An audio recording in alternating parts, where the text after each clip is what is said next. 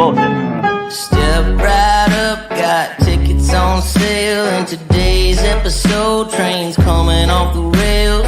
Watch it all burn from the screen on your phone. But don't you worry about it, you're safe at home. Every talking head will tell you everything's fine. It's the blind leading the blind. Yeah, it's a circus out here, we're wobbling on a wire. There's a lady with a beard, clowns juggling fire. Elephants and donkeys got us jumping through hoops. Y'all wish that I was lying, but you know that it's the truth. Get your popcorn ready and pour you something strong. If the world's still spinning, the shit show goes on. Well, the world's strongest man just dropped the ball, and the tent's caving in from the weight of it all. Yeah, the lion's at the cage, puppets in a rage, and the ringleader's on parade. It's a circus out here, we're wobbling on a wire. There's a lady with a beard, clowns juggling fire. Elephants and donkeys got us jumping through hoops. Y'all wish that I was lying, but you know that it's the truth. Get your popcorn ready and pour you something strong. If the world's still spinning, the shit show goes on. Come on! Witness the greatest show on earth! Ignore the flames! It's a circus out here, we're wobbling on a wire. There's a lady with a beard, clowns juggling fire. Elephants and donkeys got us jumping through hoops. Y'all wish that I was lying, but you know that it's the truth. Get your popcorn ready and pour you something strong. If the world's still spinning, the shit show goes on.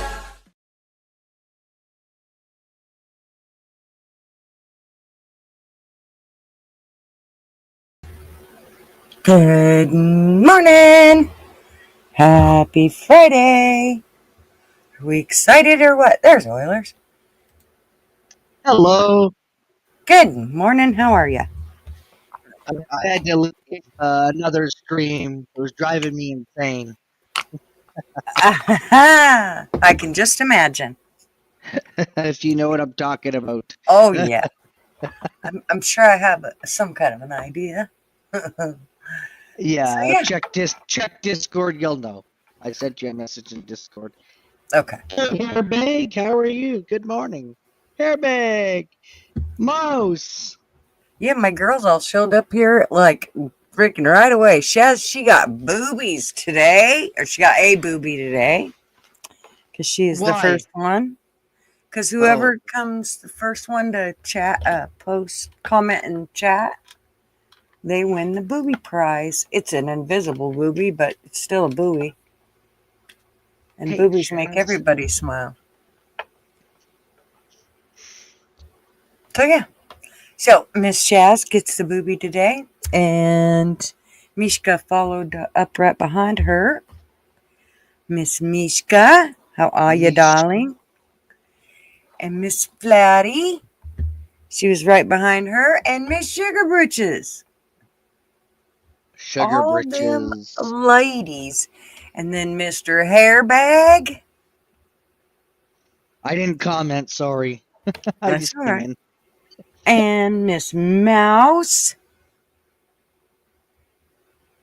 I'm a looking. Yeah, Mouse always is great. Good to see you, Mouse. I hope Mouse comes up. Lady A. Oh, she usually does. I guess it'll depend on what she's going on in her world today. You know, you just never know. I always try to keep that in mind when people don't come up on panel. It's like, yes, they have a life, and it's outside of YouTube. I think she should put a call into Trump.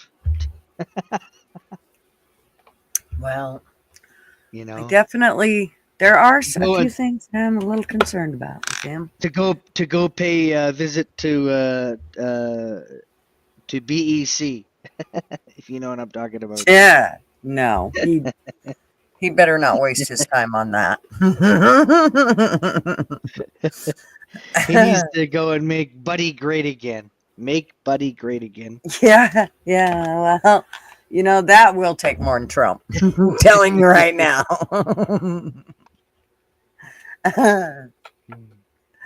Yeah, we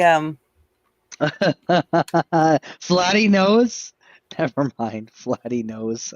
some of us have just come from a 2-hour buddy rant. Yeah. Yep. Yeah. Bing, bing, bing. Okay, Some of you us win my choose imaginary prize there, Flatty. not to give him the view hours.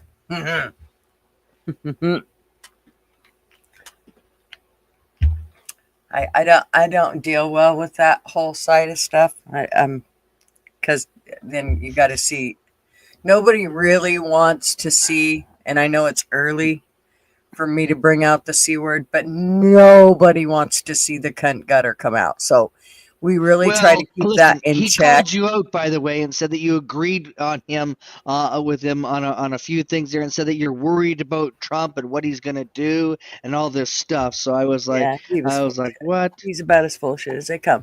There's a couple things that there is nobody in this world that I would say, "Yep, here, have my country and do." I feel totally secure with you doing whatever you want with it. There is nobody in this world, not even one of my own kids, that I would say, "Yeah, you should just do whatever you need to do with it." So for me, that's a, you know, but he can. It's just his way of getting content. I don't care. Let him do what he wants to. Fuck it. Oh, we got Well, new people. I've got coffee. Oh, we do? That's it. See, me too. I got coffee, so the rest don't matter. Wolfie's here. How are you, Wolfie? And I just thought I seen somebody else come in, didn't You better have another sip of coffee there, Gigi. I think so. I think it was just one. Okay. It was just Wolfie, but that's a very important one, so that's all that matters. So yeah, Andy. Sorry, Andy. Andy, Mr. Andy, The how moose are is ya? loose, everyone. He won his $9.60 back, I think, from bingo night. Remember? Yes, yes, that That was was so funny. I was trying to figure out what they were talking about to begin with. I'm like, wait a minute, did we not do something right in the store? I mean, because I'm. It's definitely trying to keep all that stuff together is really not an easy task. So, um,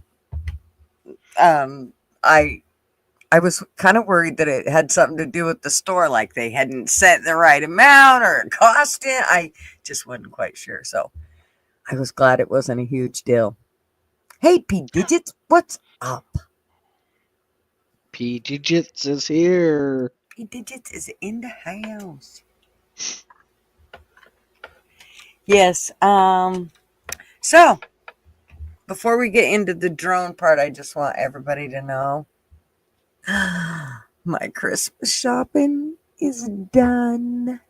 Oh, Do you yeah, know you still how have my list yet? Believe me, I'm still working on it, checking it twice, by the Yeah, way. he returned. Friday the 30th. Gotta tell you, oh my gosh, that was crazy. I mean, as your family grows and as now I buy there's 9 of us in our family. And so, well, I don't buy for myself. Oh, wait, yes, I do. So maybe they get put under the tree from Papa, because that's how it usually goes. To Mama from Papa. That's when it was one that was actually one that I bought, and I really liked it. So I bought it for me and put it from Marvin. It works Sure. really well, and I get everything I want that way. Here comes Arby. That's Now the we're in trouble. best. That's Hey, right. Arby. Hey, how's it going? Good. Good. How are you? Did Why you you walk in the trouble? dog yet? Did you walk the dog yet? He's sleeping. Okay, that's a good thing. He's getting his morning nap in. He's getting his morning nap in before he has to walk Arby. Sure, exactly. So somebody's got to take me out and make sure I don't get in any trouble. That's right. Make sure you shit on the right lawn. Wait, you don't shit on every lawn? I thought that's No doubt. I thought you saved some for each one. Oh, you mark your territory as a dog, Baxter is a good boy.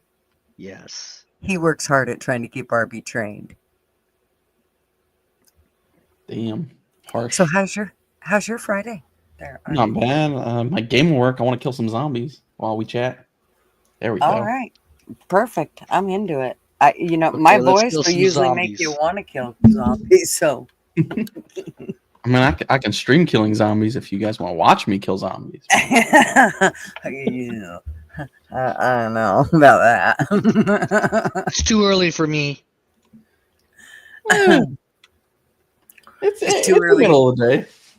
for you to kill zombies. Well, not here. We're in normal time of 9 a.m. in the morning. Look, you have to be prepared for zombie slaughter at any time of the day. You never know when you're going to get woken up by a zombie, and you need to take care of it. I get woke up by a zombie pretty much every day. Well, no, I guess he doesn't wake me up, but I wake up to a zombie every day. That poor guy. He works so hard. I swear sometimes he comes home just looking like a zombie. It's like, Jesus, honey. You could retire. He's like, nah, I'll just go to work. All right, go to work. Well, somebody has to protect us from the zombie horde. You useless people aren't. Right? Well, that way everybody can go to work. That's why I took the week off. Exactly. Right. Did you take the whole week off? Yep. Are you going to take the whole week off and just sit there and play with zombies? No, this is the only time this week I've played any video games. Okay, so what are you going to do for the rest of your time off? This is the last day of my week off. What did you do? Mostly hung out with Baxter. And why did you pick this week or last week? How come you didn't pick Christmas or I don't know? Because I don't celebrate Christmas. Oh. And Okay. This was a good week to take off, like work-wise. When I looked at the schedule, I needed to use PTO. Gotcha. So I did some stuff, but like mostly just stuff around the house, errands I need to run, hung it, Should have gone to Mexico, man. I worked on a tree in front of my house that needed to get cut down. Things like He's that. been playing with wood. That's why he's feeling all spunky. Okay, Fuddy, we'll be here. I would have gone to Mexico with a week off or something like that. I had taken 2 weeks and I would have gone. Head for the hills. It was a last minute decision to take off work. There's actually some good last minute deals to go to Mexico. Okay. No. I could just go to New York. That's a third world country now too. No, they're here. Why the fuck would you go to Mexico? They're all here. What the fuck are you gonna see there? They're all here. You know what? Maybe it's a good place to go. If everybody's here, then we should go there. Hey, I know somebody that moved down there and they just love it down in Mexico. I do too. I'm so the lady that drove the van across the tarmac every day back and forth from the hangar to the terminal, she retired.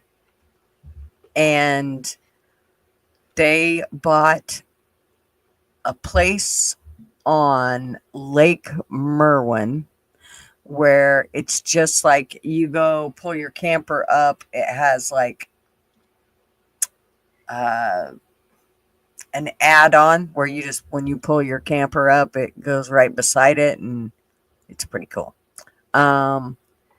And then they live there. They have to leave there every 3 months or something for like 3 days or something like that. And then they also, for 6-7 months out of the year, they go to Mexico and they stay. Wow. They have so kind of cool. Lucky. Yeah, well, I know a few people, and I gotta say, they go there, they're relaxed, they got the beach. I actually went and stayed. One of them was friends. They were former friends, landlords, and they were in Puerto Escondido, and a beautiful, beautiful place there. It was a developer here in Canada who bought a chunk of land there, and wow, it was amazing. I actually have lots of photos and pictures and just really beautiful there. Small place, but it's relatively awesome, relatively cheap. So That was awesome. Yep. And then I know someone that's moved to Puerto Vallarta, and guess what they pay in Canadian dollars? Well, I mean, I know that our dollar really isn't worth much, but they pay $210 rent each month in Mexico. If you convert it to Canadian dollars, like, But holy crap. when people, I mean, that must be the only thing that's cheap. Because I got to tell you, every time we've gone to Mexico, everybody's like, oh, everything's so cheap there. The hell it is. I never seen anything that was, I mean, we're paying for those Mexican ponchos or blankets. This was You're going to 30 tourist years. traps. Don't go to Yeah, but tourist traps. everybody goes to the tourist traps, and they all say, "Oh, it's so cheap when you go to Mexico." The hell it is. No, it's not.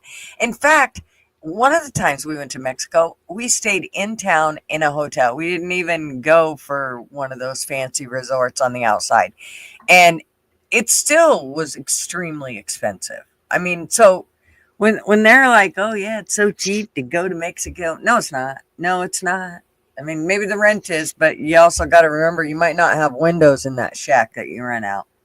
I haven't been back to Puerto Vallarta since 2009, so maybe it's not. But when I was there, I would always bargain, and I was a barterer, and I always saved money. I was cheap as hell, and I got some really interesting stuff for because I was cheap, and I mean cheap. It was like if you want to say, I could say probably Walmart cheap. That's how bad that it was. And I would always say, I only have 100 pesos. You either want my damn money or you don't want to sell. But then someone we went to a restaurant. It was we went to Bubba Gump restaurant, and they said after 2 o'clock, that's what you want to do. You want to go to the flea markets because they have to make their quota by 5 o'clock, and that's when things start to come down in pesos. And after 2 o'clock, I said, okay, I'll wait till 2:30. And I wanted this turtle, this really wooden turtle that I still have. It's beautiful, and it really is. It's so beautiful. And I mean, I've looked it up online, and I could probably get more for it now, but I said to the guy, he says, 250 pesos, which is $25. And I said, that's way too much there, buddy. I says, look I said, do you think that I'm made out of money? Do I look like I have diamonds on my forehead? And I said, 150 pesos. And he says, no. And his wife came along, and I said, it's raining. And I said, that's fine. I said, you could pack it up there. No. So he come, 175. I said, listen, I said, you either take my 150, I said, or piss off. That's how I did. And so I would leave. Finally, the wife said, 125. I said, sold. I quickly whipped it out. He said, he offered us 150. I said, she said 125. I'll take 120. So I quickly gave it, and I got it for $12. And I said, thank you very much. And I waited. And you always wait, and and I would say 3-4 o'clock at the Malecon in Puerto Vallarta, their time. That's when you want to do all your shopping because you get things for a good price because they have to make a certain amount. Otherwise, you see them get slapped right on the beach by their boss, and I watched it happen.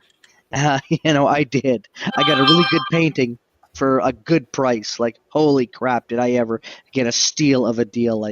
And so, I mean, if I can, and that was back then. I don't know what it's like now. I haven't been back there. I'd like to go, but trying to save up and go back to Mexico. But I think I'm now going to focus and go to Italy, go back to my heritage, and go to Italy. I'd love to go to Italy. I think that's a better place to go, to tell you the truth. Well, I want to go see the house that my great-great-grandpa built. It was a place, it's still there. It's still standing, and he built it by hand, and it's still standing. That would be fun to see. Yeah, and it's in Calabria. You should go, and you should, kick the inhabitants out and take back what's rightfully yours. Well, it's actually going to be redeveloped, so I have to go back before 2030 because then it's going to get developed because it takes a long time. And from what I understand, from what I heard, is that they removed the barricades around it, and apparently it got rejected by the little, I don't know what you call them, counties, states, areas in Italy. And apparently they said no to the huge development because we're going to tear it down. And so, which is great, but I still want to go before 2030 because, like I said, it's everyone lashed out and said, "Hey, this has been here for over 150 years." And they said it's a heritage. It's part of Calabria. There's no way we want it gone. And so I want to go back. So that's my goal, to go back to see it, so I can actually say, hey, I got to see some family heritage that was built by hand way back in those days. So, I mean, yeah. Yep. I think that it would be cool. Has any of you guys been to Italy? I've never been to Italy. I only go to one country with an E in its name. Or with an I in its name, sorry. What is that? Israel? I know, I'm thinking it over in my head going, no, wait, that wasn't. Sorry. The zombies, okay? This is the zombies. He's trying The to zombies are getting to Arby, everyone. The zombies are getting to Arby. Look, it's instead of taking, some stimulants or something, I'm trying to make myself stupider by being half distracted by some zombies. It's working. Oh my goodness. Is it? What are we going to do? Your money is paying off. Now's the perfect time for you to, debate with me or whatever. Let's go. Right. I'll win now. So what is that country with an E, by the way? I'm just curious. Eritrea. That's the country with the E I go to all the time. What? Whatever the fuck that is. What the hell kind of a country is that? It's a country. What are you judging countries for? Mister, I want to go to Mexico. No, he wants to go to Italy. Yeah, Italy. I did want to go to Mexico, though. RB is right. Give him credit. He got his wooden turtle, and now he doesn't need to go back to Mexico. That sounds like a sexual thing. I'm not the one that felt so strongly about his damn wooden turtle. Pretty sure that's a sexual thing. A wooden turtle. That's it. Is that like you put that on your bookshelf and then all the other swingers my goodness. know that I'm in trouble now. You're part of their team? I'm in GG jail. Fucking wooden turtle. What do you no, I'm not gonna go there. I'm not. You can't make me. It's Friday morning and I ain't doing it. Come on, we gotta bug you there. I don't know. I'm telling you. Hey, Blunt Man is in the house. What's up, Blunt? We never usually get to hear from him on Fridays. So he must be taking the day off. Blunt Man. So what y'all think about all this drone business? Oh my goodness. We just heard it from another channel. It's the aliens. They're coming for us. Oh my goodness. Well, I got to tell you, the one thing that does worry me is the fact that they've done nothing. One of the, I don't know what government official it was, but it was a woman. Oh, I think it was maybe it was a governor of I don't know. It was somebody from New Jersey. Anyways, and she was saying, well, you can't just shoot them down. What if they have explosives on them?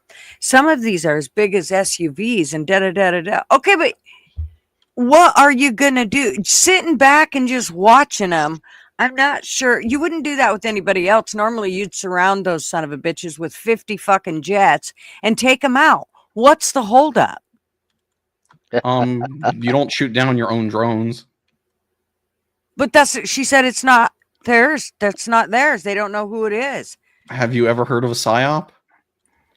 Well, yes, but you can't fucking say that you're not going to shoot him down because you're worried about explosives being in them, and expect us not to wonder why you're not following these damn things around.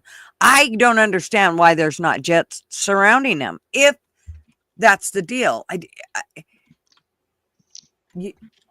it makes me think it's a total bunch of Well, that's my point exactly. Like, if it actually was something that they were worried about, they would do something about it. But clearly, they're not worried about it, which suggests to me that they're not telling us the truth.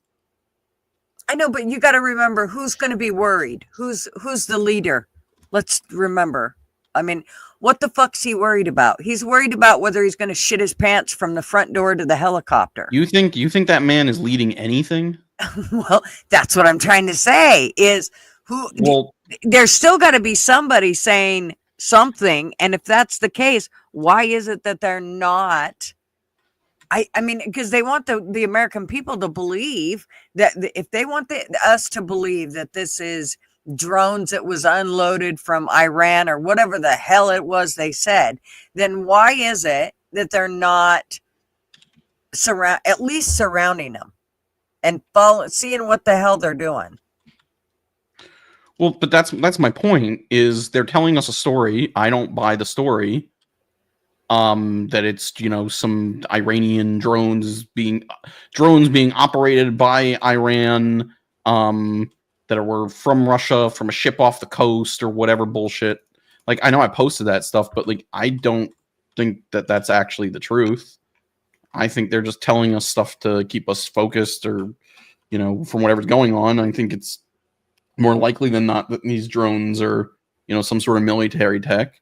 And if they really thought that it was something, they would shoot them down. They shot down smaller things for less. Mm-hmm. So that's why my takeaway is not that there's something here going on that, I just think they're telling us shit. I think all this UFO stuff that they've been telling us for years has just been to obfuscate against things that are real.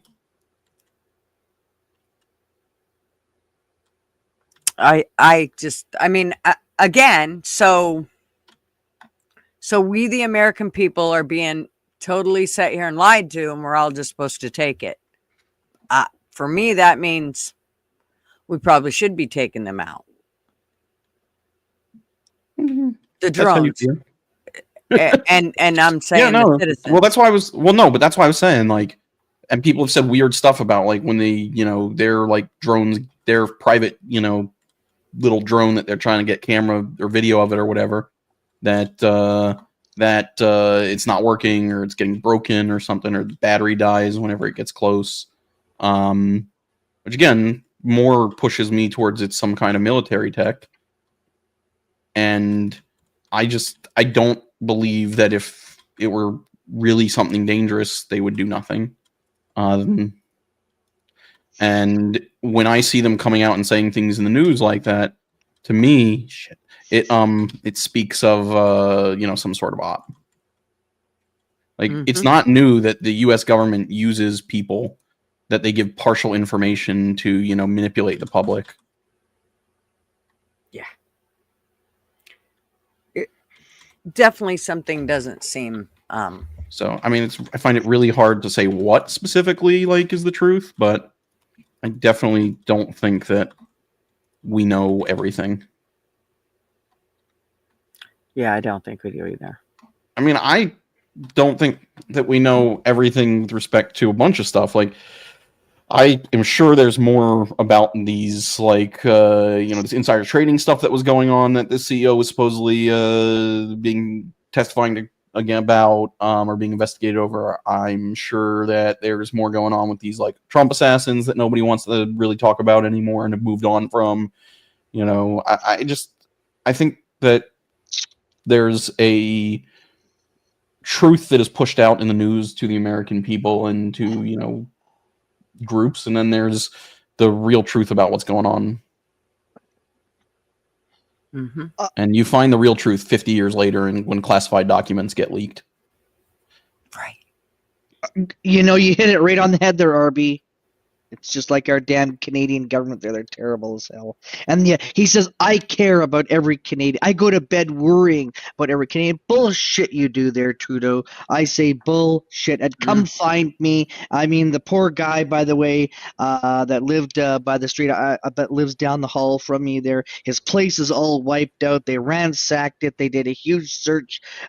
They smashed the door. They got whatever they could because he said something bad about Trudeau. on the internet there. I think that he said "F you, Trudeau," and boom, they just smashed it. And I've had good conversations with him there, and he says you're no more freedom of speech in Canada. You're not allowed to at all.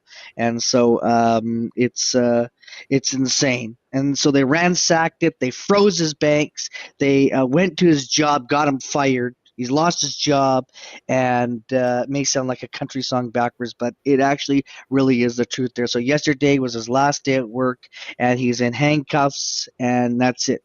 And it's all because Trudeau says he cares about us there. Yeah, bullshit. So um, I'm just in a very bitter mood because of how they treated somebody who had nothing, who lost his wife, who lost his kids in court, and he was just going through a lot. And he was trying to get his life back in order, and he got a job, and then he didn't like what Trudeau was doing, so he said it out. And he says, "Well, aren't I allowed to have a freedom of speech?" I said, "No, you're not." And so they took him down, and I watched it happen live yesterday. Yep. And they froze his, and they said to him there, "You have to pay $50,000. We're going to tack it onto your taxes, your income tax. We're going to garnish your wages." And then, of course, his boss, because his boss, I guess what he does is something to do with government there, they just fired him. They fired him. Yeah. Well, this is why I come back to with all this stuff so many times that these aren't real things going on. These are, government telling us things so that they can get what they want out of us. Like, this is one of the things I was saying the other night, about the Fortune 500 company stuff I was looking into. You just see all of this incestuous relationships that exist between government and corporations, and it's not even just governments and corporations, but it's like the person who's running this company's cousin is the head of something else, and you don't think for an instant that they're looking out for each other, even if they're not supposed to. I mean, family people take family seriously. And you don't think that the fact that somebody's grandparent is a longtime congressman and gets them into a Ivy League, and then their cousin is running a big corporation or whatever, that doesn't mean anything to these people. There's a big club, and we sure as hell ain't in it. Yep, that's exactly it. Well, small club. But you look at this, Luigi Mangione guy, and his grandfather is, big time Maryland, Baltimore, business, all this kind of stuff. Okay, he might not necessarily personally be worth a shit ton, but that family is super well connected to even the Pelosi family, which used to be, her Pelosi's father was a mayor from Baltimore. She doesn't have the same name, but it's all these same lineages. I'm looking at this. I was looking at Amazon, and there's two people on Amazon's board, or maybe it was Apple, I don't remember, but multiple people on their board that their parent was a 50-year congressperson, and their grandparent was a big business person who and they all went to Harvard, and their kids are now eating off that silver spoon because of the connection to government. And then you look into their bios, and it's not it's interesting is this Brian Thompson guy. He legitimately was a poor dude who worked his way up, just like JD Vance, by being smart and working hard. Then you have these other people who it's they go to Harvard, they come out, and they get a low level, but they start at the managerial level of these Fortune 500 companies, and 10 years later they're on a board, a CEO, or whatever.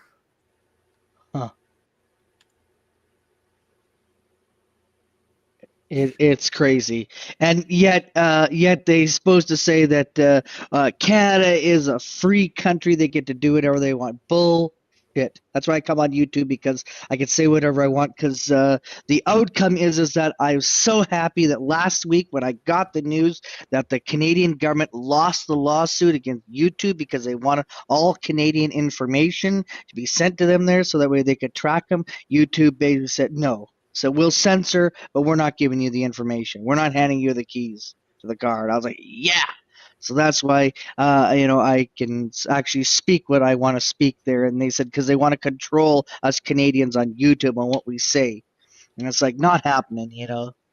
Let Zuckerberg and whatever. And I think Elon Musk is going to fight back once he gets in, because they're trying that with X, and Elon's like, I'll think about it. And I think he's just waiting. But but he came out yesterday.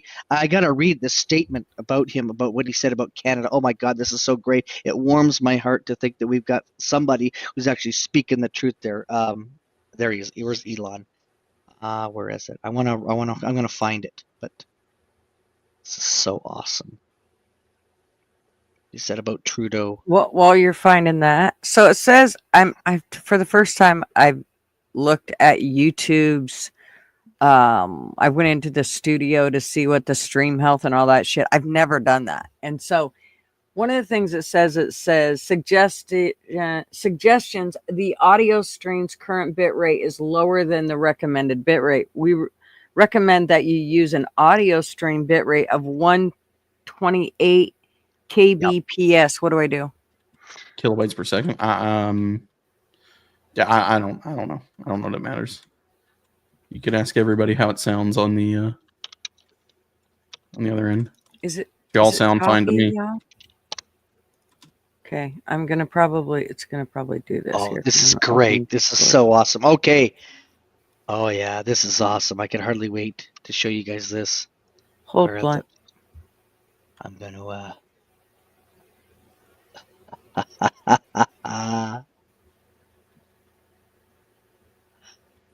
Okay, let's see.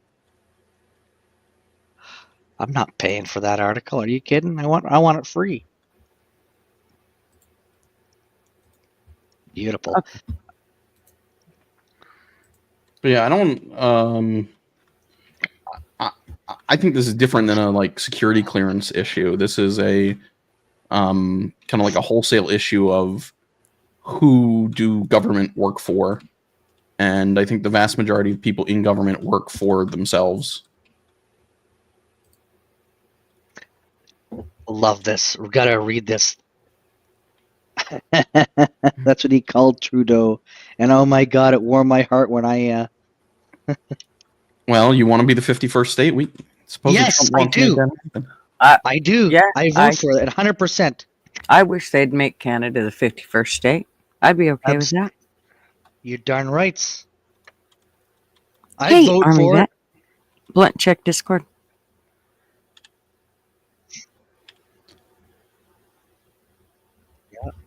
I called him an insufferable tool. Yeah, Trudeau. I still am not sure if there's some questions here we need to ask about Elon, but take what I can get. Listen, Elon Musk calls Trudeau an insufferable tool for comments on Kamala Harris's defeat. I'm with you, Arby. I still have questions. There's some. He's got some proving to do. Let me put it that way. Yeah. I mean, I don't trust anybody with money. Oh. Yeah, I know. Even if they've earned it. I think that people can get into a level of wealth and comfort that they don't understand how normal people are or live. Mm-hmm. That sucks, Blunt. Yeah. Toothaches are the frickin' worst. Yes, they are indeed. Good morning. There's a bunch that came on. Arctic. I didn't get to say good morning to Arctic. Arctic. Who else did I say? There's Army vet. Hello, Army vet, vet. and somebody else. Patriot. Right there. Patriot. Yes, he is. He is a patriot, by the way. Good morning, Patriot. Yeah. Arctic. No. Yes. I mean, that's why I keep getting back to the NSA doesn't respect us. The CIA doesn't respect us. The bureaucratic state doesn't respect us. The politicians don't respect us. Nobody respects us. Can I send the link to Patriot? He's in Discord, by the way. If he wants to come on. Sure. Big scary zombie, run away! Why does he want to kill me? What did I do to Get him.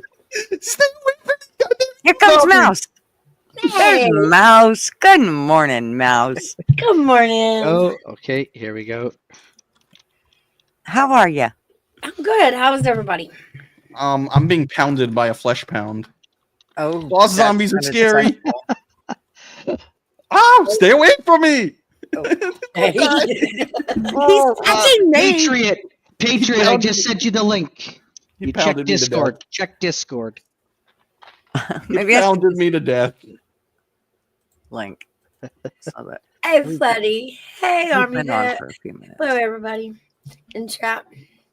Mm-hmm. Oh yeah. So, I saw yeah. Elon pull, Patriot here. Oh, I sent it. So What was that? You seen Elon what? yeah, I've seen Elon's F-35 thing, and then I've seen the counter argument from people about the F-35 being basically like the F-35 isn't supposed to be necessarily a fighter jet, more so it's supposed to be like a a mobile control unit, essentially. I don't know enough about this stuff to say. Right. Yeah, well, Blunt, I'm just trying to get ready for when we get together. That's all. I'm just preparing myself. Well, I guess we know who's going to be the pitcher and who's going to be the catcher. I mean, I can do some pounding too. I'm just not as powerful as this giant flesh pound. That's all. Uh-oh. Do you realize that if Marvin ever heard that, he would literally puke? He's so homophobic. There's no way he could even listen to that shit. Listen to what? Listen to what? Blunt and Arby talk about pounding each other. No, like the enemy zombie, the boss zombie is called King Flesh Pound. There's a type of zombie in this game. Take called him to Flesh a Pound. wrestling match. Take him And to a wrestling. yeah, I got murdered by the boss zombie on the last level. The boss. The King Flesh Pound. Blunt. Tell Marvin Start that slow. zombies are coming for him. The zombies are coming for him. Blunt man said start slow, like gauging your ears. That's just wrong on a lot of levels. Poopy. Patriot. Is Oh, Patriot he's still on it. here? I don't. Yeah. He came in and then that was it. I sent him the link there in Discord. Yeah, and I've got it posted. I'll pin it just so that it's pinned and Careful, there's a lot of people who are getting their channels strike. You know, they're coming down like crazy. YouTube is having what? a heyday. Well, you know, like they're not taking any chances. That's it. They're knocking them down. I know. what do you that mean? They're striking them for what? Well, no, they're taken down crazy because people are p-bombing and doing anything possible. So hopefully Oh, you have a banner. If they So be take it careful. down, fuck, okay, whatever. I mean, fuck it. I wouldn't sweat it. I'd be like, okay, well, I guess you guys are gonna have to hang out somewhere else on Tuesdays and Fridays because they kicked me out. That's what a new channel is for. Yeah, it takes a lot to build a new channel, though. Jesus, Well, it's if 725 people, and it's taken me forever. Well, no, but it's easy if everybody, you know, or most people are connected already. It's easy to get those people just follow your new channel. You know, Yeah. Mhm. like you just go on the Discord and you're like, "Hey, this is where we're streaming at now." Okay, Mhm. that's all. Yeah. I mean, sure, you'll lose a few people, but you know, We'll get 'em quarter of back. Your audience, You'll won't get them know. back. Like that's the Rumble's- value of having the Discord channel and everything. True. And I do have Twitter, and I mean Rumble. I got to tell you, they pissed me off. I'm so sick of their shit. Trying to figure out and maneuver through their. I mean, I'm not going to go and put every single video up every single time I do a video, and that's basically what it's come down to. And I'm so done with Rumble. I'm just done. What about Kick? Try Kick. Everyone's going I don't to like Kick. Kick. Nobody. No. When you say everybody's going to Kick, 5 people have gone to Kick. Not, not 700. Everybody that what's it called? The Stake decided to pay a bunch of money to use Kick. No, I have no. I see. I'm a cheapskate. I mean, I'm already going. Okay, StreamYard's going to come up here soon. I should have bought it on Black Friday. because I'm not paying $400 for StreamYard. That's So- what your subscription is. Yeah, now it's 400 and something a year. Damn. What was it before? 200. Well, actually less than that. I think I paid like 150 or something the first time. Well, 175, something like that. So Oh, I yeah. had got a deal, but could figure out how to use OBS. You don't have to pay for that. I know, but that shit seems so complicated. I know somebody like you're techie and you get all that shit. For me, man, I'm telling you what, I looked into OSB and I'm just, oof. I mean, I have it on my computer. I've used it a couple times. It's not. I can't set up the prettiest looking stream with it because I haven't played enough with it to, learn. But set up something that's passable that at least works. I mean, but that's why I was saying, like, if I were gonna use that, I would not use like StreamYard to bring people in. I would just use a Discord and just restream the Discord window, basically. I know, but do you remember that every time I've ever used Discord, the audio and it's terrible. I've never had, every time we do a Discord, I never have good luck with it.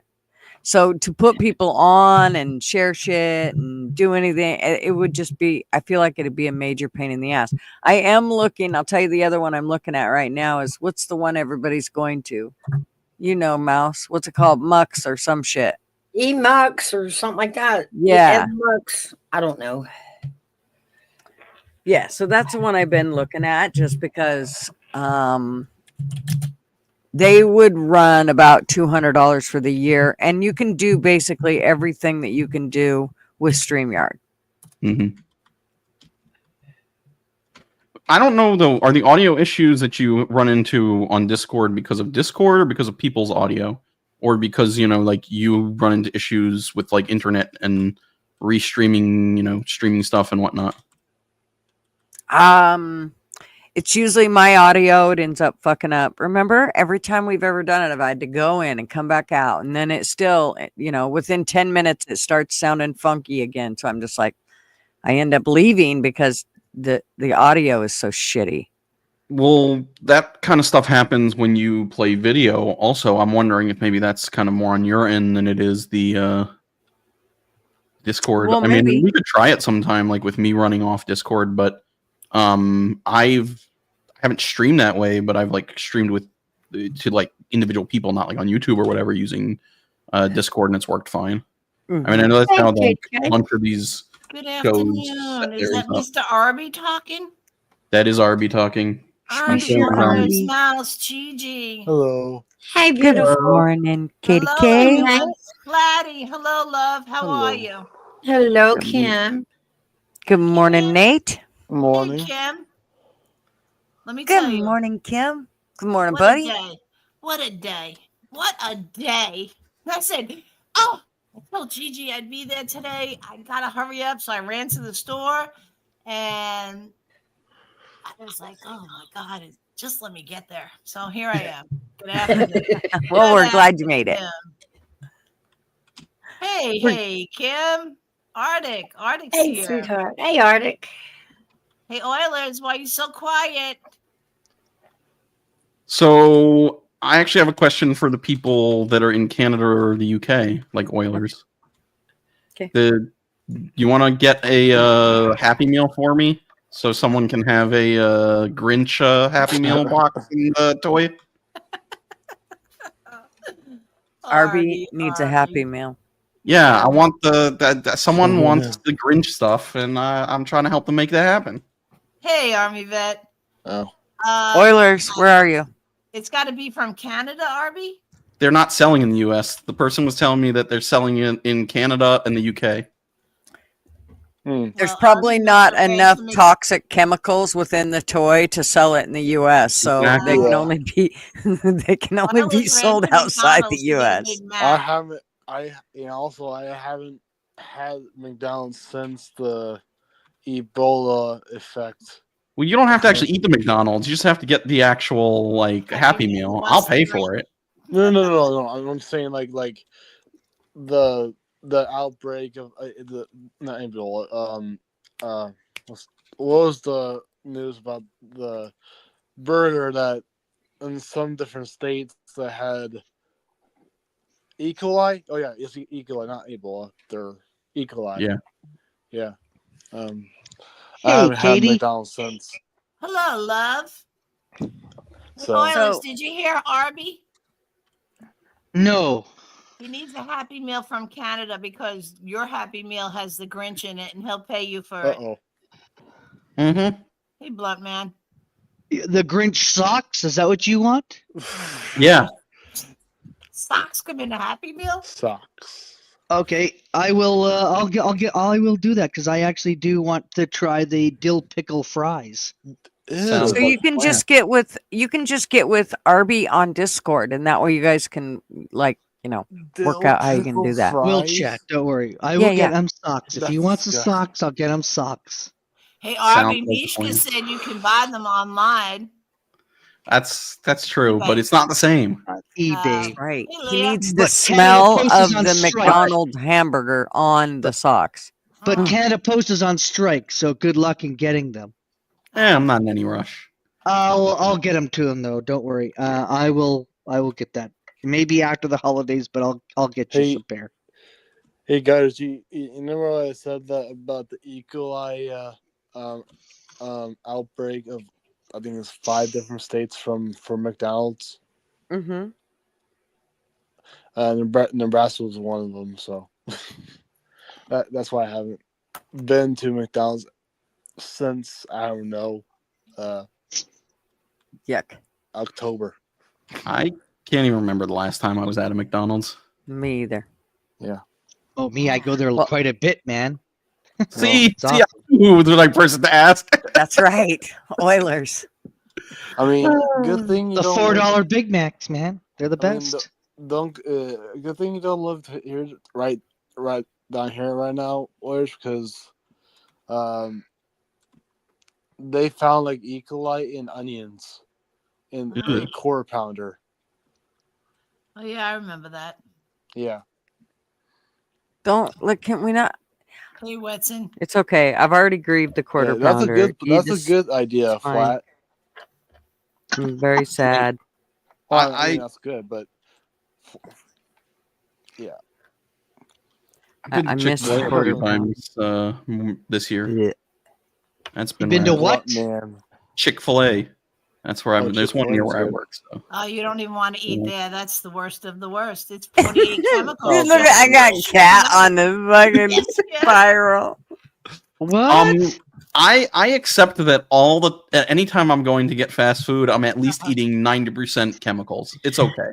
I'm okay. Would you you're like eating fries with that? 75% maggots. Let's just be clear. Would you like fries with that? Maggots are cool. I don't know what do you have against Well, maggots? I gotta go get me coffee. They were really good at cleaning wounds. They're disgusting. You're going to make me sick. So are leeches, but we're not using them still. No. Kim, We're you don't want using Wendy's maggots. chili. Actually, if you do, Kim, want chili, order it from Vegas because there's still a thumb missing in someone's chili. Oh, God. Oilers, what are you trying Extra Hey, Oilers. protein. Extra protein sounds That's delicious. right. That's right. Also, No, Oilers. so did you not hear about that years ago? There was somebody on the strip and Wendy's. They basically they lost their finger. They chopped it off, what? and They chopped it off? That sounds they like a tragic did. thing. It went in the chili, and they couldn't That's find disgusting. it. And he went to the hospital there. So Wait, somebody I is thought that was a BS story where it turned out that the person No. put their own no, severed finger into the chili. no, Or not something at I all. remember that. Yeah, that was the setup. Somebody put the finger in chili and said, "Ew, look, I got a finger in my chili. I'm gonna sue." I remember that. I will never eat Wendy's chili again after hearing that story. Never in my life. No wonder Uh, Wendy's is awful. Because I saw it. I saw it. No, All right, I well, Seen the believe you. finger? That's the fast food whisperer. Where should I go eat fast food from that won't give me all the chemicals? Popeyes. At home. At home. No, Quick- Show that night, Arby's, there's nowhere safe. That's Yeah, right. there Go is. home Yeah, and get the Exactly. old That's food. why I said I just enjoy the chemicals. Yeah. Popeyes chicken. Popeye's chicken. Have you tried Culver's? Airbag. I'm sorry, love. I didn't see you. I don't have my Have glasses you on. tried Culver's yet? Hey, hairbag. What's How's Culver's? your day going? It's going okay. Is that a Midwest thing, right? Well, it's basically, it was made in Wisconsin. It's basically, yes, yeah. And it's basically, it's like they have their own, fast food restaurant, which is called Culver's. So, basically like I don't know, Whataburger. It's kind of like that. I don't know. Never been to Whataburger. No. I've heard about Whataburger. I've been to People Texas, are, but I just ate love it. barbecue. I didn't go get Whataburger. Why would I go somewhere on vacation and then go to a fast food place? Who the I hell is would. making H2O Because you like burgers? fast food. There are destinations I would go to just because of their fast food. Mm. Because it's only local to that area. I would get on a plane for a Taco Villa. I would. Oh God. I would buy a plane ticket just go to Taco Villa. Oh, I thought it said Taco Bell. No, Taco Villa. It's a West Texas thing. Oh. West Texas, New Mexico. Yeah, I don't know. Like when I was out in Vegas a few years ago, I went to In-N-Out with friends that were like, "Yeah, In-N-Out, In-N-Out, In-N-Out," and I was like, "It's okay. It's not like." They love their In-N-Out. The problem is they build them up. I believe that's half the problem is they build them up so much, and then you go to one and you're like, well, fuck, that wasn't. What is In-N-Out. this? It's Y'all like made Ray it sound like Robbins. I was gonna get a prime rib on a bun. What the hell? That ain't. And also, It's a I tried burger. In-N-Out my first time ever in Colorado. Shit, it was just not straight. that- I'm gonna it was- die. It was not the Gonna die. You're way not I gonna was die. suspecting. It was like a 1950s. Oh, yes, I am. It was like the 1950s themed fast food restaurant, whatever you call it. It's like everybody had their own costume, Burger King. uniform costume, and it's basically had their whatever hats or whatever you call it on their head, and it was weird. I don't like Burger King either. That flame Burger broiled. King, Hey, come on. Don't you dare whopper me. Whopper, Whopper, Whopper, Whopper. Judge Wapner. I was tempted to go to Burger King to try that fried pickle burger that they're selling, but the one I went to when I broke down and went to go didn't have it, so I just left. How about I like- have you tried the bacon, Texas bacon Whopper, or whatever you call it? No, No. Oh. I don't. I've had my fair share of Burger King over the years. I'm not a fan of the barbecue sauce that they use. Oh yeah, It's way too sweet, so I've never Yeah. considered. Barbie, it you has need to be, answer like, Blunt Man. spicy and sweet. Oh, what was Blunt Man's question? I'm not watching. I'm shooting zombies while I Normal talk. people go to Vegas. Normal people go get a hooker in Vegas. Arby goes for fast food. Yep. He's shaking his head. No, while we were there, I got That fast is a food. fact. When That I is was a I fact. went to You Vegas gotta and I choose never got a. Isn't Well, a hooker fast food in Vegas? when I was when I was in Vegas, Probably. when I was in Vegas, the person I was there with would not have been very happy if I brought back a hooker to the room. So I don't think that was something she He would. already had a hooker in the room. He didn't bring another one. He brought Um, one from home, okay? But yeah, no, I mean, He brought his home hooker. we did other things too, but she was very adamant that she had to go to In-N-Out, and I put the burger in me, and then later it came out of me. There's that TMI. Okay. It usually does. Hey, I went to Vegas. I went to Vegas. I mean, anything that you put inside you eventually comes out of you. Yeah. I don't know what was wrong with what I said. Well, That's what I no. said. That All I usually hear is does. smoke, That's smoke. the usual, yeah. I didn't see no hooker in Vegas when I was there. Why not? Oh, You- that's- you- And I was out till midnight. You didn't go down the right street. I was. Right. probably I not. was on the strip. Did you call the front desk? You know it's legal there. They probably have one for, like a contractor to the hotel. They're usually anywhere and they're handing out cards that say, hey, check this And out. there's- Here, and look. there's- No, I always work with the pimp. It's much better that way. Then I know what I'm getting into. No, like bill at the end. I just go up to the pimp and I'm like, hey, bro, how much is this gonna get me? Okay. And they'll Right. say Am I it'll gonna get the you whole Big Mac 5 or half of the Big Mac? with extra cheese. I want It'll extra get you a, cheese. that much will get you a pickle. Hey, Oilers. Right. With E. coli. Hey, Oilers. I care most. I got one question, which is one sports question. That's it. Sure. If Gigi will allow it. If that's I'm gonna okay, beat you, Gigi. Nate. Go ahead. Just tell me one thing about the Oilers right now. Are they doing good or no? That you can Well, say did yes you or not no. watch last night's game? It was 7-1. We whooped Minnesota's ass. So There you that's go. That three was your one wins in thing. a row. Okay. Four wins. Four wins. in a row. Okay, so That's that's two things. All right. Okay, that's it. They're on a hot streak right now. That's three Yeah. things. Better than your goddamn Red Wings. Let's put it this way. I didn't say anything about the Reds. Anyway, moving on. Okay, Harley Dad. Army said we're driving you crazy, or you're driving us crazy. I was just saying.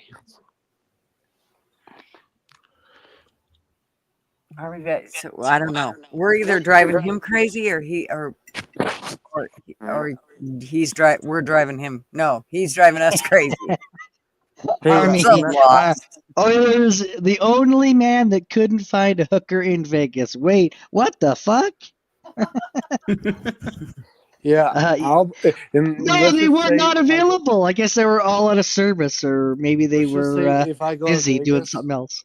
Let's just say if I go to Vegas, I'm Maybe alone you with really friends, weren't looking, and Oilers. I get a hooker before Oilers, I'll be achieved.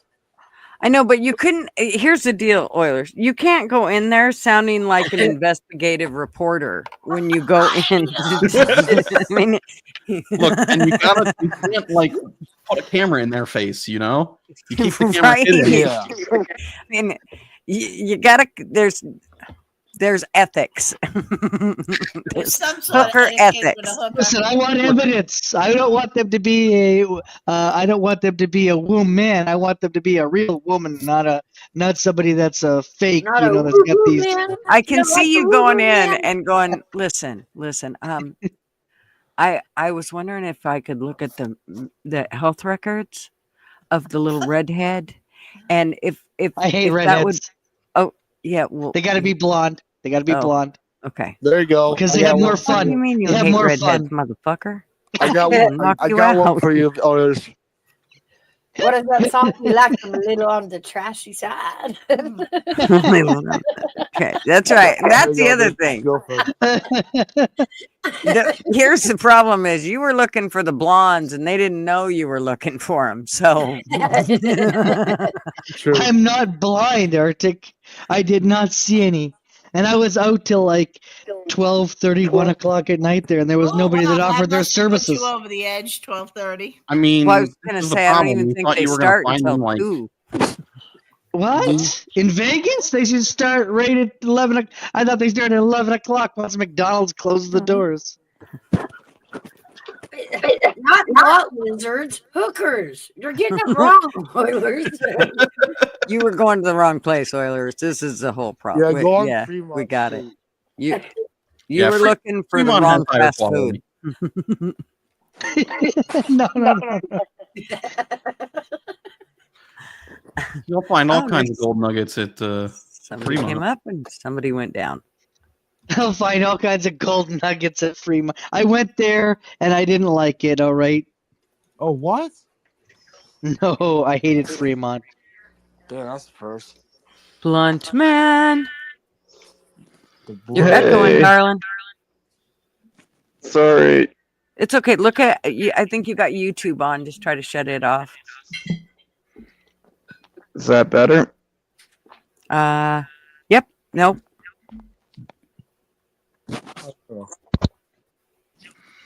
What do you mean? Oh, All right. okay. My headset off. How's that? His I died. voice is good. I died Maybe. to the boss zombie again, but it wasn't a flesh pound that's this time. Airbag, have a good afternoon, love. Bye, Have a hairbag. great afternoon, hairbag. If you see a good-looking blonde, hook him up with me. Tell him I know someone that's looking for a girl. What if they're a brunette? Can they just like make their hair blonde? The brunettes are fine. Yeah, they're all right. I mean, they're not. All They right. gotta be a blonde though. We're going down this path. Oilers. Oilers, you're gonna have to rank hooker hair colors. Let's go. Black Clearly, is no terrible. problem. You don't want a black one. You don't want a black one. I'd actually rather have a redhead than a black person. Oh my god. Black hair, black hair. Okay. Black hair. Black hair. Black hair. Black YouTube. hair. Black hair. The NSA. Black hair YouTube. Black hair YouTube. I like what Hairbag said. Well, the Don't black be ones confused. are cheaper usually. I will say that. I mean, if you're on a budget. Wow. Look, the ones here in Baltimore are really cheap if you're really on a budget. Yeah, all I'm saying is, yeah, exactly. Like, I mean, for example, in Detroit, a lot of people over there, $20 crack rock goes a long way. That's all I'm gonna say. Yeah, that's basically what I was What is getting there a at. sale going on at What are you Walmart doing or in something? Baltimore? What am I doing? Yeah, you working? Living. I live here. Oh, why do I Sadly. keep thinking you lived in California? No, I Well. don't live in California. All right. But hopefully by the end of next year, I will be out of Baltimore. Mm. It's the goal. He's gonna buy land that we can all go and live on. Hey, I got a bunch of land.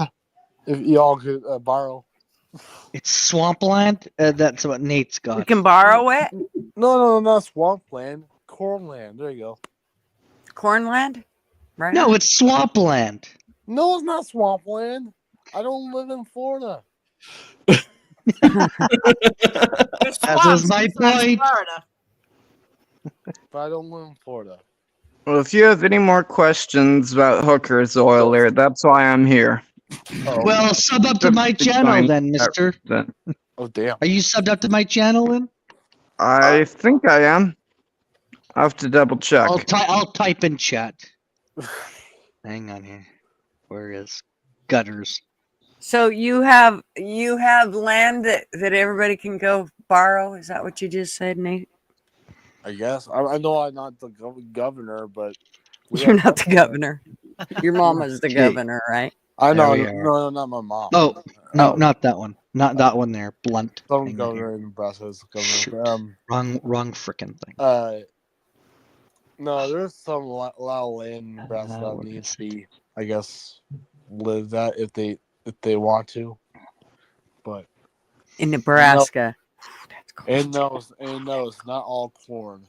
There's some parts of Nebraska has like beautiful landscapes, but not like mountains. But I know, but it gets like 40 below there, don't it? well, and which is true. Here we go. True. There we go. True. Yeah. That one there.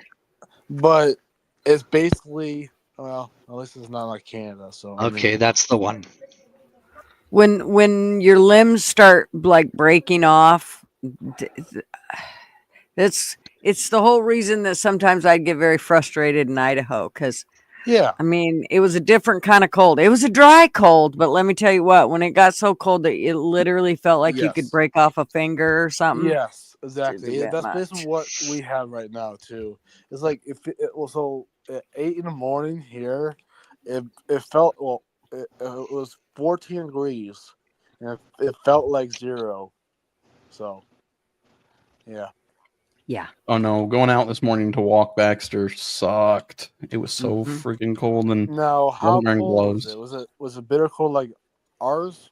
nah, it wasn't as bad as 2 weeks ago when it was like 20 out when I went out. But Oilers, did you just leave? I think you did. I don't Nate's like. great. Why are you a stripper? Aren't He was you? trying to entice Oilers, you know. Nobody leaves.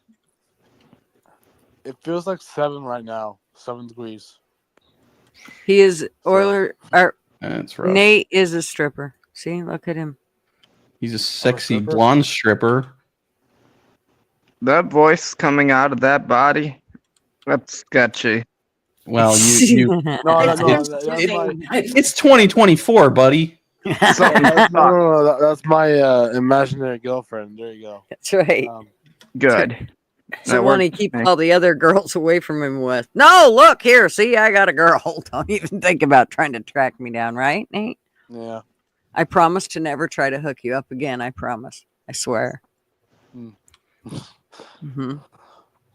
Oh, I know you know what I'm. I know you know what Yeah. I'm talking about. We'll just leave it at that. Yeah. Yeah, Oilers said I'm jealous of Nate. He's hotter than me. Way hotter than he's Canada. also he's also taller than you. He's taller than most. I'm tall. I'm taller than Canada.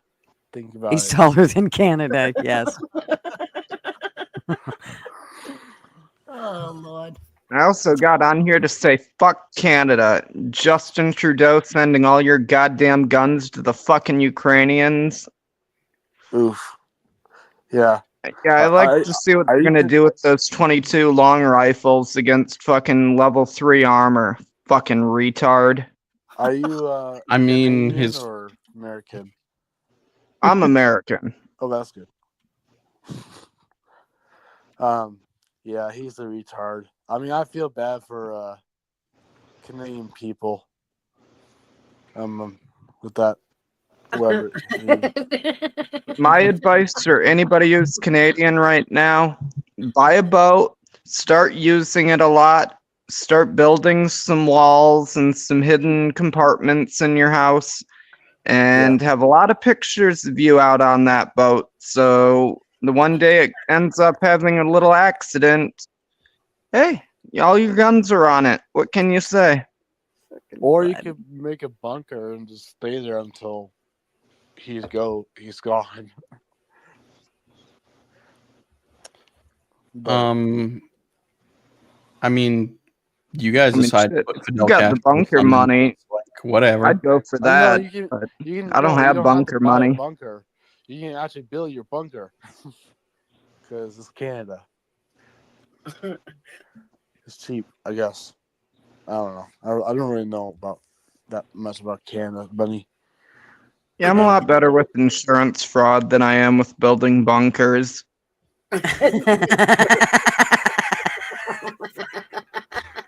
I'll have Timu build a bunker up there in Canada. That was funny.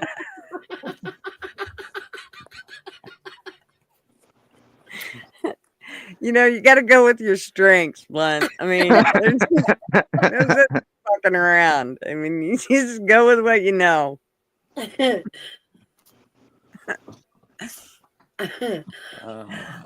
Exactly what he said, Arctic. Exactly what What? he said. Some people hustle, some people get hustled. I am a hustler. There you go. Fact is fact. And now we know to blame for all of our high insurance premiums. Thanks, Fat one. is That's right. fat. It's all Blunt Man's fault. Oh, Mhm. fat. I'm also is kind of fat. fucked up. Sorry. I mean, As long as No, you're who not trying isn't? to, as long as you're not trying to testify against Nancy Pelosi, you can sell insurance without a That's target. right. Well, if you do, you just better fucking hide. That's all I got to say. Don't be walking down the street at 6 a.m. like you just know what you're doing. Shit, where do you think Nancy Pelosi gets all her stock tips from? I don't know. I Not feel like from you're him giving her more anymore. than just a tip. You're giving her the entire like plan. Oh, guys, you missed all of it last time in Discord and Mel's Discord. So in Mel, the voice chat, Mhm. Mel's Discord. So basically, we basically the chaotic stuff in the VC. Holy moly was giggling like the Joker, like nonstop. Are you telling secrets out of school, No, aka Discord? I guess so. I really Hey, don't care if Careful, I Nate. should. is Discord in Vegas? Remember, what happens in Discord stays in Discord. You be getting in trouble. You be telling all your secrets out of school. No, I don't give a poop about You don't give a poop. I don't want to say that last word, but anyways.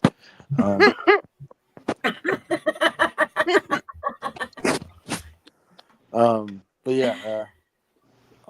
What happens in Discord stays in Discord. No, we have a free will to speak. That's what you It's called think. freedom of I feel like speech. we corrupt Nate on a regular basis. Just remember, snitches get stitches, man. Right? Snitches get stitches, Nate. Careful. I'm just playing. Oilers Oh, is right, going yeah. to Look, it's not a help kill problem if himself a little more. it's not a problem to snitch if you know how to put stitches in. So McDonald's. How to spell it? Stitches are Oilers, easy have to a put great in. day. See, boilers. Oh, boilers. Oilers. if you offend him enough, he might be boilers. Arby got puns. Yeah, what can I say? There's no zombies chasing me at the moment. At the moment. It's in between rounds. Yeah. Well, that's just teasing Carmen. Oh no, I'm probably gonna get killed by Oilers left. something I was pounding my just face. about to Are you playing answer COD? questions. No, I'm playing Killing Floor. Oh. Oh well. The hell- I'll teach Exactly. Oilers how to get hookers another time. Yeah, damn it. Can you give me hookers, please? Nate would like to have that class too. I think maybe we might have a good enough that you could just do Or a how whole to get class on it. hookers. I'll have. You know what? This week I'll get a paper together. We'll do a full lecture. Okay. We'll go all the way from crack hookers in the inner city That's to upscale escorts. Where they'll be, That's right. well, So- they'll be I'm not good at learning from like being in a classroom. I really only learn from experience. So when I get the hands-on package, That's not a hands-on learner. Uh-oh. Oh, believe me, I will. If you pay for me, I will fly you out and I will teach you everything you need to know about the I process. paid for it. what's the name of your university? And where to get the crack. Let's just be honest. The name of my university, Arby, Fentanyl for Pussy Inc. Yeah. Look, I tried going to Hustler University, but they said I was too beta. So See, you got to start low on the totem pole. Fentanyl for Pussy University. That's where you got to go. Yeah, 'Cause, you know, they'll teach you how to get the fucking cheap fentanyl hookers that'll suck you off. Trying to watch my language, suck you off. That made it so much better, Flint. Well, $5 Leaving out bag the of word fatty. dick, it saved so much. It just helped so much. What did you just say? $5 for what? $5 bag of I'm fatty. getting out Oh, of here before it thank gets worse. Oh my god. Mm. I mean, Oh, my God. it's a good price. Oh, and they're sick. They'll do pretty much anything. And see, this is part of my class. You got to know what time to go, but because before 8 a.m., before the dope boys set up shop, they're all sick. Okay, the part that you guys need to understand is he's not playing the way he sounds is real.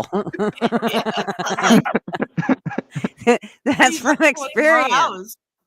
It's- I've spent a lot of time in Detroit. We'll just leave it at that. So listen, like once you get your program off the step Ground. or whatever off the ground, if you need somebody to help cover for like medications and stuff afterwards, I got Those Z-packs are always needed. Oh no, you're gonna need a lot more in the Z-Pack. It sounds like, especially if these classes are happening in Detroit. I mean, that's all I gotta say. You ought to be able to just put that in one of those quarter candy machines, the Z-Packs. I know, right? Walk in the door, they just put a quarter in and grab it. Oh, God. Dude, no, this is how bad Detroit has gotten. I was reading an article like maybe 2 years ago, and there was a vending machine that was selling literally every drug you can think of, and it was just sitting there, and nobody did anything about it for like a year. I'm surprised nobody stole the machine. Right? I know. Sounds like a nice city to live in. Of all the things they'll rob, they didn't rob that. Right. Right. Then again, Mouse, you can't carry that shit on your back, and they can't afford a truck. So They don't think about that. They just do it. I've seen them wrap chains around ATMs and drag them off for like $200. Arctic said his cousin was a Detroit detective. Oh, he probably knows Blunt. Yeah, Don't probably worry. had to sell out a few people to him once or twice. That's what I was gonna say. Don't worry. Blunt works with the police. no. Gotta play it smart.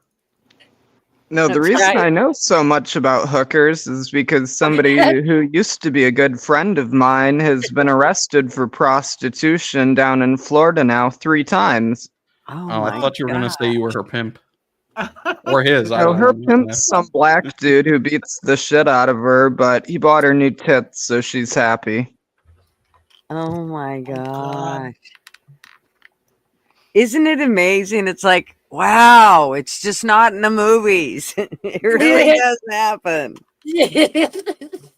No, This I am ain't no going to Pretty be Woman writing a story. script because I am seriously going to make my life into a movie. There you go. Holy shit. Or a Blunt. TV I'll watch show. that movie. For certain. I think a TV show would actually be more fitting because I like. Has anybody ever seen the show Shameless? Mhm. Yes. I worry gonna be that a it'll bit like start out that. like I worry that it'll start out like Pretty Woman and end up like Dexter.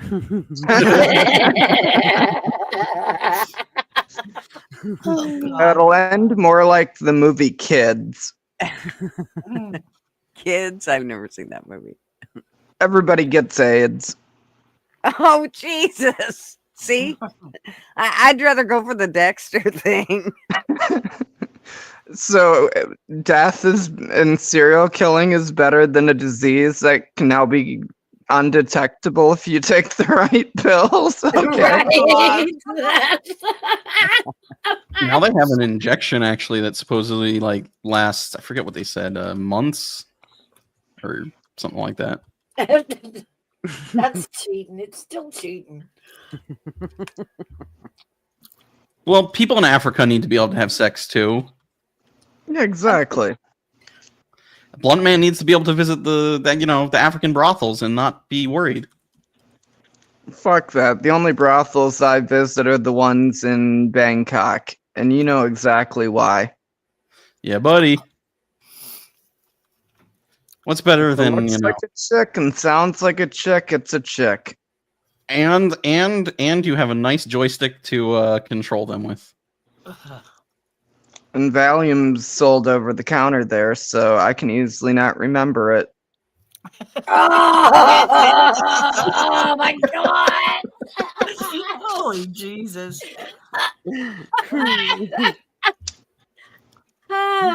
Why do No, all like, the that's chainsaw the zombies better want to kill me? Because What you're the hell are you Jewish. playing, Arby, a game? Because Yeah. you're Jewish. That's it. I'm sure it's revenge for Gaza. That's it. Chainsaw zombies are on the Palestinian side. Yeah. What's Actually- What up, did Luke? you all put in your coffee today? I'm just enjoying myself, okay? This is All me, right. au naturel. The only thing I've had is caffeine. I And got not my even that meds much of it. mixed up.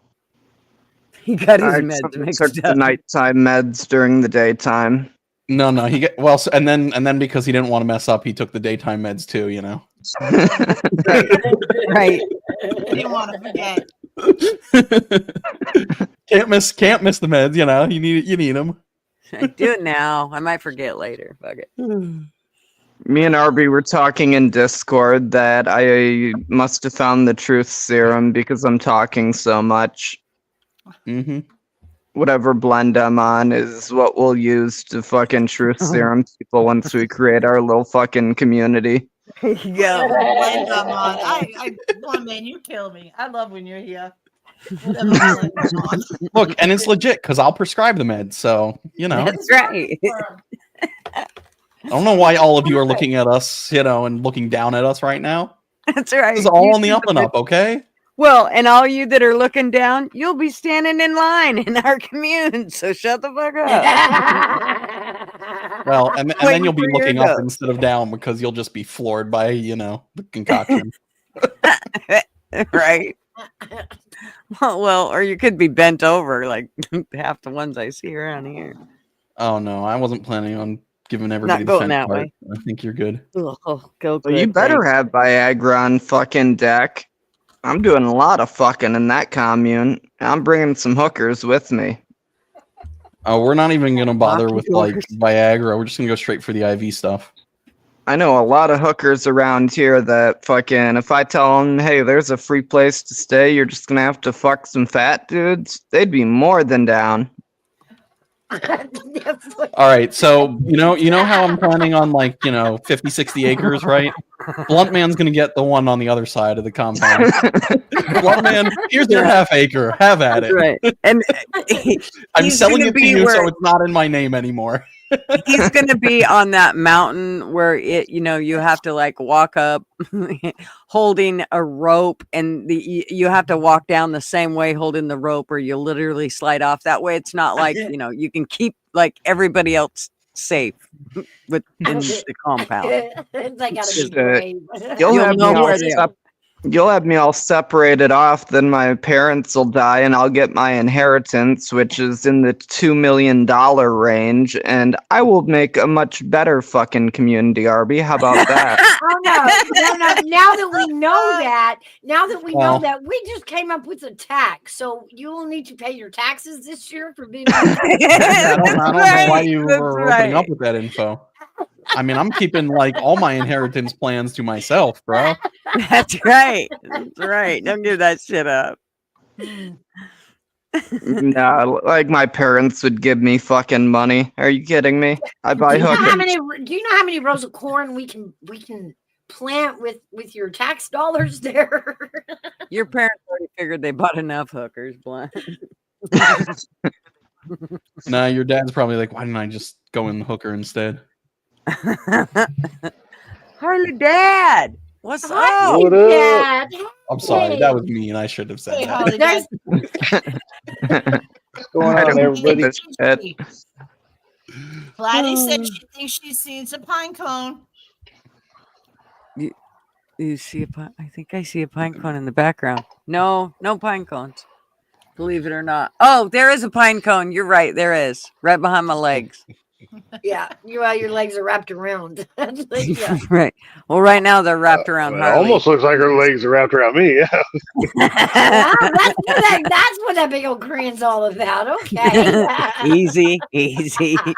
Harley won't be able to stay if we talk like that. Hey, Gigi, there's your ears you've been looking for. That's right. What's up, Nuke? What's up, Flatty? What are y'all Don't talking about this invest morning? in I the just got Hawk here. Tu- Well, Everything. Nuke says Yours, don't invest in the hookers. Hawk coin. No, you just I already invest in the did. I actual put my life Hawk savings Tua. into it. Yeah, I Because think Gutter told me common to. sense kind of told me that one. Hey, you can't be highlighting comments, and your legs aren't around me anymore. Right. Although I almost want to be where Mouse is at instead, honestly. Anyway. Right, yeah, just notice why am I the carrot cake today? You're a carrot cake duty, Mouse. Damn, Harley's wearing you like a hockey mask now. Shit.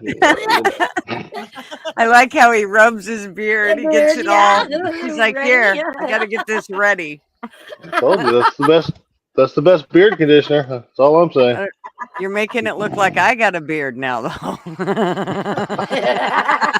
Oh, I'm sorry, Gigi. Fair enough. Now that's a good ears. Grab the ears position.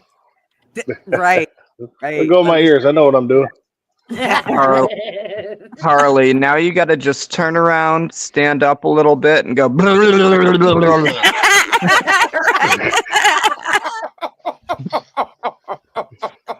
Oh God. Oh shit. Okay, I need more coffee. I will be right back. Yeah, you gotta go straight to the wine. No, the wine's what got us into this position in the first place. Exactly. How come we We got all 18 know people watching, fucking only 14 Gigi likes? adds Bailey's to her coffee anyway.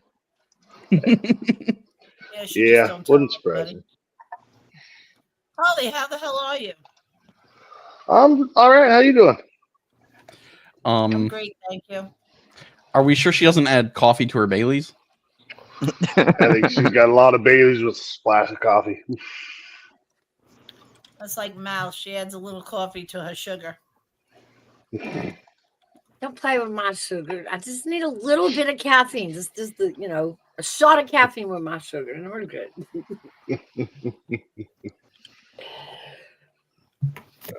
With her, the way mean- she has her thing set up, it throws me off a little bit. It's 5 o'clock somewhere. Yeah. Well, it's only 10:30 where Gutter'S and I live, but it's 5 o'clock somewhere. I just want to mark this on the calendar that this is like the first time in forever that I've been on a panel with you, Harley, Dad, that we both have sunshine. Right? Yeah. Well, it's daylight anyway. It's Yeah. rainy, but Oh. I'm off that what's up, calendar Task now. Force? Anyway, so yeah, saw the Gutter'S live. I made a couple phone calls to get some shit figured out. And I was like, I ain't got nothing else to do. Go see what Gutter'S got going on. And I get up here and immediately get the fucking royal treatment, you know? Oh yeah, it's Friday the 13th. Look. Wait, Yep. Blunt Man sent the hooker to you, but not to me? What the hell? Well, never It's mind. the 25 hookers of It Christmas. Hi, how are you? Why don't I get the royal treatment? I feel like I Like put in plenty of It's work. Oh, yeah. 25 hookers Christmas. You got to wait till your day. It's like those, or you're Jewish, you never had Yeah. it, but for the non-Jewish people here, it's like those boxes of chocolate that you open up every day. Hey, I know Oh, what the an advent calendars? calendar is. I know what an advent Flatty, calendar what the hell is. is your avatar, Flatty? Flatty, It's Santa's That's ball. Santa's that's hairy what- balls. You'd think there'd be more gray hair on there. I feel like they were shaved and now the hair's just growing back. Yeah, they're growing back. Santa's To be nuts. honest. Santa's That's a got 5 it o'clock showed. shadow. You Yeah, got it's going. doubly. Yeah, doubly. Oh Gigi, shit. you got 5 some o'clock Baileys? shadow. Santa must be a grower, not a shower, because damn, I feel bad for the guy. I feel bad for Mrs. Claus. Well, you don't know what's hiding in that hat. Wonder if they spend so Well, much it's a time little making stubby. gifts for kids. Fuck. Right? I was gonna say, no wonder they got so many L's running around. Never mind. The boss is King Flesh Pound again. I'm gonna get pounded. Uh-oh. Did you just say Well, the elves say, are the only "Elf, ones who did?" actually feeling anything from that thing. He did say King Flesh Pound, and Yes, I did. it worries me.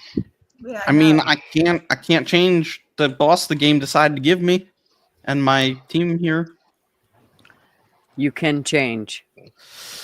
I mean, I could kill him and then I won't get pounded. Is that game crossplay, I'm Arby? staying out of this conversation. Yeah, I'm pretty sure. It's possible. I'd have to double check, but I'm pretty sure. What up, Outlaw? Here What's comes up, Outlaw. Hey, Outlaw? Outlaw. How are you, sir? I'm checking prices on it right now. What is it? Killing Floor 2? Yeah, that's the one I'm playing. See, someone else wants to get pounded. It's Well, been you make it 40 sound so hours. much I fun. didn't so- realize it was an option. I mean, like, Just say the realized we word, were Gutter. I handing mean, them oh, Dang. Lord. Wait, Well, my wait, wait. girlfriend I'm gonna said come. she's One more tired of shot. pegging me, so I guess Your I gotta play girlfriend video said games what? with Barbie. We killed him. He's dead. No more pounding from this guy. What did your girlfriend say, Blunt? My girlfriend's tired of pegging me, so I guess I gotta play video games with Arby. Oh. Sounds like fun to me. Ah. I mean, both options. You know. Are you scared, Harley? Yeah, I got nothing. Nah, he's just a fud. Judgmental. Oh, Nate left too. We scared Nate. He's like, I'm out of here. You can fucking sit tonight if I can't. Outlaw, are you gonna come up and be sick with us, or are you just gonna hang out back there and puke by yourself? Harley really needs some. He needs He's some. debating. He's debating. Should I attempt this again Right. for day 2? Should I Or should I really just stay even down show here? my face? Yeah. Well, now you guys see why I'm not showing my face. Shit. Look at this shit I'm saying. I don't know why, but I actually get yelled at if I don't show my face. We expect you to. Yeah, it's a rule. I don't know. Well, why, but it's yeah, a that rule. stroking of your beard that we need to see. Why did you hesitate? Stroking of your beard. Well, I just wasn't sure which word I was going to use. Nah, so I can clip this later and put other words in there instead. That's right. I'm gonna go back through all of like the streams, and I'm gonna clip out really interesting words and just make 15 versions of it. I mean, if I could have a beard like that, Like where I said, it's Gutter's, at, just say the I word. wouldn't shave it.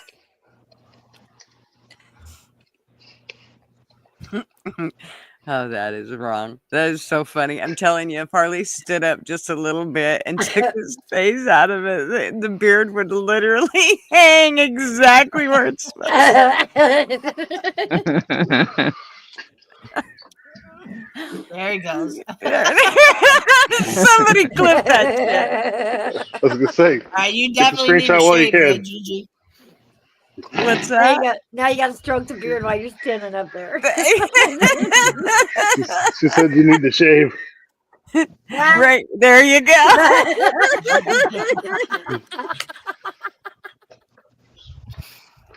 Oh shit! Oh, that's the funniest shit ever. I might have to clip that and then take a picture of it and use it as my avatar. Oh. Oh, You could use that as your P-bomb blocker whenever you bring up somebody you don't know. No doubt. No doubt. That would be good. Flatty, she's stroking it all right, just not the beard. Just not Oh shit! All right, Arby. One Well, day somebody's telling got to get Flatty up on a panel because she is hilarious. Killing Floor 2 on Xbox. I was just gonna say it's $1.49. I just got to figure out if it's crossplay. Well, that's why I was mentioning, because I'm pretty sure they're put on deep sale because they're just trying to get as much out of it now, since they're going to be releasing the new one next year in March. So right now I'm playing on a Christmas theme level. Gonna kill me a Santa. I'm murdering his elves so that we can get to where he is and kill him.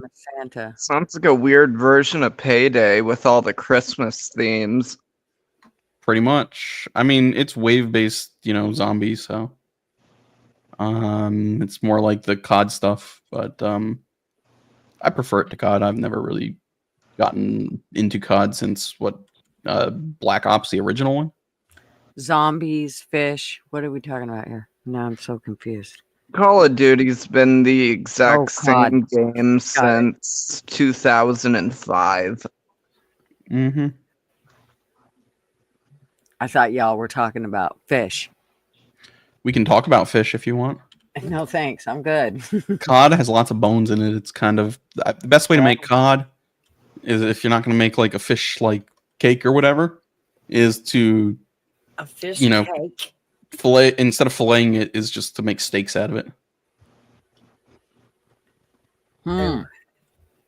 I haven't eaten recently, but I did go down on my girlfriend the other day. Oh, well, that's very. That's a lot I of information mean, there. how much did it cost you? Only a nickel bag. Yeah, not too bad. Nickel bag and an STD. It wasn't too bad. Oh God. Be like the STD cost me more to treat than the. To be fair, what I gave her is way worse than what she gave me. Well, they say sharing is caring, so. The cold sore was there before I went down on her. Oh, Oh. Oh God. Why does it? Is that's just cringy? That definitely. Look, is it's just a cringe beauty worthy. mark, okay? I don't know what your guys' problem is. But actual advice, like for men, if you ever want to go down after satisfying your lady and you've used a flavored condom, keep that in mind. Vagina and blueberry do not blend. Worst I don't like experience blueberry of anyway. my life. Oh God. Oh, see, I just, chew a lot of like menthol halls first just to make it exciting. You guys, if you're happen Those to are the do best cough drops. anything of that, you shouldn't be going there. I'm just Like, gonna yeah, like say, just give it up. Like it's too much. you gotta use spray or bleach or No, it's like, anything. they make like the icy hot condoms, but I'm too cheap to buy them. No So, air I fresheners. just basically make my own. Yeah. I'm starting there's to a regret the fact that I The just sent the condom link to that my she mom. brought with her. It's not Oh, like I great. asked questions. Your I didn't mother's find gonna out it was come a in. blueberry flavored condom until she was like, "Hey, I'm not done yet." And me being the gentleman I am, just like, "Okay." Blunt, honey, if there's a stick 'em up hanging between her thighs, you should not go there. I'm just gonna say it. Plug it in, plug it in. That's right. If she got FDS in her purse, just go. Okay. Pass No, that up. she was 17 years old. She was good to go. And I was Oh my 17 too, to clarify for the law. She was 17 and it was already stinking. I'm gonna say Yeah. it was the bigger issue. No, it wasn't. It Things- smelled fine. things that make It's you go just that boo. pussy and fucking blueberry Yeah. do not blend. That's all I'm saying. Because even everybody knows vagina has a taste. Well, every guy at least knows vagina has a taste. I mean, some women Not may know saying too, it's unpleasant, but there is a taste to it. Yeah. I know And one it's girl just that a her taste that boyfriend doesn't said blend she with smelled blueberry. like chicken, or she tasted like chicken noodle soup. I'm like, you gotta be serious. With or without crackers, help me. Oh my God. my Chicken preferred noodle option is soup. the ladies that taste like beer. Little Ew. yeast goes a long way. Ew. It's a good No. shot at JD. I'm sorry, I couldn't help myself. It was too good. Or too wrong, depending on Really? how you look at it. Hey, Ty. Okay, so dang this background, right? Well, you should have seen it earlier. She needed to shave. We got it cleared up though.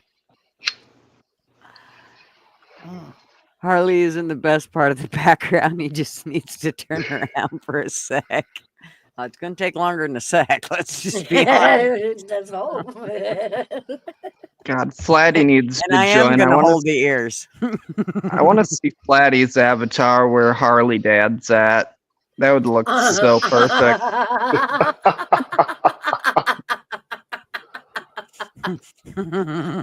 Funny, on this Christmas map, the elves are like walking at me, and they're doing like a, thrust in their chest, kind of like they want to fight with me. It's pretty amusing.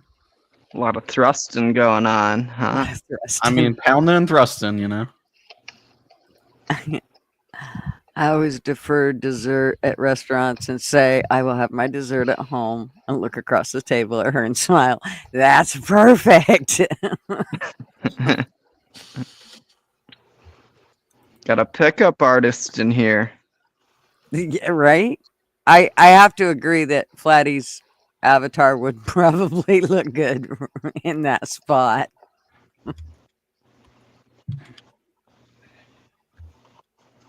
She'd have balls. I'd have real balls then.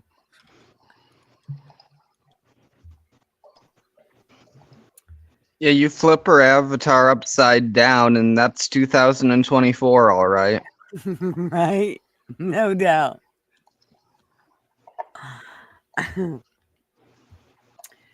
So yeah, still kind of curious over the whole to change the subject. The whole drone thing. Did you guys hear about the California fire going on? I think it's strange that every winter California has a fire.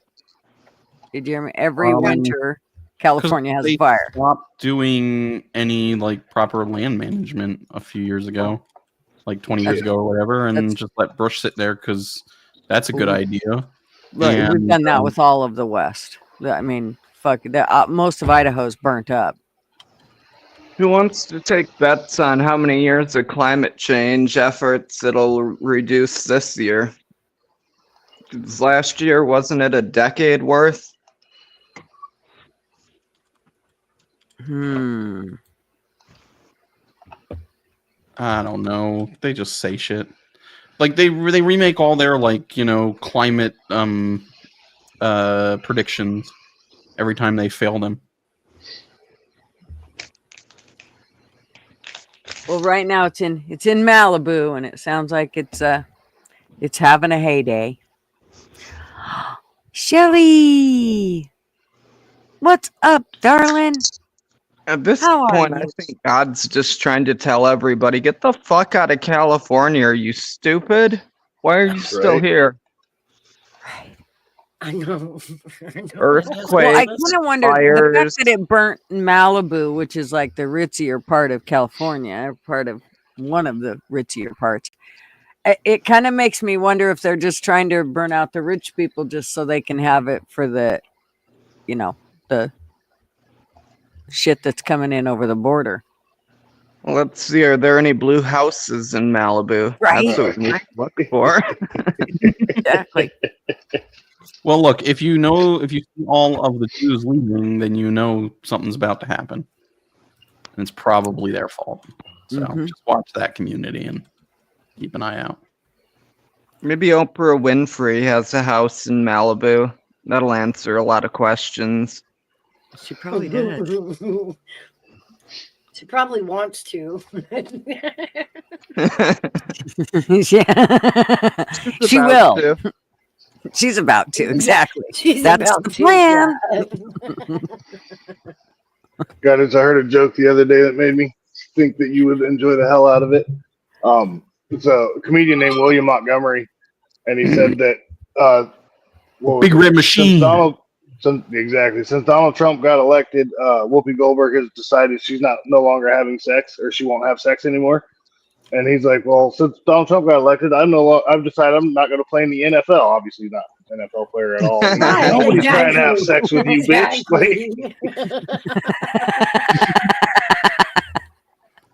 I just find the most funny thing about her is she's bought all into that like DEI stuff, and yet she's still running around with a stolen name, basically. Like she openly admitted she called herself that name because the association with like Jewish comics, and then sits around and like goes off about all that DEI crap all the time.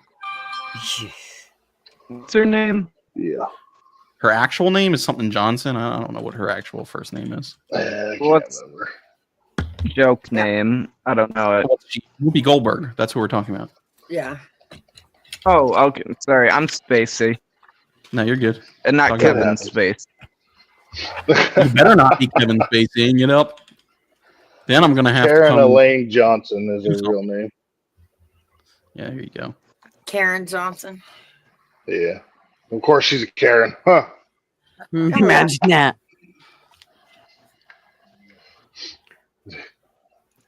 Yeah, Whoopi Sorry. Goldberg. Now that I think about it, Goldberg, yeah, that's not a black last name, not to be racist, but that is a Jewish last name. But, you Oh. know, that's why I say, like, I don't really care about any of that stuff, you know, but I do find it funny when the people that do act like they care about that stuff It don't always care cracks about me up the the- information that Blunt knows. See, like that right there. He knew that it was a Jewish last name.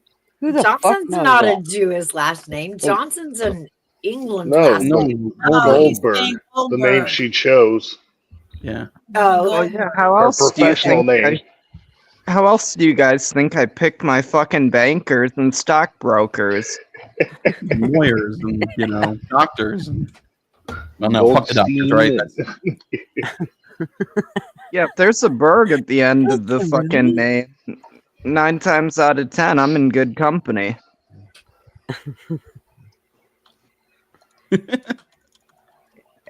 Kimber, I'm quiet because I have to do something here.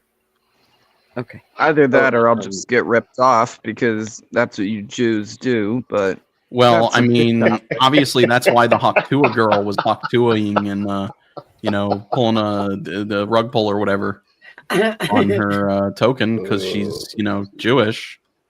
That's the Is she proof. actually It's all the Jewish? proof Welch? that you need. No, Haley she's not Welch. Jewish. She's not. She's not. No. So she was on Howie Mandel's podcast, and Howie Mandel thought it would be funny to tell her that they were doing a 5-minute rapid DNA test on everybody in the studio, including her, and that she came out like everyone else in the studio as 97% Ashkenazi Jew, which was you know, like and it's people of like all backgrounds. Like it's obviously bullshit, but she believed the hell out of them and started telling people that she was Jewish. And 23andMe puts out, you know, a statement about a few weeks later about how like they don't produce a 5-minute rapid DNA test that does anything like that. There's no rapid DNA test. It takes 3 to 4 weeks for them to run your DNA. Like, you know. Is it really a surprise that a girl who got famous for giving tips on oral sex believed that? Exactly. But I've run into a few people who are very adamant that since it came out of her mouth, it must be true. Oh God. A lot of things have gone in and came out of that mouth. Yeah. I know. She should just be the CEO of In-N-Out. In and out, exactly. Well, that's what I was saying in the comments, by the way. You go to fucking Las Vegas for an In-N-Out burger. I go to Las Vegas for a different kind of In-N-Out. Hey, Outlaw. I went to the Grand Canyon. I saw the Cirque du Soleil show. Oh, now I'm even better Oh, spot. I've been I in did some some canyons in gambling. Las Vegas. Look, Outlaw, you Thanks for coming moved up, Harley Outlaw. Dad You put up. me in a better spot. Oh shit. The belly button. Now Harley can Now I turn don't even right, have to or not stand up to Harley. get the Now beer. Harley can turn right around and go to business. Now I can get a hold of his Exactly. ears. That's what.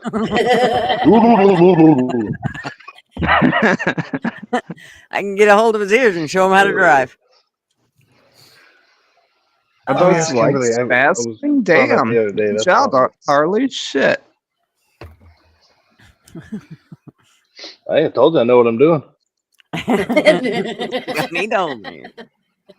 Every time my son says that, I want to knock him out though, because he'll say it to me. Like I'll say, "Well, if you do it like this, or you know, we'll be talking about whatever the rig or whatever," and he's like, "Hey, you don't need to hold my ears. I know how to do this." I'm like, "Sean, don't say that shit to your mom. That is just disgusting."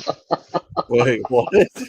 Oh, that's I hilarious. mean, you are his mom, so Well, I know, and I just soon he didn't say, "You don't have to hold my ears, Mom. I know what I'm doing." but I feel like there are other moms that I wouldn't feel so comfortable saying those things to. You're just very true. accepting. That's all. Yeah. Oh, yeah. Mm-hmm. No, mom better not say it to me. Don't all guys do their mom so Jesus? Man, what are we talking about? I don't know. I'm It scared. was a mind conversation until you came up, Outlaw. I was just saying. Oh man, I'm I gonna get pretty weird, but damn, that's even beyond me. Right. Hey, Hufferbilly, Okay. your southern is showing there, Hufferbilly. So, well, while I have Kimberly's comment up here, I do want to make sure that everybody is aware that on January, Kimberly, help me. I think it's January 11th. They are going to be doing a fundraiser for the Vixes to try and get the Vixes home so they can see Rob's mom. She's not doing very good, and we love her to pieces, and we would love nothing more than for them to get home. So just if there's any way you can go and show your support in whatever way you can, that will be awesome. It will be January 11th, I believe. Yeah, January Yeah, 11th. on Yep. Saturday. Yeah, Tentatively. I'll do unless they whatever I do- can, Kimberly. Flatty. And they will also start a GoFundMe, so that will with a fundraising panel tentatively. So yeah, that'll be really good. I will definitely be there and help out in whatever way I can. Yep, 100%. Yeah, definitely. Are the VIX people who have done this channel before that I just missed? The Vics are from Canada. They're from Victoria, BC, and they do bingo and trivia. And they are Well, just probably some Rob's of from America, but now lives yeah. in Canada because he met his Mhm. woman. His mom lives in Florida, which is where he, I believe, was originally from. And they are just very, very giving people. I mean, every week they do games, and they're just really good people. So if nobody subbed up to them, that would be awesome. Kimberly, could you drop their link, honey, just so that we have that? Okay. So yeah, just so that we can get that out there, and I will try, Kimberly and anybody else, if you guys can remind me during my live so that I can make sure to get that out, that will be great, because sometimes I do forget stuff. So yes, Vic This BC is the Live. VIX link. Yeah, if you haven't subbed up to them, sub up. They do, like you said, they do Wednesday, they do bingo, and Saturday they do trivia. But they usually do an open panel afterward. Well, sometimes they do, not usually, but sometimes they do, and they're really very good people, great supporters of our community, and they're some of the first people I met on YouTube. Actually, they're awesome people, and yeah, his mom's not doing so well at all. Hey, Heifer Billy. Yeah, and she's pretty. We play bingo and trivia with her frequently. So Yeah, with she's mom. usually in their chat and hanging out and stuff. And they're some of the good ones, like when they do, like they actually give away prizes and stuff. So it's not like you're just playing bingo to play bingo. You can win actual prizes and stuff. Mm-hmm. But even if they didn't give prizes out, they're still great people. So they're They cool to are. hang out with. They are. They're so sweet. I mean, they're really good people. So there's their link. If you're not subbed up to them, please go do so. And then she said she will get me the link for the GoFundMe later so that we can share it around. So I'll make sure to get that out as soon as I get it. And Kimberly is like their number one mod over there. She's great with dropping links and doing all sorts of stuff for them, and they're really good friends. So. Yep. Yeah, I think I'm going on knowing the Vix for a little over a year now. That I've actually known them. It seems like it's been longer, but it hasn't, surprisingly. Yeah, I know, right? It's like friggin' when I think back, I'm like, oh yeah, like you Gutters, I've known you for about a year now, but it seems like it's been longer. Like, I know. It is so weird. Way. I know, but it is kind of weird that it's been like, it seems like it's been way longer. Yeah. I think it's After like you 2 broke years now up you've with been putting Daddy up with me. Yank, you started sleeping around, Gigi. Well, it's been 2 years. Yeah. Well, it's been a year since I've been sleeping around. Yep. That's how I got me all these. Since she met me. Since she met me. You've had a lot of new stepdaddies. Yes, you've had a lot of stepdaddies. I'm sorry, Glenn. Well, that's the reason for my name. I used to just be Harley, but since I met Gutters, now I'm Harley Dad because I'm your old stepdad. That's right. So You know those mamas that every year they change their kids' school pictures on the wall out of the frames. They put the new school picture in. Well, I just put new daddies in. So, Blunt Man, is this in why and you out. turned Oh wait. to the drugs and the hookers? As Did long Daddy as leave you, Harley and now you have sharing to find? fucking cigarettes with me, I'm cool. Yeah. You want But some? There you go. You're of legal age, right? Just don't touch my Why whiskey. not? why not? I don't think that instills a lot of confidence. Oh, and And there Kimberly is just posted, Mickey's- yeah, the critter Yeah. cam. Sorry. It's your show. Yep, I'll let the you do critter cam. You don't have to hold my ears, Harley. I got this. it. Oh, I know you know what you're doing. Anyway, hold on. No, you guys remind me of my real family because my nephew's wedding, his stepdad got me fucking hammered on moonshine. Oh, hell yeah. Oh, we'd do that for certain. We Oh, definitely do that. 100 fucking percent. When Gutters and Yeah, I I never had my eventually own meet, stepdad, we're but going I to get got so fucking drunk. vicariously. I know, but we're gonna need supervision, Harley. Well, that's why. Well, we can't have Marvy. That's why Kathy's here. He'll just Kathy's beat me up. in charge. She's the Oh, there we driver. go. Well, I'll we can't. We definitely can't make it Ike. Yeah. Definitely can't make it out because he'll be drunk before he even shows up. I mean, I used to supervise a small music festival one time. I might have been on acid while doing it, but I did it nonetheless. I was going to say pulled it off. supervision doesn't mean hand chopping the lines up and handing them the straw blunt. That's not what supervision means.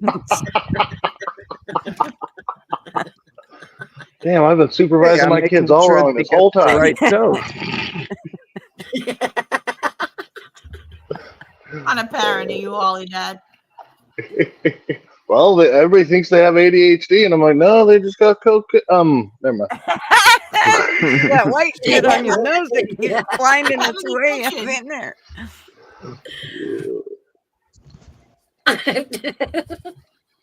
Oh. Yeah, I think I have known Arby. I think we have known each other like 2 years. Mm-hmm. And this, let's see, this is it. This January, it will be 3 years. Flatty, I think it's 3 years for this channel.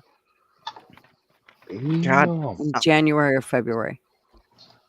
You have to ask Flatty or Sugar Britches or Shaz or one of those because I don't remember. So, just I know you guys didn't care, but in case anybody cared, Santa was easier January to kill than 22. Flesh Pound. Santa Santa's was what? what? Santa was easier to kill than the giant King Flesh Pound. Yeah, Gutters. January 23rd, 22 was when this channel started. January. Okay, so yeah. January 23rd. So In 3 days will be 2 years since I lost my leg. Wow. Yeah. Mars, I think it was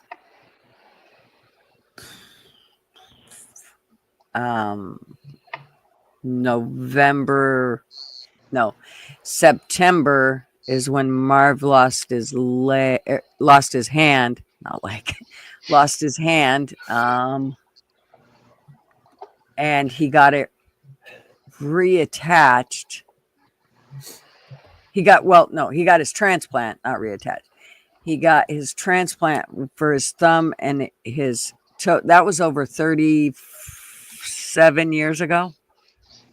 Wow. So he's been without his hand more than he was with his hand. Yeah. wow. Phrasing with his hand. Anyway, sorry. Bad joke. Sorry about that. Been Oh on no, you'd be amazed. been riding the porcelain pony all morning. I ought to be in westerns at this point. Oh shit. Jesus Christ Almighty! I ought to be Roy Rogers as many times as I've rode that pony this morning. You Imagine just clicking on this video and all you hear is that what he just said, and you're like, "What No the doubt, fuck?" we're clipping that. That's gonna be. You know what? That's gonna be. I'm gonna start doing. I should do that for everybody's. Like do little clips. Like TF does one for Mr. No. Duggars. That's gonna be your. That's gonna Oh, be your no. intro. Hey, but you know what? I saw him go live for the first time last night, and Who? Yep, Mr. Duggar. Mr. Mr. Duggars. Duggar. Yep. yeah, I He's know. only done it a couple times that I know of, but Yeah, he doesn't get to do it very often, or he hasn't done it very often, but yeah. Yes, we have known each other about 4 years or a little over that because we met on Rick's Live, on the Horsey Live, and on Good Luck America. Patrick Mahomes. So is Rick now just gonna start doing all his lives from Twitter, or was that like a one-time thing? Just his gun lives he'll do from Twitter because they keep giving him strikes and shit. His Horsey Lives, unless they end up striking him for some stupid shit, he'll keep doing from YouTube, but his gun lives he's now gonna do from Twitter because he's sick of the bullshit. He's not. I mean, they've already demonetized him out of both channels, so why the fuck would he even bother? Damn. Not that that's why he does Pain in it. I the mean, ass. come on, you know. I mean, he has 1,200 people every Saturday night at his lives. Good lord. I guess I'll have to create a Twitter account. Yep, it's time. It's not the end of the world. It's a good place to get some news if you follow the right people.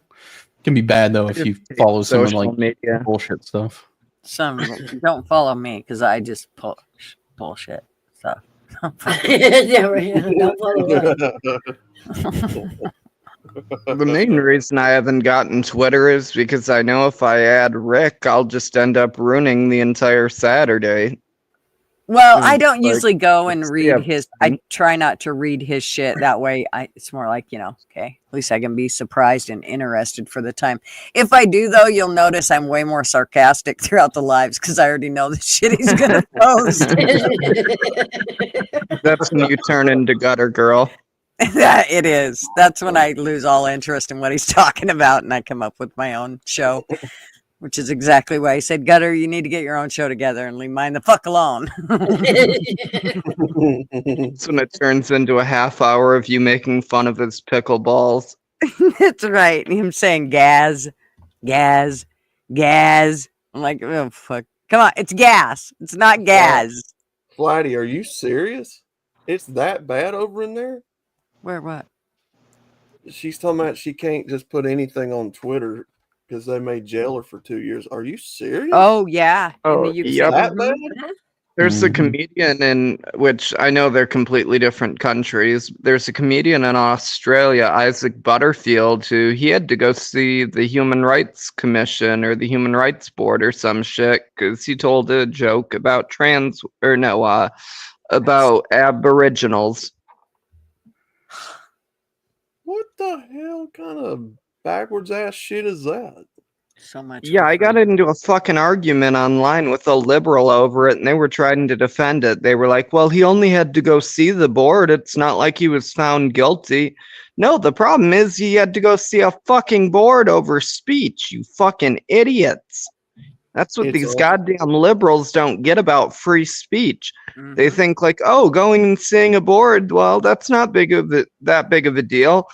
I've got a fucking life, motherfucker. I'm not going to go sit and listen to your goddamn communist board just because I said something you don't like. Fuck you. It's also an offense if you fly the British flag. It's classic. What? Okay, that one I get because they're trying to do that over here too with our flag. Yeah, it's bullshit. But why? I mean, that makes no sense. Until Trump got elected, I flew my flag upside down. Marvin wouldn't let me. I did want to, though. He told me no. I couldn't. Muslims are running England. Yeah.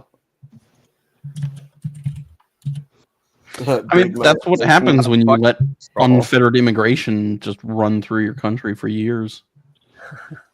One thing I find interesting is everybody over here in America bitching about fucking firearms, and it's like I was looking at the statistics. We have 4 times more knife violence in the United States. Mm-hmm. Mm-hmm. Why is Is that that not per mentioned? capita? Is that per capita or is Well, that? Yep, capita.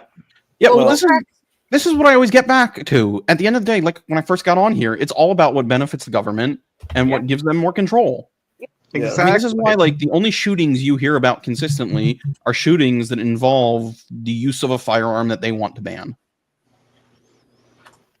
Like, Oh yeah, of course. that's the first thing I said when this, CEO got shot. I was like, they're going to either use it as a way to crack down on P80s, if that's what he was using, suppressors, or 3D printing, or Yeah. concealed carry. But this isn't going to solve anything. This is going to fix healthcare. This is just going to, give the government a way to overextend.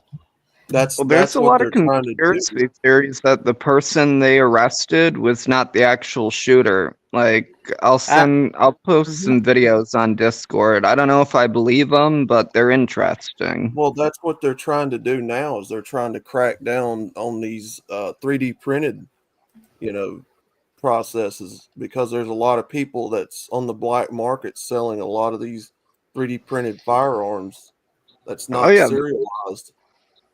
Well, Mhm. what it is they're make the new 3D printers, they're making it so they either can't accept any programs that make anything that looks like a firearms part, or they're making it so if you do make something that looks like a firearm part, it snitches you out to the cops. Mm-hmm.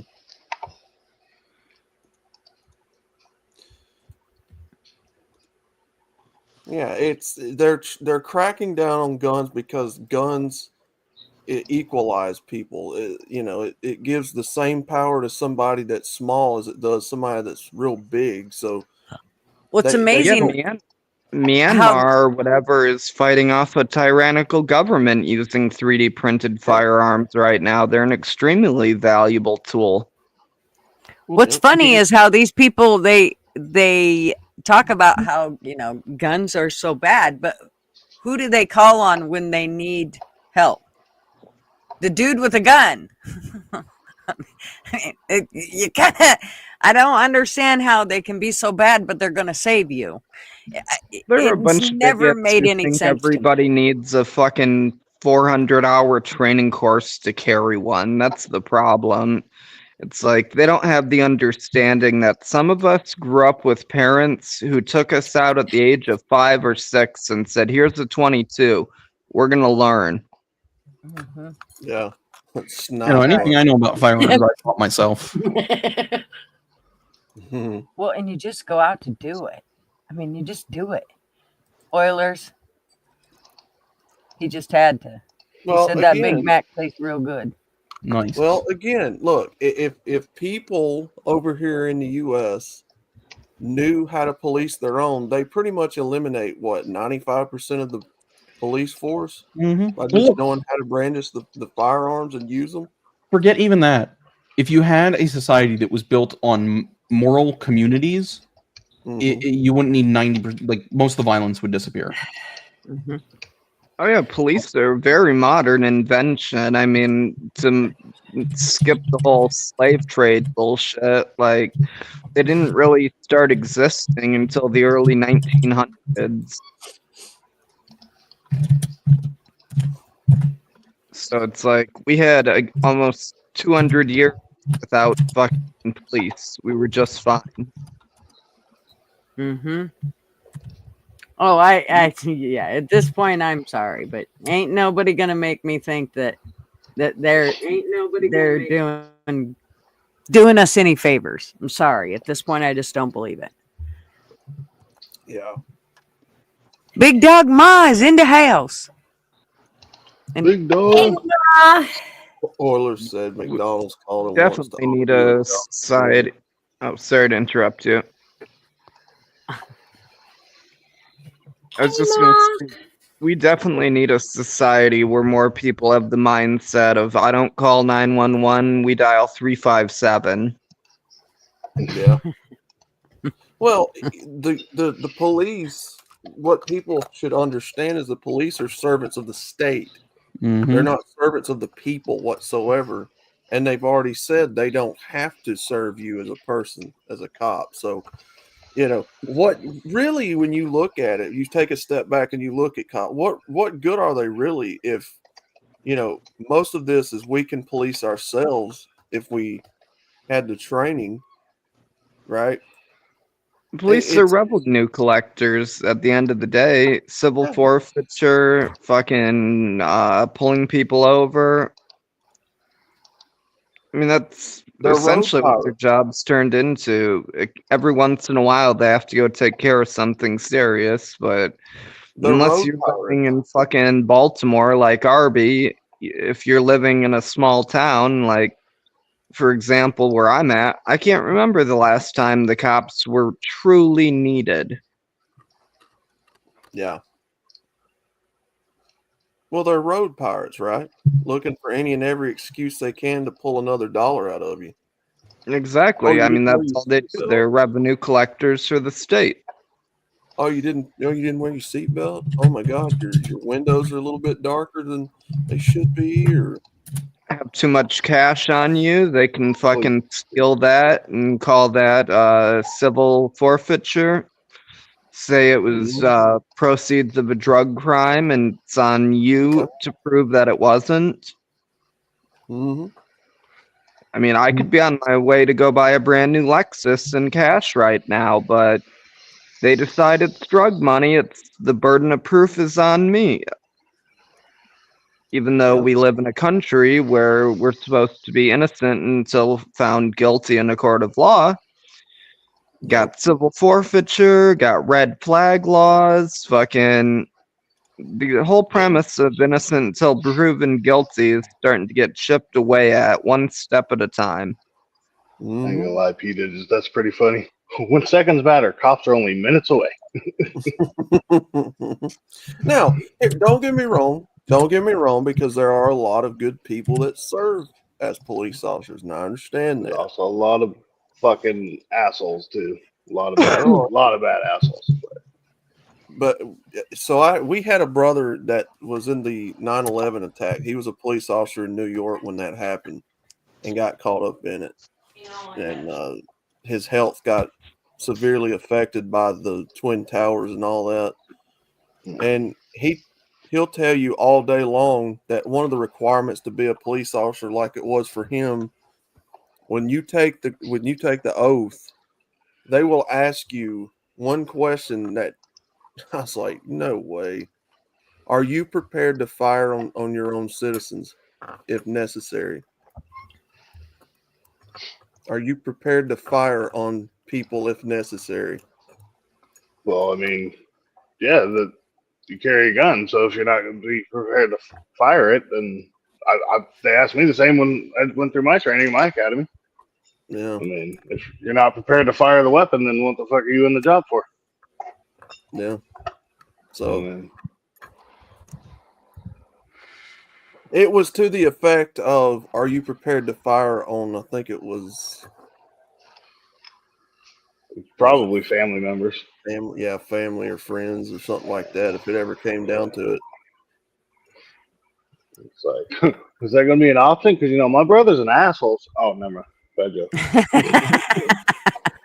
Well, this is why, from my perspective, I'd rather see there be sheriff's offices than police offices and police, precincts and whatnot. Because Yeah, at more least of at a bare county minimum, than city.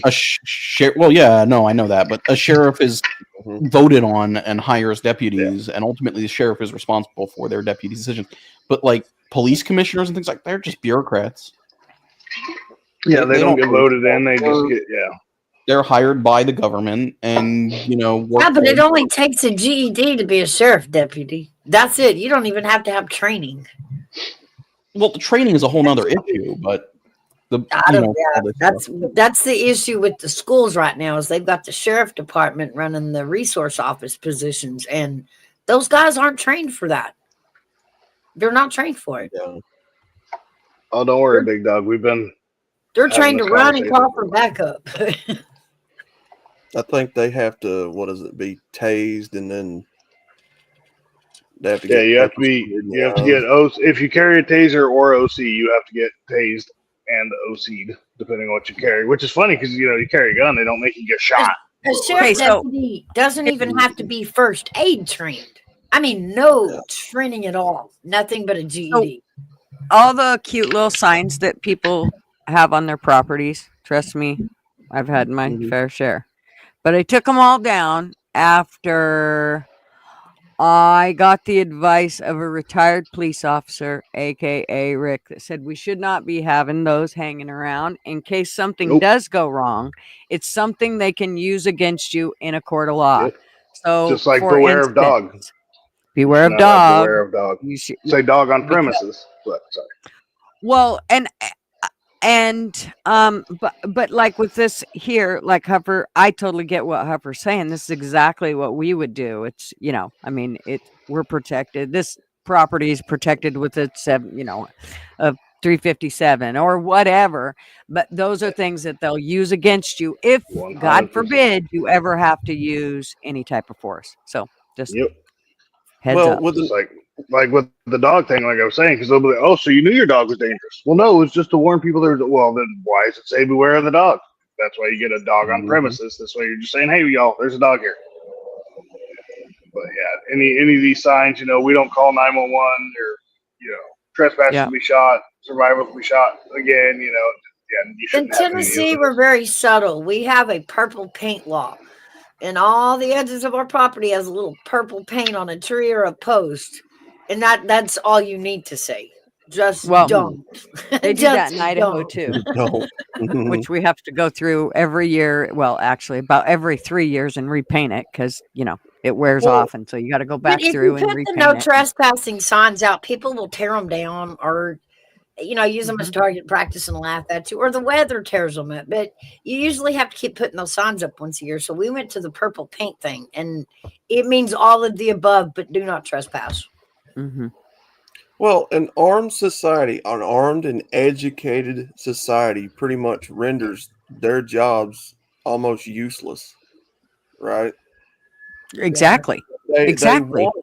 want you to pretty much give that job some meaning by kind of pulling it back out of our hands and putting it in their hands, right? Gives that job of the police force meaning in the current settings that they are. But if you have a society that's armed but yet educated, that knows what they're doing, knows when not to use it, you really can't compete with that. And you outnumber them severely. Well, So this is why it look comes at back Shaz. to. Sorry. I'm sorry. Shaz says they just passed a horrendous law in old Australia. Adult crime, adult time. This applies to 10-year-olds can go to jail for 20 years, no parole, if charged with manslaughter, serious assault. They can do that here too. We really do a lot of that here. I just think that there was probably some extenuating circumstances for a 10-year-old to be doing something like that. So I think that each one of those have to be different. I mean, Sure, and you that know, 13-year-old in Chicago a few years back that was shot and killed by police, he was just a wonderful little boy, not brandishing a weapon and running from them. He was white, by the way. That one, not Mhm. In Queensland, Australia, not. but That's what she meant. no, Not but this old. is this is Right. why I keep coming back to it's all about the culture. It's all about the culture. Mm-hmm. Oh, Kim, I noticed it too. I wasn't going to say nothing to Gigi. They're having too much fun with it, Kim. They're having a lot of fun with it. About that little No, it's not snowman. the wrong place, Kim. It's not the wrong place.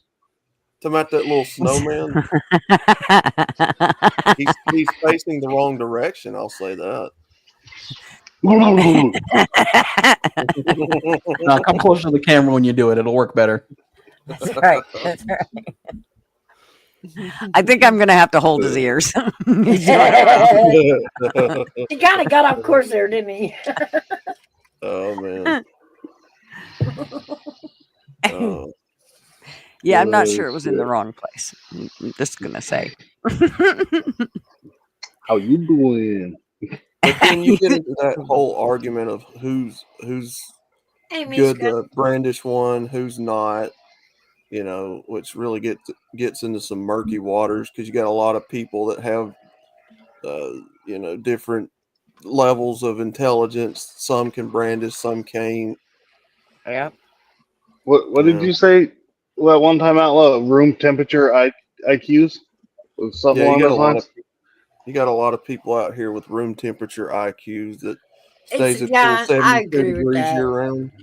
I agree. I mean, we think we say that everybody should have a gun, and then we walk around some parts of society, and you go, "Oh, I'm glad they don't have a gun." Well, obviously, the people that are special needs that that the ones that don't understand reality that have to have a caregiver. You obviously don't give them one, Oh, right? well, no, yeah. I'm Right. talking normal people in society Right. with low Right. IQs that you're like, you probably ought not to carry something like that. You'll shoot your eye out, kid. It's just Or a mine. very touchy subject, and I've gotten into it with a lot of people about that. Well, who can and who can't? So We all have the right to bear arms, but not all of us should. yeah, Right. that's a better way to put it. Yeah. Well, I do think though, like in Idaho, where it's open carry, you don't have that cockiness of people thinking that they're not. They have a tendency to, number one, not stick their nose where it isn't needed. They kind of tend to keep their nose to themselves. So, instead of Miss Karen saying, I really didn't want you to park like that because it made me really hard. There is none of that goes on because you don't know who's holding. So What's you're up, nice to AV? everybody. You AV's just stay pecking nice. my daddy. No.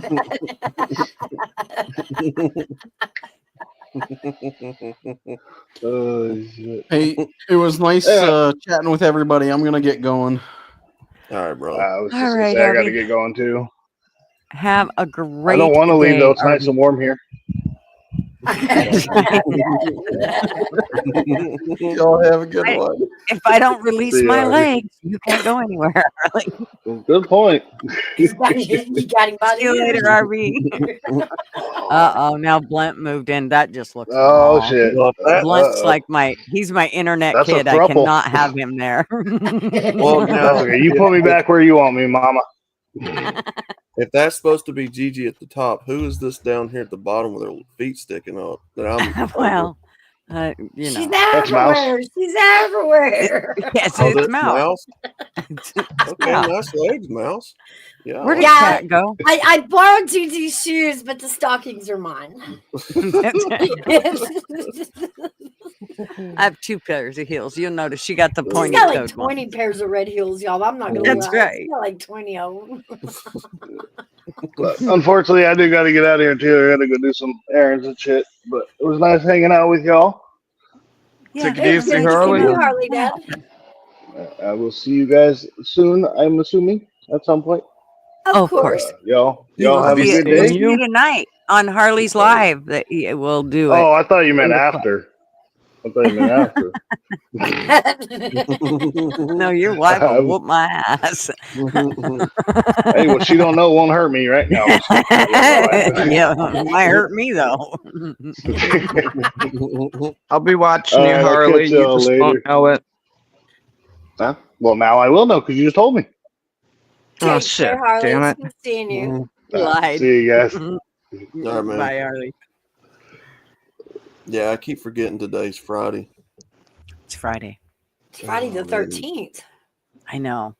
My Oh, it son is. said he was going to take my grandson out duck hunting today. I was like, oh, Jesus. On Friday the 13th, can't y'all just stay home? Like, and just be good. Staying home isn't much better. I just had to fucking leave for like the last 15, 20 minutes because I'm dealing with a goddamn insurance company who fucked up and dropped my coverage because they failed to send me the fucking paperwork. I believe Stevie Wonder had a song for this. Very superstitious. Well, that is just, you know what, though? I can totally see that shit happening. Hey, Just that's how stupid they are. I mean, Sorry, I get Blunt, but just you a can't be tiny there. bit. Oh, okay. So- Yeah. Sorry, Oh, Blunt. okay. So Maytals dazzled her up a little bit. What is the stick in her hand? I know I what don't know. But So, why so is she sticking it there? well, it is. so the way that the cartoon model had already been drawn, I kind of had to just go with what was there. I'm like, man, I'll just put a pool stick in her hand, whatever. Yeah, She'll beat you with the pool stick, or it was a give her drumstick originally in both hands because that's Melody from Josie and the Pussycats. Oh, okay. Oh, But yeah, I doctored it up and put. Okay. you did a good job. I'm impressed. Yeah. But yeah, that's supposed to technically be Melody in a Pussycat outfit playing the drums. Yeah, because he likes whips and chains. Whip me, beat me, make me right, mad check. That's right. I was gonna say I like the pool stick. I'll drop my pants. But yeah, damn it! Now All I right. forgot what I was gonna say. Oh, sometimes I get a little freaked out when I see a black cat walk in front of me, but I like black cats, so I don't really care. Yeah, I try not to think about it, but it is at the back of my head. Yeah, I can't. It's there. Walking under ladders don't really hurt my feelings. And 7 years to break a mirror. That's the worst one. I always step on the cracks on the sidewalk because it ain't gonna affect my mom now. That's I right. know, right? She's like, go ahead. You ain't breaking my back, boy. Oh man. Oh yeah, I do all those things. Here's another one that I don't do. I don't put stuff on my Bibles. Yeah. Like my Bibles in my house, you're not allowed to stick something on them. My granddaughter learned real quick that a hairbrush does not go on Grandma's Bible. Blood She's of like, Christ compels you. she thought it. She's like, really, Grandma? You're not even really all that religious. I'm like, listen. There are certain things that you just don't do, and sticking something on a Bible is one of them. I'm sorry, I just don't. I Yeah, don't want you to do it. and that is true. I mean, Pops, So I should probably take the dildo off my Bible. Please do. Please. Pop, well, my pops is a former pastor, and he was like that. You don't set nothing on top of that Bible. Nope. And my mom was the same way. She would, if she had a coffee cup or mail or something, nope. You could always see That's the right. Holy Bible on the front cover at all times. So, Yep. I'm joking around, but I've actually never heard that rule before. And I grew up like in a Christian household and was confirmed and all that shit. Yeah, I've never been a big one for it, and I have no idea where I got it from. I mean, I cannot tell you who said you cannot put anything on it, but for some reason that just bugs me to no end. You can put one Bible on top of another Bible, but you can't put anything else on top of it. it's kind of so with Pops, it's how serious he takes religion. Mm-hmm. So he takes, Christianity and God and Jesus. He takes all of that as serious as, his next breath. I mean, Mm-hmm. so it just comes down to how serious do they take it. Is it a Catholic thing or does it go for all different types of Christianity? I don't, to I'll be Google honest, I really wide, don't but- know. I really couldn't tell you, man. I guess now I'm just really curious. Sorry. I'll look all this up later. I mean, I'm the same way. I'm not really that religious. I don't, Yeah, I'd consider myself Christian other. It's like I don't identify with any one sect, but I mean, I believe in Jesus Christ. So, yeah. I was the pastor's kid. I was always looked at as an example. And yet I was listening to Pantera and Slayer and looking at magazines and shit. Yeah, I was a real good example of Christianity. The pastor's kids are always the fun ones, or they're extremely boring, one or the other. I was gonna say that it was my Well, experience just that a I weird kept choice of words. the Fun. pastor girls away from my sons. I'm just gonna say, because they always knew more than my sons did. Go to church just to see what people were wearing, type thing, you know. And sometimes the women would dress pretty hot, and it's like, really? Hey, Weston. How are you, Weston? So Hey, I God looked can it up. appreciate a good rack. It just says that many people believe that placing objects on top of a Bible is disrespectful because it represents putting something above the Word of God. Oh, So it's basically it being, the Bible is supposed to be sacred and you should treat it as such.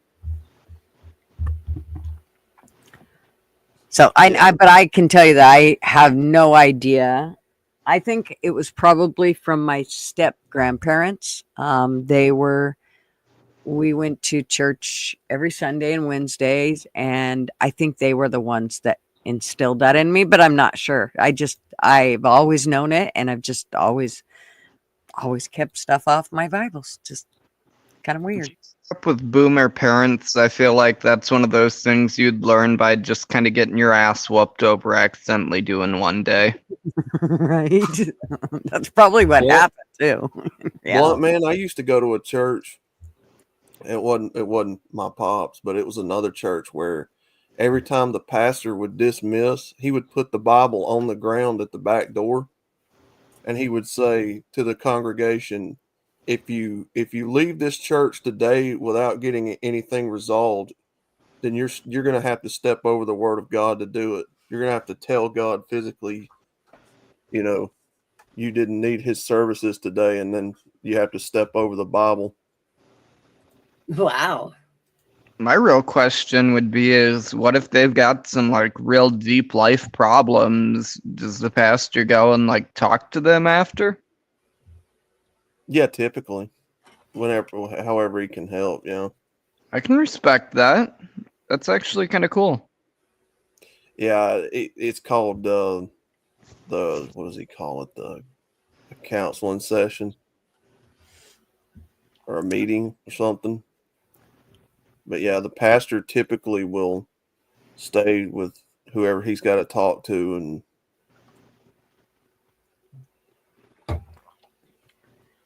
So just so you know, more than half Bibles. of the 100 million Bibles printed every year have been printed in China. China. oh, China's printing Christian Bibles. I did not know that. Marv started listening to an audio Bible that he got from one of his friends at work. And I got to tell you, he made it through.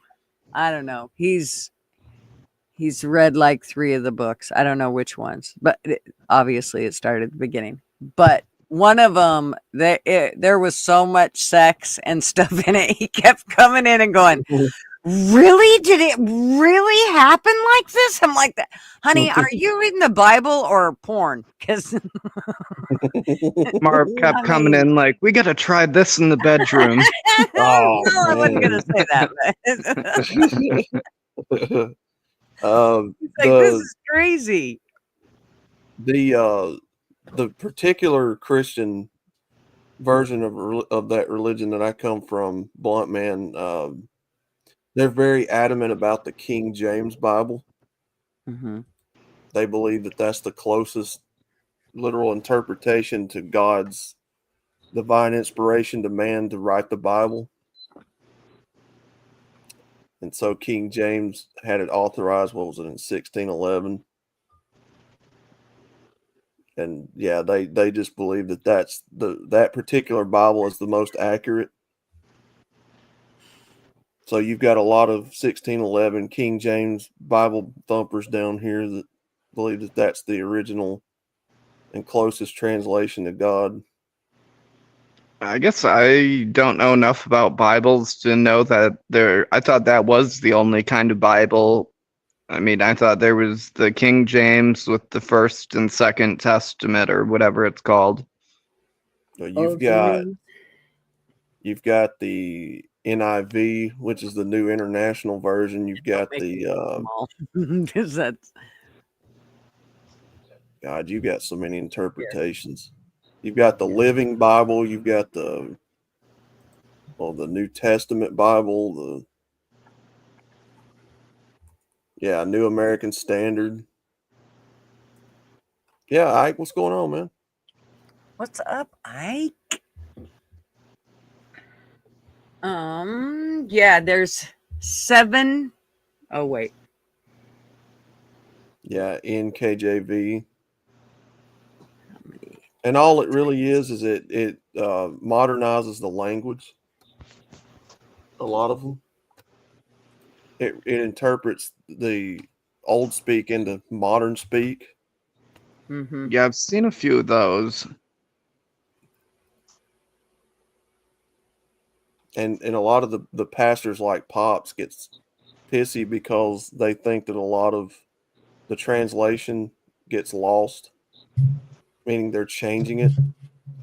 The New American Standard Bible, the English Standard Version, the KJV, and the NIV. Oh, there's more than that though, because you guys just mentioned a couple others. They only mentioned those ones right here. Yeah. I thought maybe The New King James Bible, I like it, but it's just so confusing. I find myself having to look up like half of the words. Mm.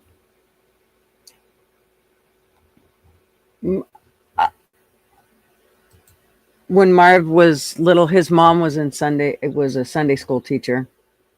And so they always, he had to read out of the Bible and stuff. It was so frustrating for him. He said he thinks that's part of the reason he hated reading, because that was one of his reading things was he'd have to read out of the Bible. And it was just frustrating because there was too many thous and, that type of stuff that he was just totally confused. He'd read it and then not be able to tell her anything of what it actually said. Yeah. Yeah, there's been multiple times where I've tried to read it, and it's like trying to figure out what it's actually trying to be said can be difficult, and some of the more how do I word it? I guess when they use that kind of language frequently in an entire passage, it can get extremely complicated. Okay, Ma.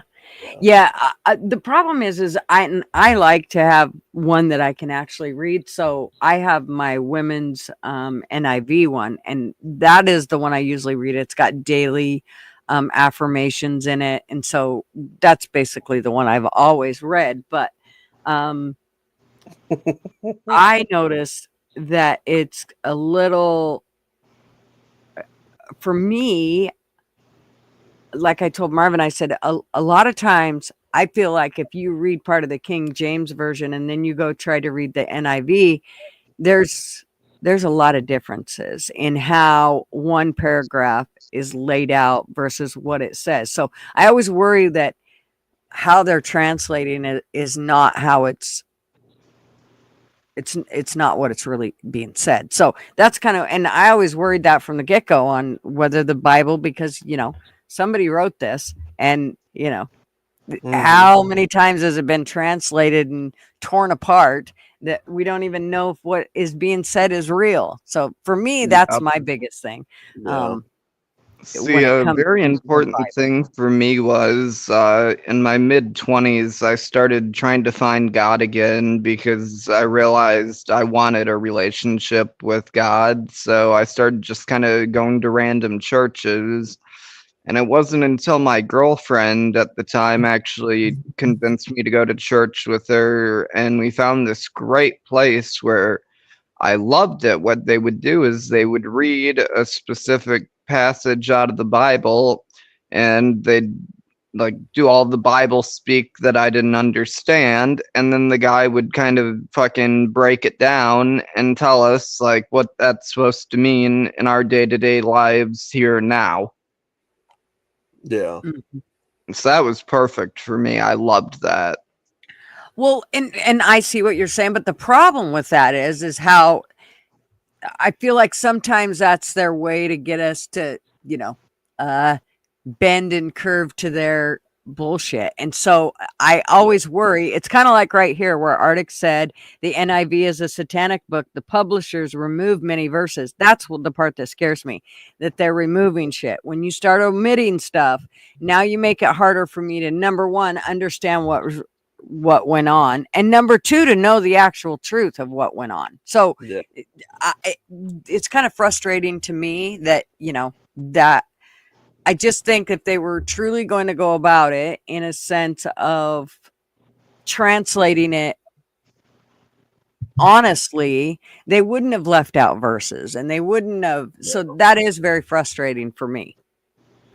And I think it's a little bit just frustrating too, in the sense that I think I don't want to say a lot, but there are stories in the Bible that I believe are actual stories and are not based upon anything true, but they are still intended to be used as life lessons nonetheless.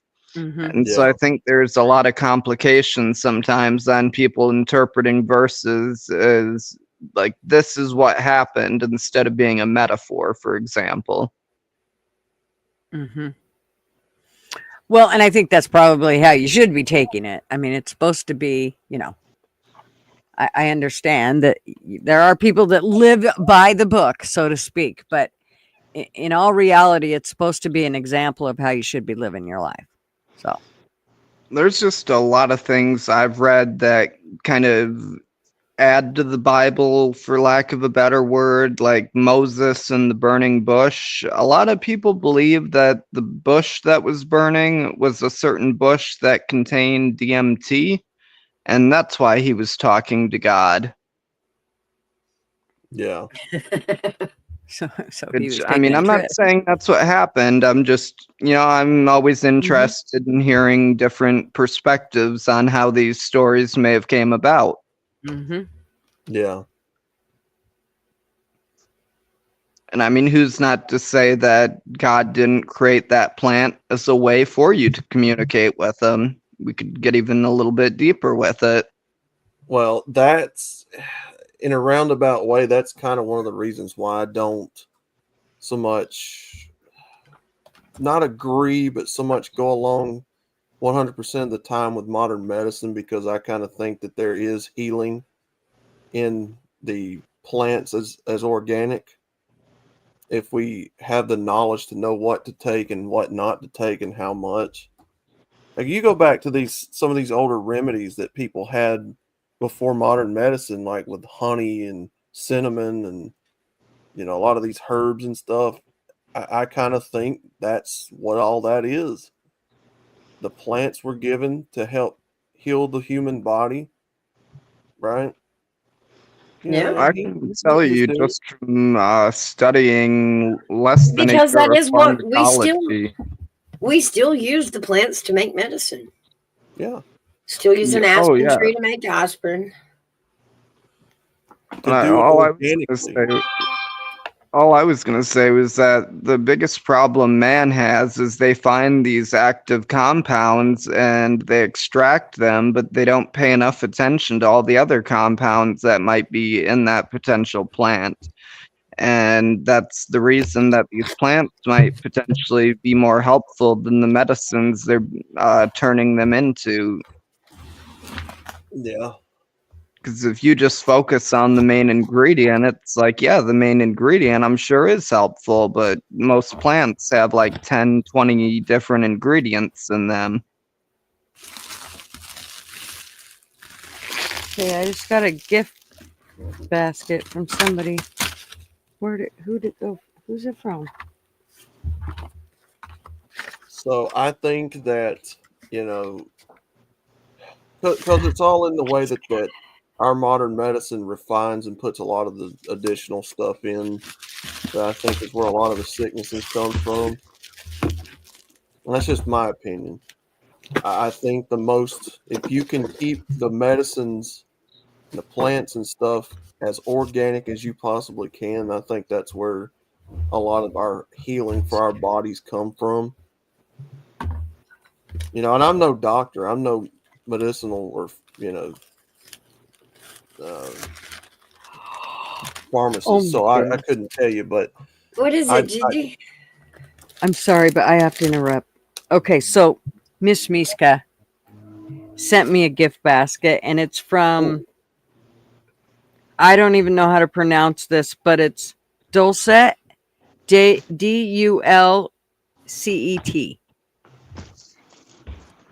yeah, It's a gift basket with, oh my gosh, I don't know what all this is, but it looks raspberry rugula. mm-hmm.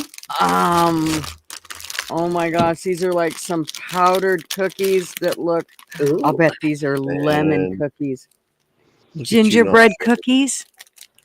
Look at you not sharing. I know, just a I minute. know, right? I gotta show you how cute this is. You ain't gonna see me. Hello, Mark. Hey, Mark. We want some of that. Gigi, I Actually, know Drinky Checking Drinky. my front porch because I'm waiting on my mom's birthday present. oh, nice. Okay, here we go. Let me see. So first of all, I want to show you how it came wrapped up. Oh my gosh, it's the cutest little thing. So it comes in a box. Oh, wait a minute, I'm losing my shit here. Okay, sorry. I only have a robe on because I'm not dressed yet. Because I got up and started right away. Okay, so here we go.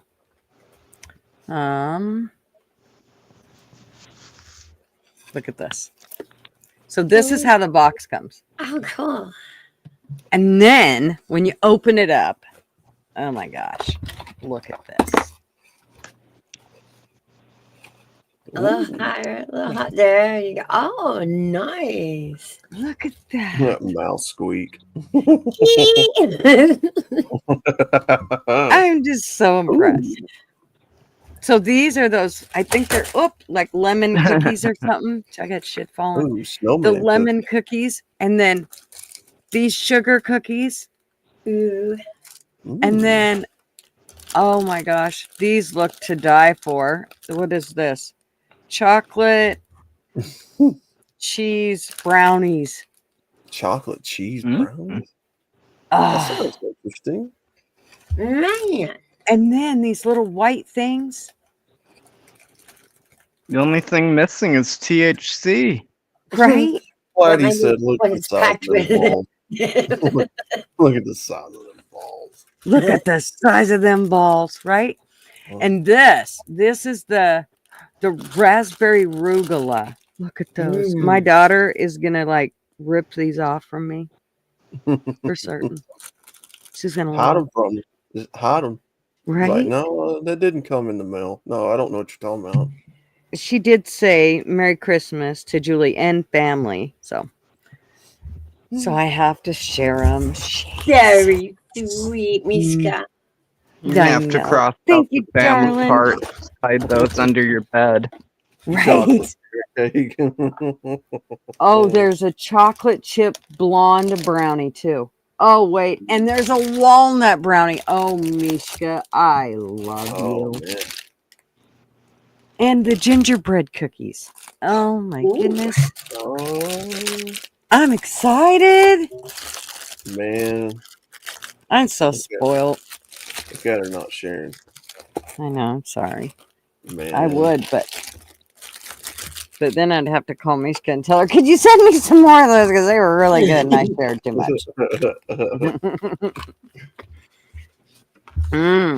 I've never had this kind of gift basket either, so I can't wait to taste these.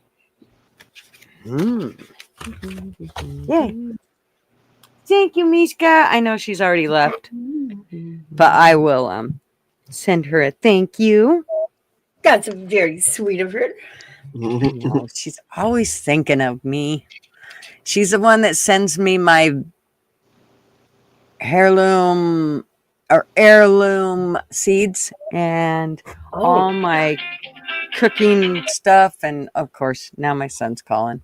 You guys talk amongst yourself. I'll be right He back. found out you have it. He found out I have the he cookies. saw He it. he They wants know, some. Gigi. Trust me, they Calling know. dibs. They always know. You think they ain't listening? You think they ain't around? They know. They They know. always know. He wants his share. Give me. So that's why I'm not where I could go mission and trust me, my kids would find me. They would know I was like, they would know I moved. Oh man. They want theirs and they're coming for it. Well, now I'm kind of curious. How was it growing up with a dad as a pastor? He was very strict. But about like you hear in media, you know, we always went to church every Sunday, went to church on Wednesdays, went to revivals sometimes during the week. Went all over the place. At home, it was you couldn't listen to certain music, you know, because obviously Pantera and Slayer doesn't make a good impression on a Christian. No, Yeah, they that was they the big question I had was going to be about media and how that was treated in the household. He did not like watching anything with cussing in it. You know, so if you could watch something that minimized cussing, if at all, that was the gold standard with him. Because he believed that that was, you know, a filthy mouth was a filthy lifestyle to him. So kind of a very traditional Leave It to Beaver style household. Pretty much. But we did have a mother. I did have a mother. I did have a father in the house growing up, and they stayed married until she passed here very recently back in May. Married over 52 years.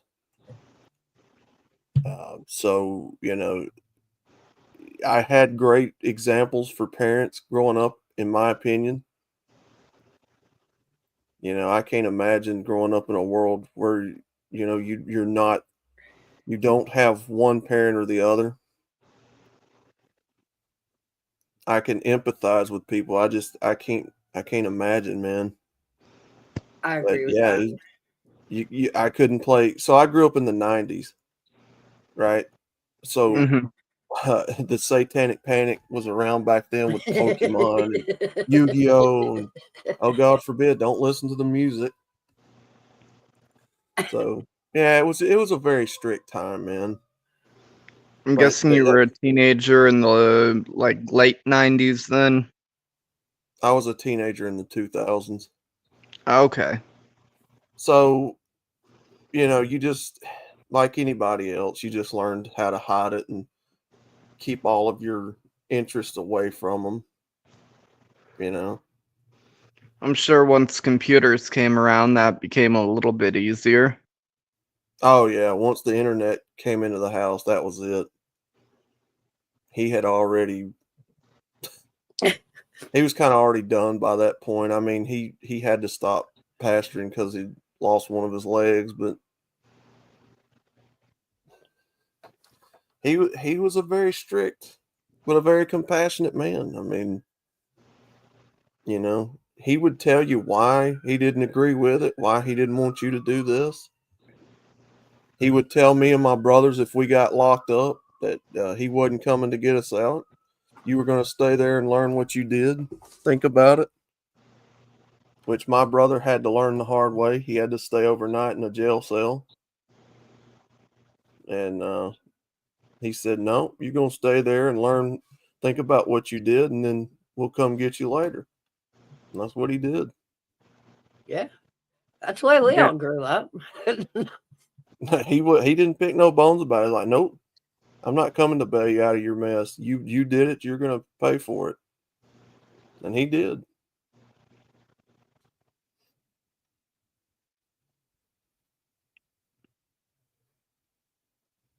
Yeah, definitely sounds like a good home. Oh, it was the best. I mean, didn't really know how good I had it at the time because, you lived right up in the middle of it and I took advantage of it every day. I didn't really understand how good I did have it. You Right. don't start appreciating that stuff till years later when you get a little bit of age on you and you start seeing younger folks doing the same shit you did, and then it starts dawning on you, hey, this is why I was an asshole when I was a kid. Yep. Yeah. That's called growing up. We all got to do it. It's See, sorry Yeah. where we are. I grew up in a bit different of an environment where my dad, he made a very, very good sum of money every year, but he was also a heavy alcoholic. So basically, he Yeah. thought money was the solution to everything. Did he throw money at you instead of attention? A lot of the time. I mean, in my younger years, he was a pretty attentive dad, but as his alcoholism increased, he was the type of parent to easily just throw money at me. And around the age of about 14, 15, he kind of just wanted to be my friend and smoke pot with me and shit like that. But then he'd all of a sudden, something would happen, switch would flip, and he'd want to be the parent again. So we had a Yeah. lot of back and forth because of that. Mm.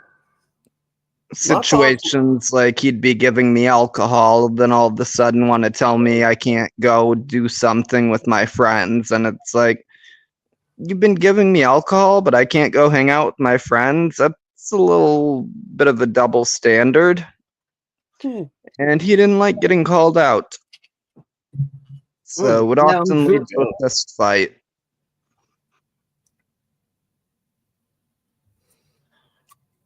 One thing that my pops did that I'm very thankful for was he never paid for anything. He grew up in a time where his dad did the same thing. He said, "You get out there and tear something up, you're going to fix it yourself. Go earn the money and fix it yourself." And My my dad dad. was funny that way. He believed that, but when it came down to him actually having to do that, yeah, it was a different game. Yeah, I yeah. watched how I him tear live. down a Yep. transmission one year, and not only did it take him a whole 3 months, it required brand new tools because he already had them. I don't know what everything had to be bought brand new. The Chilton, brand new, but got a camcorder so he could video it so he could reverse it. Labeled every piece. Like obviously was scared to death to do this job, Well, my pops is 74, right? 74, 75 this year. Or no, turned 74, 75 this year. Yeah, he is 75. So he came from that generation where you had to earn and buy everything that you got in life. And he passed that along to us. But growing up, he was a bit of a hot rodder. He liked buying cars and hot rodding them and tearing them up and all that stuff while he was still living at home himself. And my granddad would tell him, he said, "Boy, you tear that thing up, I ain't paying for it." And that car would sit in the driveway until he came up with the money to fix the transmission or put tires on it or whatever. But he passed that down to us. He said, "No, Mhm. I'm not being your piggy bank. I'm not going out here. I'm not buying you nothing. Anything you want in life, you go out there, you earn it, make right. your way, and figure it out." Oh yeah, And it I'm pays very off so much. grateful because I mean, I say my dad threw money at me in my teenage years, but before I was like 14, 15, if I wanted money, I was out in the backyard chopping trees down with chainsaws. Like, Mhm. I think by the age of 10, I knew how to work pretty much any power tool you handed me. City Dan, how are you, Pops, darling? Pops was a penny pincher. He has always believed in saving money. Always. Don't spend it on stuff you don't have to have. That's what he always told me. He said, just save everything you can get your hands on. And, a lot of that has rubbed off, man. But like I said, growing up, you don't really understand all that. I didn't until I started seeing, younger generations reflect back to me what I used to be. And then, yeah, I was like, oh, okay, I get it now. Yeah, I was an asshole that wasn't thinking. So, had a great example growing up, man. Had two really great examples. My mother, God rest her soul, she would cook 2 to 3 meals every day, nonstop, from scratch. She cooked every day. Mm-hmm. But she just couldn't no more because she finally started getting to where she couldn't walk and all that anymore. Right before she passed away, she had to have knee surgery on both knees. But I might have my criticisms of my dad, but my mom, shit, that's a woman who I will always have respect for. That's why I'm eagerly waiting her birthday gifts right now to make sure I swoop them up and can wrap them and get them to her hopefully tonight or tomorrow morning. Cause her and my dad were married until I was about 14, 15, and she just couldn't do it anymore with his drinking. And she went back to work as a nurse, worked as a nurse until about 70 years old. And I think she quit right after the pandemic hit. But yeah, she was working as a nurse in a elderly facility, nursing home. Yeah, I couldn't think of the name of it. And yeah, she was doing hard work having to lift grown men who couldn't walk. Good grief. Mm-hmm. Well, and thank God they have the CNAs that do a lot of the heavier lifting, but those nurses are still the ones that got to roll those residents, do all their wound care. I mean, you're standing bent over for, an hour at a time doing wound care and you're on your feet constantly. It's hard work. That is no shit. Yeah, that's what she talked about. Is I remember I'd call her sometimes and she'd be like, "Hey, I'm passing out meds. It's going to be at least 2 hours till I can talk." Mm-hmm. Yep, and you can't stop in the middle of it because then you get lots of med airs and stuff. There's only an hour window there. So the resident, if they're scheduled to have a med at 5 o'clock, well, they have to have it either at 4 o'clock or at 6 o'clock, with between 4 and 6. They can't be anywhere outside that, because if it is, then it's a medication error, and then the nurses wrote up, and it's just a big pain in the ass. Oh, and then you've got the residents too, where they need their meds mixed in with foods and all that complicated shit. Well, and then you have the ones that have to be tube fed, and you have, it just goes on and on and on. It's a nurse's job is never done. It's just continual. I remember my mom complaining quite a bit, saying she's one of the few nurses there that can actually remember the schedules, because it used to annoy her so much when they'd get new staff and they'd come in, they would fuck everything up for everybody. Yeah, and the worst part about it is they really fuck it up for the residents. It's what I used to tell my staff. You got to go home in 8 hours. These residents don't. And whatever you did today fucks with their whole day. So whatever you do today, you better make sure that you're not fucking up, because it might have screwed up your day and you might got rode up or whatever. Well, you just messed up their whole week. So, it's the one thing trying to get through to people that would come in there and go, "Well, I work hard and I do this and I do that." Well, yeah, you do. You also get paid for it. Yep. And remember, these people do not get to leave here. They have to stay here. It's like being in a fucking prison. Yeah, I didn't really realize how much my mom was actually appreciated there until about 3 months ago. She got a letter, and it was from this 45-year-old guy's brother, and it was basically thanking her for taking care of him, notifying her that their mother had just passed away. And my mom actually went down to go see the guy, and the reason they liked liked her so much was because he had brain damage, and so he'd constantly throw tantrums, and my mom was one of the few nurses that could calm him down. Mm-hmm. Oh wow. Like, she was able to know little things about him and keep him memorized, like the type of music he liked. And so I remember saying, like, if he was having a bad day, she'd just be like, "Hey, you want me to put on Bunny Man?" Or I forget what the name of the band was, but something like that. And that would always calm him down. Whereas other nurses apparently didn't know that little trick, and so they'd be in there arguing with him for a half hour over fucking nonsense.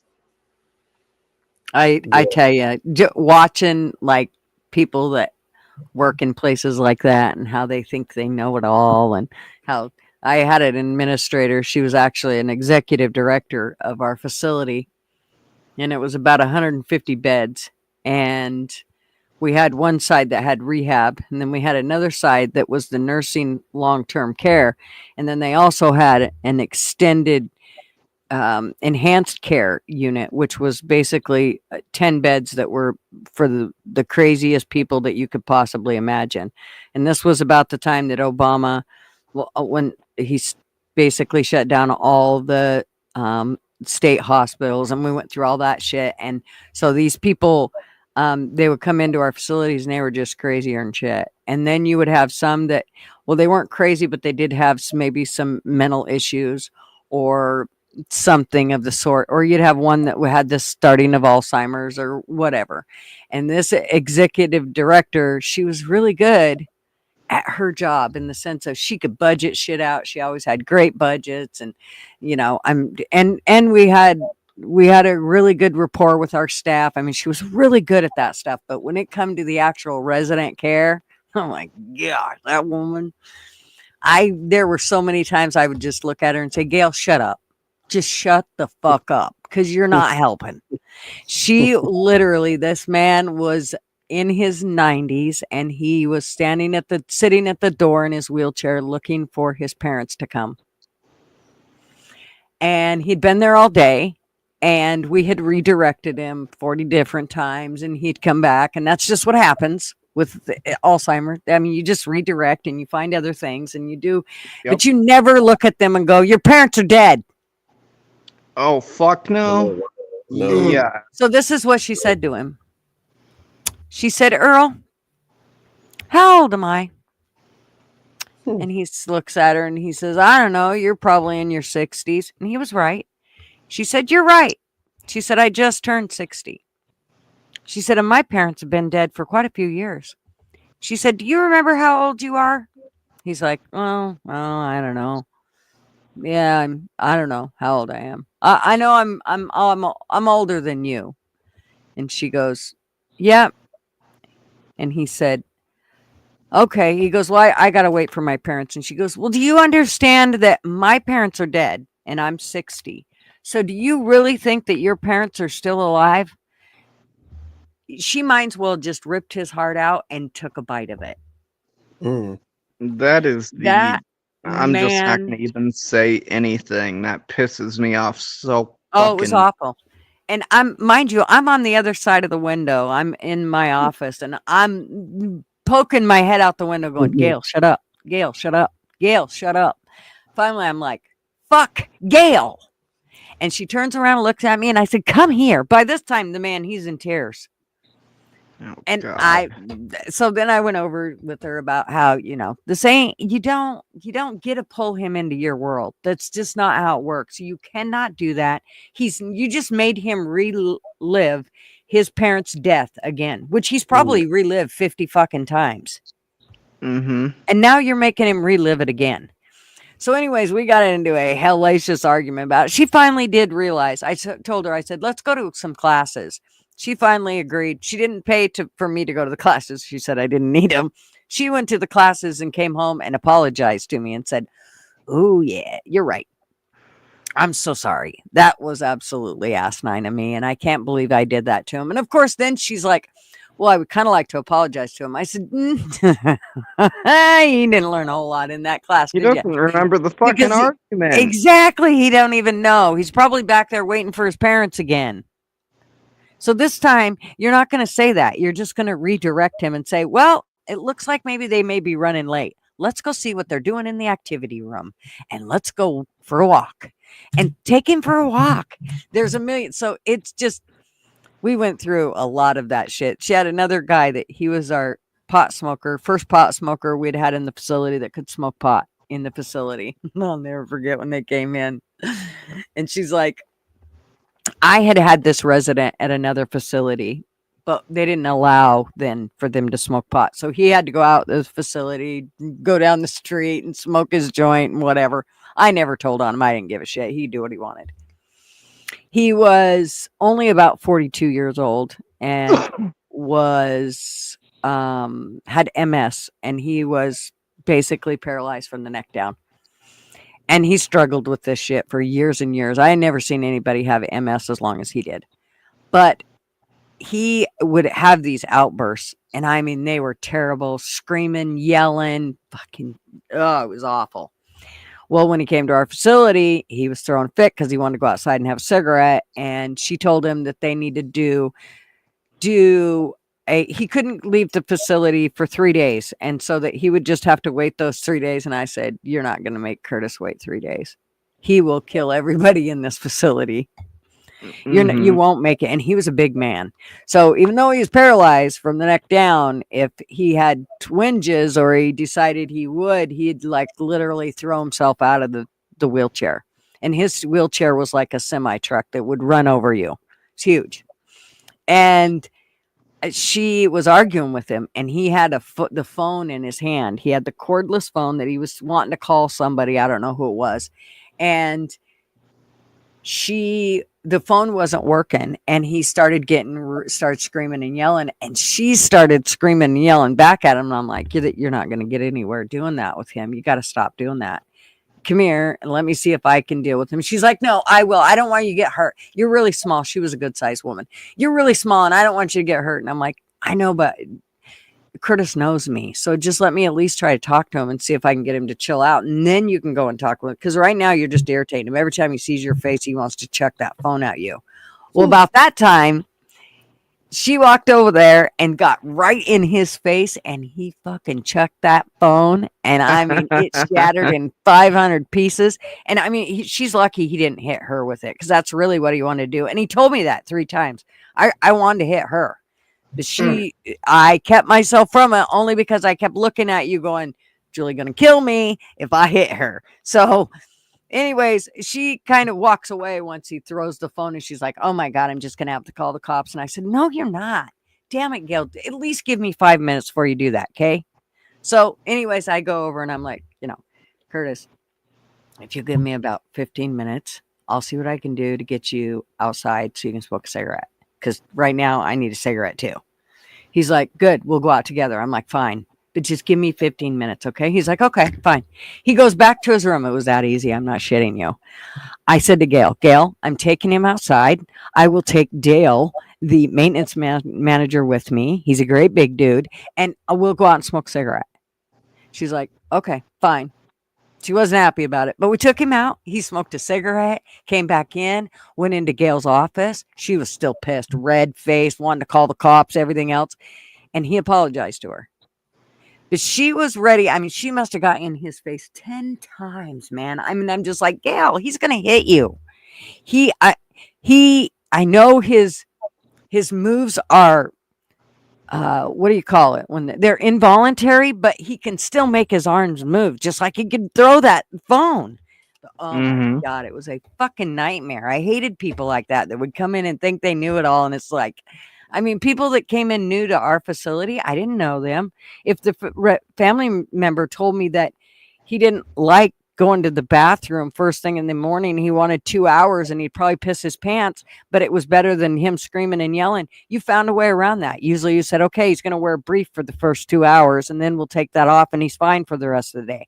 Those were the kind of things that you had to go through. But some people were just so stubborn and set in their ways. They weren't going to budge. For the people that we were making the money for, We got the money because of these people, yet we weren't going to do anything to make them comfortable. I was like, bullshit. It's also why I got resident advocate of the year, like more than I can count in the 25 Yep. years I was in it. Yeah. That's the kind of stuff you have to do. Like, my mom was telling me a story about a guy in there who liked to drink.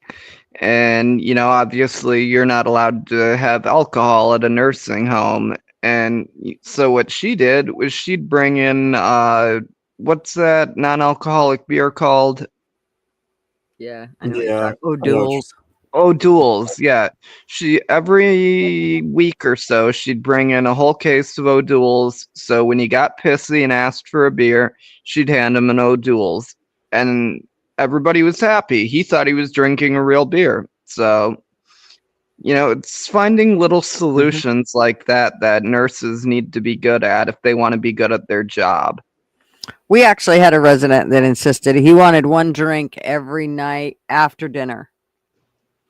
And they wanted to argue with him. He brought the alcohol in when he came in, and we didn't even notice it because we don't go through their shit when they get there. This was in assisted living. They move their shit in, the family members move it in, they put it away, they do all that.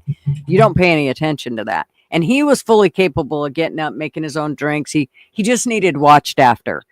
And so he had alcohol, and they were going to make him get rid of it. And I had not been working there very long. This was when I first started in assisted living. And he wasn't an alcoholic at all. He'd have one drink a night after dinner. And that was just his thing. He did it. And it was like, a fucking swig of brandy. That was it. That's all he wanted. And they were going to make him get rid of it. And I finally talked the administrator into calling the doctor's office, and they put an order in. And the nurse she's like, I can't. That's how come one of the reasons she moved me up into being a med aide was because she's like, oh shit, you got this handled. I don't even know why we're making you be a caregiver. We're just going to move you up. So, but in that, they literally made it to where every day he had, and it literally said, and I think it said 2 ounces of whatever the brandy was, and every night after dinner, it was a literal doctor's order, and that's how it was. We would, and I think it was once every month or a month and a half, my administrator would go get him another bottle and bring it back, and we would mark it every night with a line where the line was, so that we could keep it all, so nobody was sipping on it in the middle of the night or whatever. And yeah, there's a million ways to work around things, but it's amazing how I always hated the new people that came out of school, like new nurses that came out because everybody wants to go by the book. They're scared.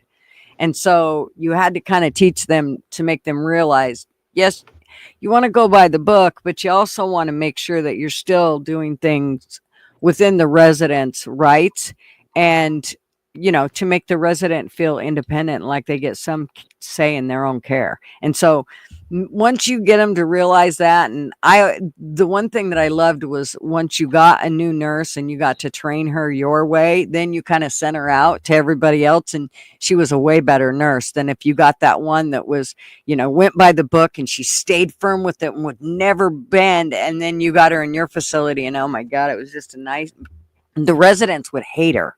They would literally, it was everything in them to keep from not hitting one of those bitches. So you would do everything you could to try to change them, but usually you just go, fuck it. They're going to be who they are. So, yeah. Oh yeah, I mean, from what I've heard, it essentially almost sounds like a really nice prison. Because, I mean, that's kind of what it ends up becoming in a lot of those places where you're not allowed to leave. And just like in prison, if you're going to go by the books, you're not going to make a lot of friends with the inmates. Well, you got to find ways around things. And I don't know what it's like because I've been out for almost 10 years now, but it's night and day between assisted living and nursing care. Nursing homes they're exactly what you're saying. They're a fucking prison. for people that don't want to be there. They can't wait to get out of there. 9 times out of 10, it stinks, it reeks. It's just nobody's getting the care they should get. It's just awful.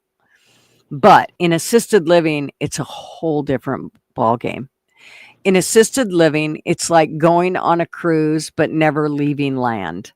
These places are super nice. If you don't get in a super nice one, I wouldn't even go, and they are expensive now, because most will not, you can get insurance, but it's expensive. So most people don't have insurance for assisted living. And so it's all private pay, and it's expensive as hell. I mean, for the care that you're getting, you pay all outdoors for that care. So, but they're treated like humans. Like it's amazing how the difference in how they're treated in assisted living versus nursing homes. It's night and day. I mean, in nursing homes it's disgusting, and in assisted living it's like a resort. What My did you mom just was say? actually really lucky. She was in one of the best nursing homes in the entire state, and so thankfully I'd say they had it a lot better than the majority of the nursing homes that you hear about. Like, it definitely wasn't the type of nursing home where you're going to hear about somebody getting beat or something like that. Like, the worst that would happen was they had a few pill popping nurses come through, and they always got caught pretty quickly. Well, in 9 times out of 10, I could probably, and this is what always pissed me off about when they'd come through and do audits on these places, because the first audit that they ever did, I was in assisted living, and they came in, and I was scared to death. I'm like, oh my God, the state's here. They're going to find anything we did wrong, and they're going to hold us accountable, and it's just going to be awful, and what's going to happen? We went through the first one, and I was like, go. Well, fuck, all they do is tell you the things you did wrong, and then they say have these fixed by such and such time, and you get them fixed, and then it's over with. If you don't fix it, then citations come into place. And like in assisted living and in a lot of nursing homes, depending on the state, you have to initial each time you do something with the resident in these little tiny boxes. And if there's a box that's empty, how they would threaten us, they'd say that's $10,000 fine. Every one of those boxes was a $10,000 fine. So if you missed somebody's shower, that was a $10,000 fine. And so it really did prompt people to do the right thing, because they realized, if it's costing the company that much, they're going to fire my ass. So people did pay attention. But what I noticed was in assisted living, they tend to do things in advance versus nursing homes where they would just try to do damage control after it was dealt with. So in assisted living, all your ducks would mostly be in a row. If you had a couple things out of place, okay, well, you dealt with it. I mean, I remember the second time we had like 4 things out of place, I was pissed. I'm like, this bullshit. We had all this down. How could you guys screw this up? We shouldn't have. And my boss is looking at me going, Jesus, it's just, they're going to let you. All you're going to do is fix them. It's 4 things and you're going to be done. I've never had this clear of an audit. You're good. And I'm like, no, we should have got 100%. God damn it. I was pissed. But then you get places like in nursing homes, and those people, there would be so many things that would be, but they wouldn't write them down. Then I started realizing it was all about the auditors. It wasn't about whether we were doing things wrong or right in any facility. It was about what the resident, or it was about what the auditor was willing to do. So the auditors would come in, and when they would leave, they'd have like 6 or 7 things wrote up, or maybe even 15, but they never hit on the things that really mattered. Like I would say to my boss in a nursing home, I would say to her, literally, I only worked in one nursing home, and I would literally say to her, you're going to have citations up the ass for this, this, this, this, and this. And she'd say, no, we're not. They won't even look at that. I've been through, these auditors are really good. They won't look at any of that shit. And I'm thinking to myself, oh, so they won't look at med airs? Are you telling me they're not going to look at those med airs? Well, no, because it was for Pepto-Bismol. Okay. So you don't think that if they fuck up on Pepto-Bismol, they might not fuck up on, I don't know, a blood pressure medication or fucking rat poisoning, aka fucking heart medicine? So then I started to realize, first of all, they'd go into the administrator's office and they'd do about 2 hours of smoozing before they'd ever get out on the floor and start seeing your shit. I set up so many auditors to see if they would find these fuck ups. I'm not kidding you. I had nurses so nervous. They're like, you bitch, you're setting them up. You're making problems for us. I'd say, no, I'm not, because they'll never even write it up.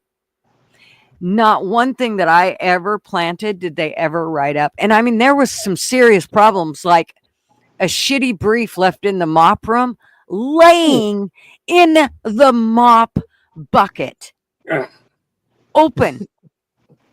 Did it on purpose. They were there for 7 days. Nobody ever. I'm telling you what, I was so pissed. I finally said, after the third day, I said, take it out. Take it out. They're not going to find it. I mean to tell you, I brush off what? And you're getting mad now. Why, Mark?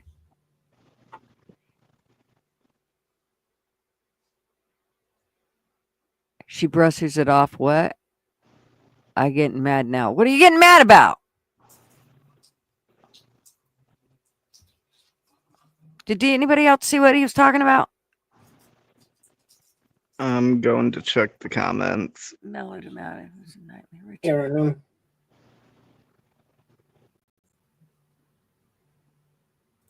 So Arctic says, fix things like what?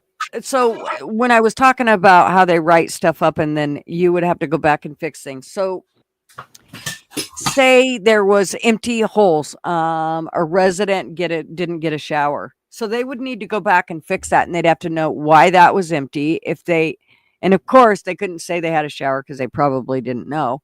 And if it was, they'd have to bring the caregiver in. They'd have to find out what the caregiver didn't do, and they'd have to document all of that. So that's kind of the whole gist of that. It's basically the auditor is what Mark was saying.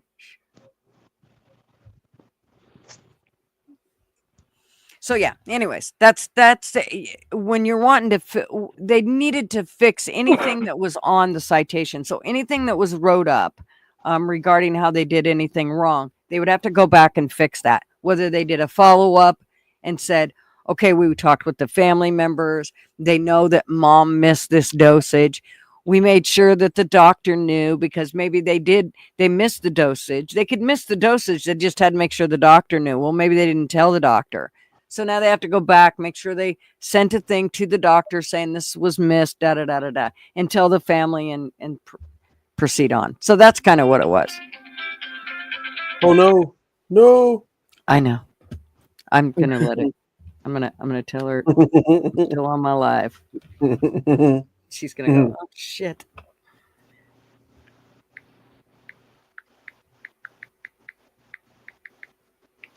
Except I wrote lice. So you're what the fuck? I'm a lice. But yeah, no, it's so frustrating hearing when nursing homes don't hold themselves to that standard.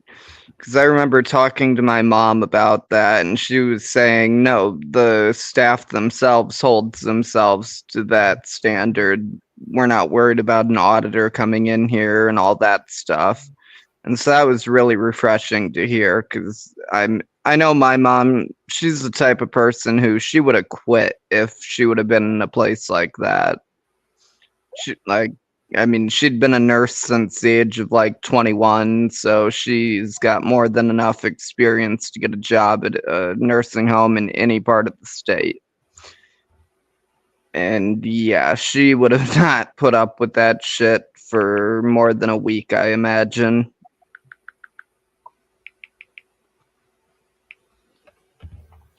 Yeah, there's definitely so many different things that I look at. I got to tell you, there is a piece of me that I will still say they built this new assisted living just down the street. And one of the first things that I told Marva, I was like, I just kind of want to go in and see what they're doing, like how they're setting it all up. And he's like, if unless you're going in there to get a job, don't be going in there. Don't you dare. Because he knows, man, I'd be going through going, nah, that's stupid. Well, what are you Yep. doing with that? Well, why are you doing this? Well, that's stupid. So, yeah. Nursing home is 24/7 care.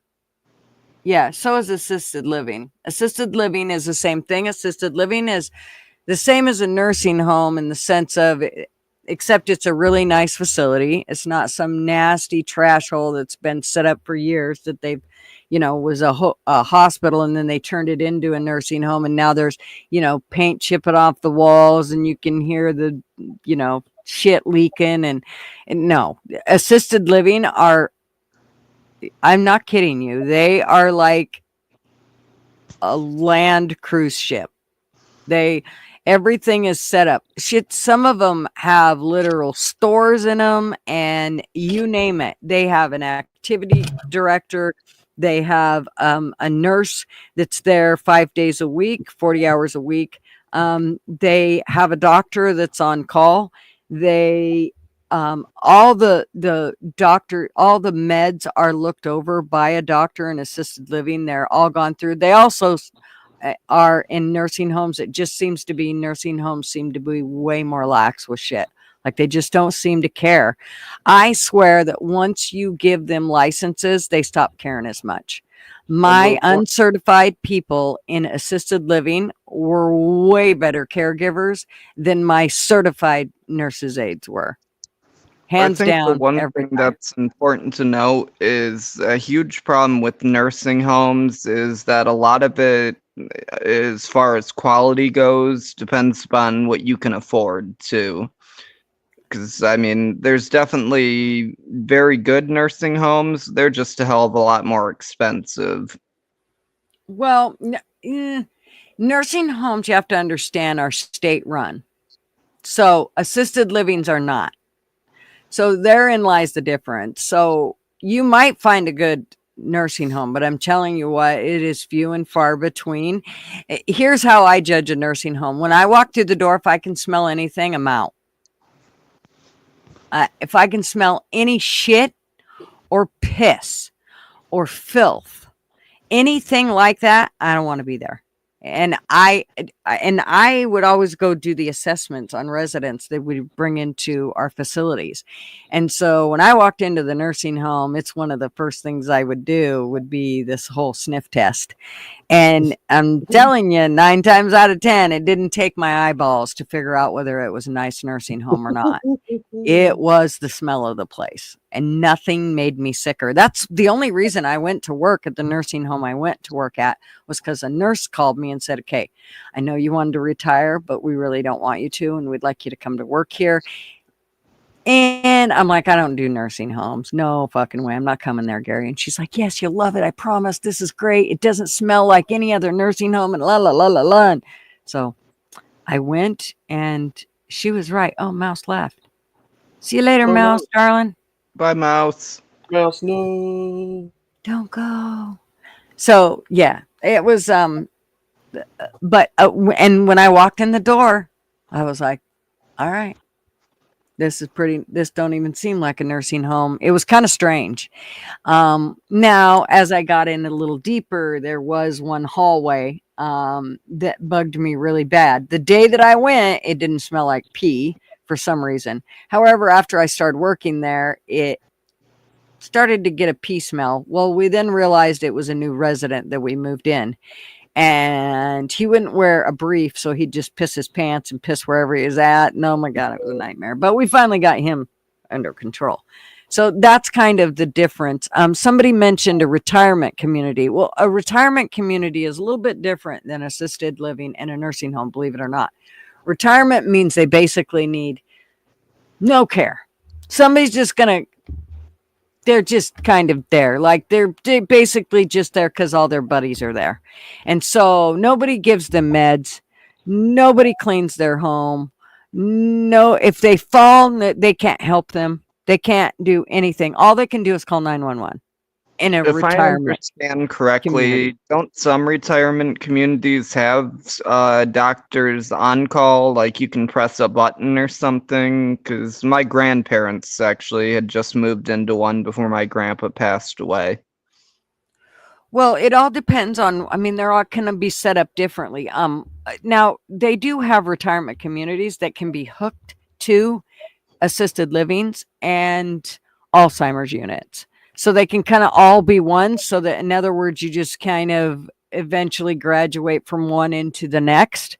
And a lot of residents will, that's kind of how family members will do it. They know That's how mom it's done is with my kind of, grandparents. yeah, they know there's a memory issue and they're like, well, he's not that bad that he needs help yet, but we're going to put him in retirement. And then he can flip over into assisted living. And then when his memory gets too bad, then he can go into the Alzheimer's unit and mom can stay in assisted living where she can just get the little bit of help that she needs getting on her pantyhose or whatever it is that she needs done. So they do have a way to work things around. It's just, each one of them are called something different. It makes it a bit confusing though. Basically, what had happened with my grandparents was they were able to drive and do all that stuff, but they were in some type of, I don't want to say assisted living, what's the word? Residential community.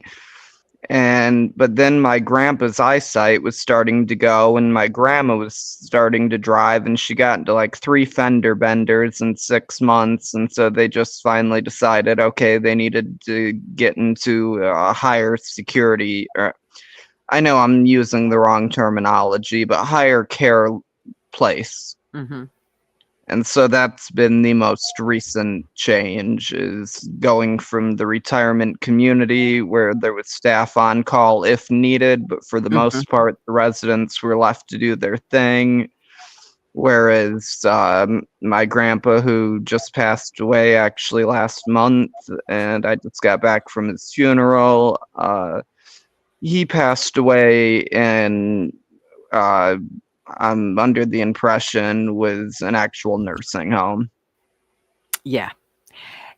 And I think each one of them, and you'd mentioned the levels of care, and then somebody else had also mentioned each one of those facilities have a level of care, depending on how advanced the disease is, if you have a disease. So in assisted living, there are different levels of care. I'll tell you, the best assisted living job I ever had was called a personal preference coordinator.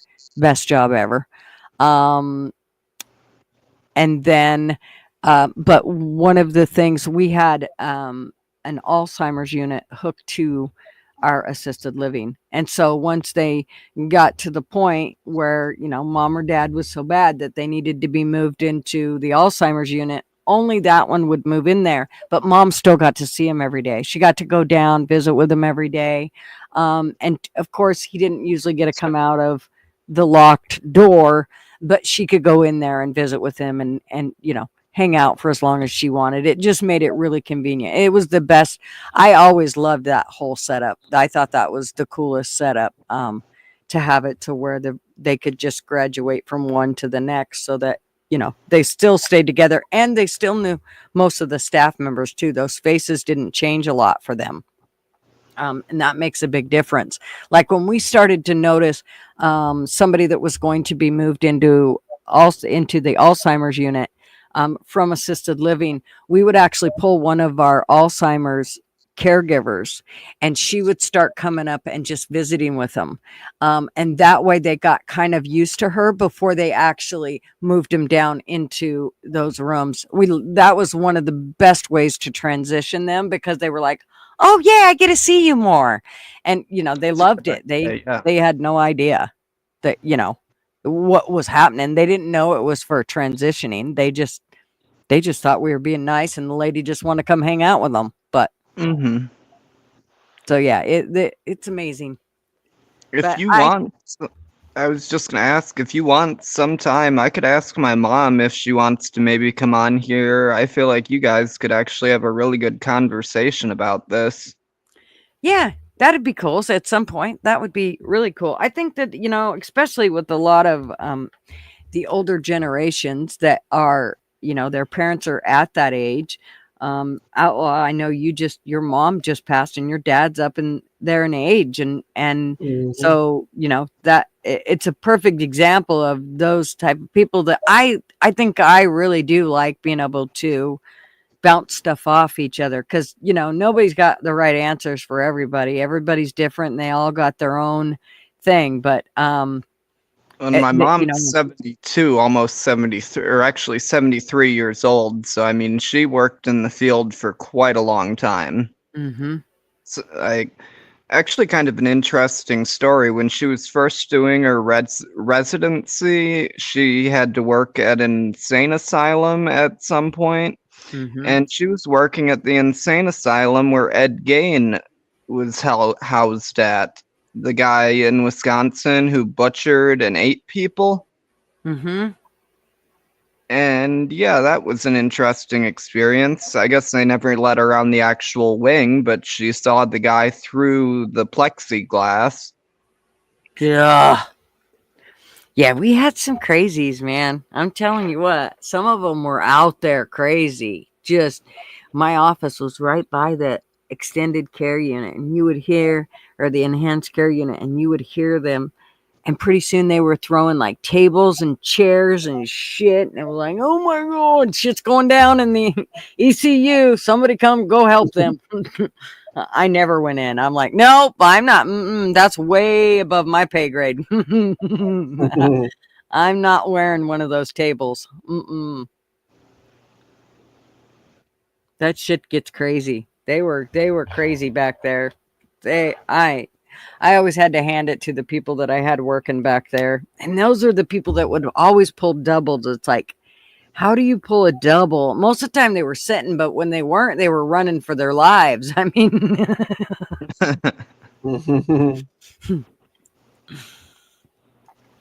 Yeah, I don't know how people work in actual psych wards. Like, that's beyond me. Yeah, I don't. I'm pretty certain there's not enough drugs in the world to make me work in a place like that. Nope. Like, I remember my mom telling me stories of when she was a resident nurse at one, talked about people coming in with like stitches on their wrist and trying to pull the stitches out with staples and shit. Like, I mean, these people had to be monitored 24/7. Yeah. So Mark, I hear he had talked about his parents, or his mom had died of stomach cancer, and he took care of her at home up until she died. A lot of people can't do that, but it sure is cool. It is probably one of the best things I could have done as a human being was went and took care of my mom until she passed away. It wasn't easy, but it was worth it. Yeah, that's a huge reason I'm not leaving the state with my parents getting up there in age. Yep, because they're going to need you. And the thing about it is not everybody's cut out to do it. Even, it was really strange. When my father-in-law passed away, when he was diagnosed with cancer, my sister-in-law, who was the head just a minute, it'll come to me. biologist for the state of Idaho. So she's the one that did anything that went on with immunization, all that shit. She's the one that did. She was the head biologist for that. Well, anyway, when my father-in-law got sick, that woman didn't have the compassion of a fucking rat. I'm telling you, she has absolutely no compassion whatsoever. So my husband, who is an airplane mechanic, went and helped take care of my father-in-law. And I never in a million years thought he would have had it in him to be able to do the things that he had to do to take care of my father-in-law. But he did it, and he did it with the grace I've never imagined he would have. It was, I just can't even tell you. I never imagined that he could go and do the nursing care that had to be done, and especially on his father. It was quite amazing to see how he, I mean, I'm talking about a mechanic, and he is a mechanic from the word go. It's like, oh, did you get a cut? Here, we'll just put some super glue on that. You'd be all right. He's not, he doesn't get that whole nurturing thing. But man, I'm telling you what, he was the best person to take care of my father-in-law. He did an awesome job. It was pretty impressive. But my sister-in-law, I wouldn't have wanted her to do it. I was gonna say, I think it's one of those things where some people just have the ability to flip that switch that it takes to do it, and some people don't. Well, and I think it really comes down to that whole compassion thing. And I yeah, think that's more what I was you talking really about. You don't. have to have Yeah, compassion. yeah, it has to be a true compassion that just, as soon as you see the situation, you're like, oh no, I have to do it. Even if I mean, I had to leave my 3 kids and my husband and quit my job, and I'd do it in a heartbeat. And again, it wasn't really, I had to. I chose to do it and went and took care of my mom until she passed away. So I was away from my family for just a little over 10 months. By the time my mom passed away. And I wouldn't have traded anything for it. I wouldn't have done anything any different than I did. Actually, I would have. There were things that my mom wasn't sure of. I would have done the treatment way different. She wouldn't have done the treatment, straight up. There wouldn't have been no chemo, and there wouldn't have been radiation at all. Because my mom only had laryngitis before that. And after she got chemo, she felt like shit from that day until the day she died. And from that day, she couldn't wait to fucking die. So I would never, I would have done it different. I would have never recommended chemo and radiation. But that's the only things that I would have changed it. The fact of me going and being with my mom that whole time, I wouldn't have changed that for nothing. Well, chemo's frustrating because the doctors, the way they try to sell it to you, it's like they sell it to you as this false promise. It almost feels like sometimes, and it's like it's this promise of, oh well, they might get an extra 10 years, but it's like, yeah, or they might just spend the next year suffering. Mm-hmm. And it's like, it's a real gamble. When I hear doctors say, well, most people that have cancer died from the treatment, not from the cancer, that makes me go, y'all are doing it fucking wrong. Mm-hmm. And I won't, I'm sorry. We can, there can be arguments till the freaking day I die, but the fact remains that everything that has happened and that I have seen with people that have had chemo and or radiation have not had good outcomes. So why would anybody choose to go that way? It's beyond me. I mean, I don't judge anybody. They can do what they want to do, but I would never do it. Never. Not after I seen what it did to my mom, my father-in-law. My father-in-law didn't even know he was sick, and they went, "Oh, you got some prostate issues. Here, let us handle that for you." And they killed his ass within 11 months. Good grief. Yep. You They know, couldn't I wrap already him made the enough. decision that unless it's sometime soon and it's just to take care of something like skin cancer, you know, I'm not choosing it. Like if it's like real serious like lung cancer, you know, whatever happens happens. My daughter-in-law gets shit whacked off her all the time. I'm not kidding you. Every other fucking 3 months, man, she's in there getting something whacked off.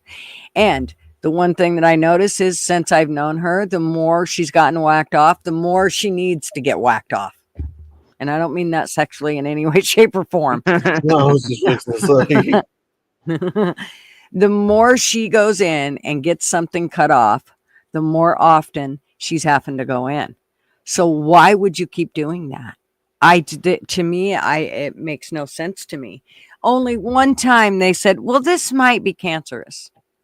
This looks like it could be, we're going to zap you with a little radiation. Let's do that. Let's give you a little radiation. And, oh no, first I guess they give her a little chemotherapy and then they give her a little radiation. And what's weird because it didn't really help because she keeps coming up with all these spots that they're just certain are cancer. And then they take them off and go, oh, nope, we were wrong. It wasn't. You're good. Go on home. Sorry, we, now cut 50 pieces off of your body. Do you know that every time you open it up, that cancer loves oxygen. So when you start cutting on it, what do you think it does? Mm-hmm. This is my opinion.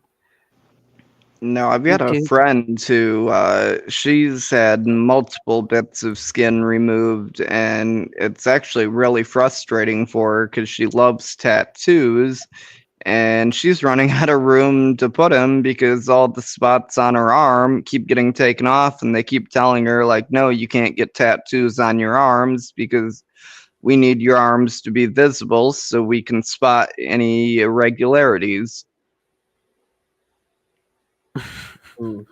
Fuck. Oh my God, I'm telling you what. I've been lucky. So far, I've only had one mole removed from my back, and they said it was non-carcinogenic. It was a tumor, but non-carcinogenic. Or whatever, benign, that's the word. Mm-hmm. Which I remember feeling like an idiot and then calling him, and I was like, benign's the good one, right?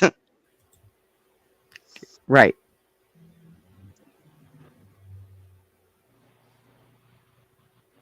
But God, the treatment is a race of what dies first, the host or the disease. Mm-hmm. Your dad's fighting skin cancer. It's on his nose, and this will be the third cutting. I know. See, fuck. Ooh, yeah, that happened with my grandpa. I just feel like once they start, they just don't want to stop. Here's the deal, and I'm going to tell you straight up. I didn't have a whole lot of confidence in our medical world before COVID. Mm-hmm. And now I have absolutely none. And when people are like, well, it wasn't the doctor's fault, it wasn't the nurse's fault. Bullshit. And I'm going to tell you why. Because I knew it was fucking wrong, and I stood up and fucking said, no, it's wrong. I wasn't fucking trained that way. They were trained the same way I was. Yet as soon as somebody said, yep, put a mask on, it'll save us all, they fucking jumped right on that. They knew that shit was not right. They knew it wasn't right. And the same way with the fucking shots. It had been tested on what? Oh, yeah. And what had happened to those subjects that it was tested on? Mm-hmm. So, but just go ahead and give it to the just go ahead and give it to the people. That in it, they knew it was wrong. They fucking knew it, and they did it anyways. So if you ask me if I trust a doctor, they'd have to prove to me in like 900 ways to fucking Sunday that they were against that shit and never agreed with any of it and took the chance of losing their license to stand up for what was right before I'd let them touch me. Mm-hmm. No, I've been having a problem with my current doctor at the moment, and it's like after seeing some of the stuff that he prescribes other patients, it made me realize that he's not trying to get me off of a certain medication for my safety to help me out. He's doing it because he's 75 years old and he doesn't want to be held accountable for the potential outcomes of if he decides to suddenly retire. And that's what it all comes down to. It's a racket. Yeah, I'm sorry, but I gave up jobs. I walked out on a job because a resident ate rotten fucking food. And when I took it to the nurse and the administrator, they told me it was no big deal. However, this resident hadn't been out of bed in 3 days because of it. And every time I left, that resident would end up sick. And then I'd come back to work and I'd have to heal her back up. And then she'd get sick again as soon as I'd leave. And I'm like, what the fuck is going on? Well, part of it was she was eating rotten food out of her fridge and they were letting her. Well, then once she got sick, she didn't want to get out of bed. And she had a tendency to want to just lay in bed because she didn't want to be there. And so I was the one that encouraged her all the time. Well, in the end, let me just say that a week and a half after I left that job, that resident died. She never got out of bed again. Mind you, this was a resident that had no problem getting up and walking around. But when she got so sick, she didn't get back up. And it was all from eating rotten eggs and rotten salmon that was put on a fucking salad that they never took out of the refrigerator. Oh, God. I told them they could take that job and shove it directly up their ass. I just can't. I cannot imagine there's not a job in the world that I would do where it's going to hurt somebody else. I ain't doing it. I don't care what it is. I'll quit in a heartbeat. There's no way. I just can't. And it still blows me away that was a resident that I really thought the world of. And they basically, as far as I told the administrator and the nurse that you guys killed her. You killed her. And you better hope that family member never comes to me and asks me what went on, because I fucking come right out and say those sons of bitches let her die. They fucking let that food sit in there. She went in and grabbed it because she was hungry in the middle of the night and ended up puking and never stopped puking except for when she finally became bedridden and never moved out of bed again.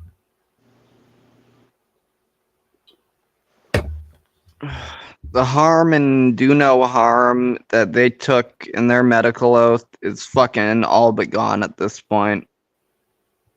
It's just Yep. Now it's more like do as little harm as you can while making as much money as possible. They weren't wrong when they said money is the root of all evil, because it really is. Well, it's not money, it's the love of it. Mm-hmm. True.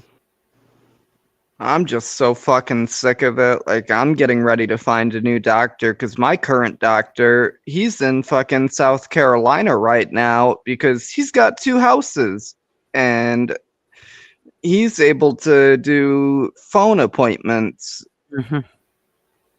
And it's like, Jesus fucking Christ. Like, I knew something was getting kind of fishy about 2-3 years ago when he stopped taking Medicaid.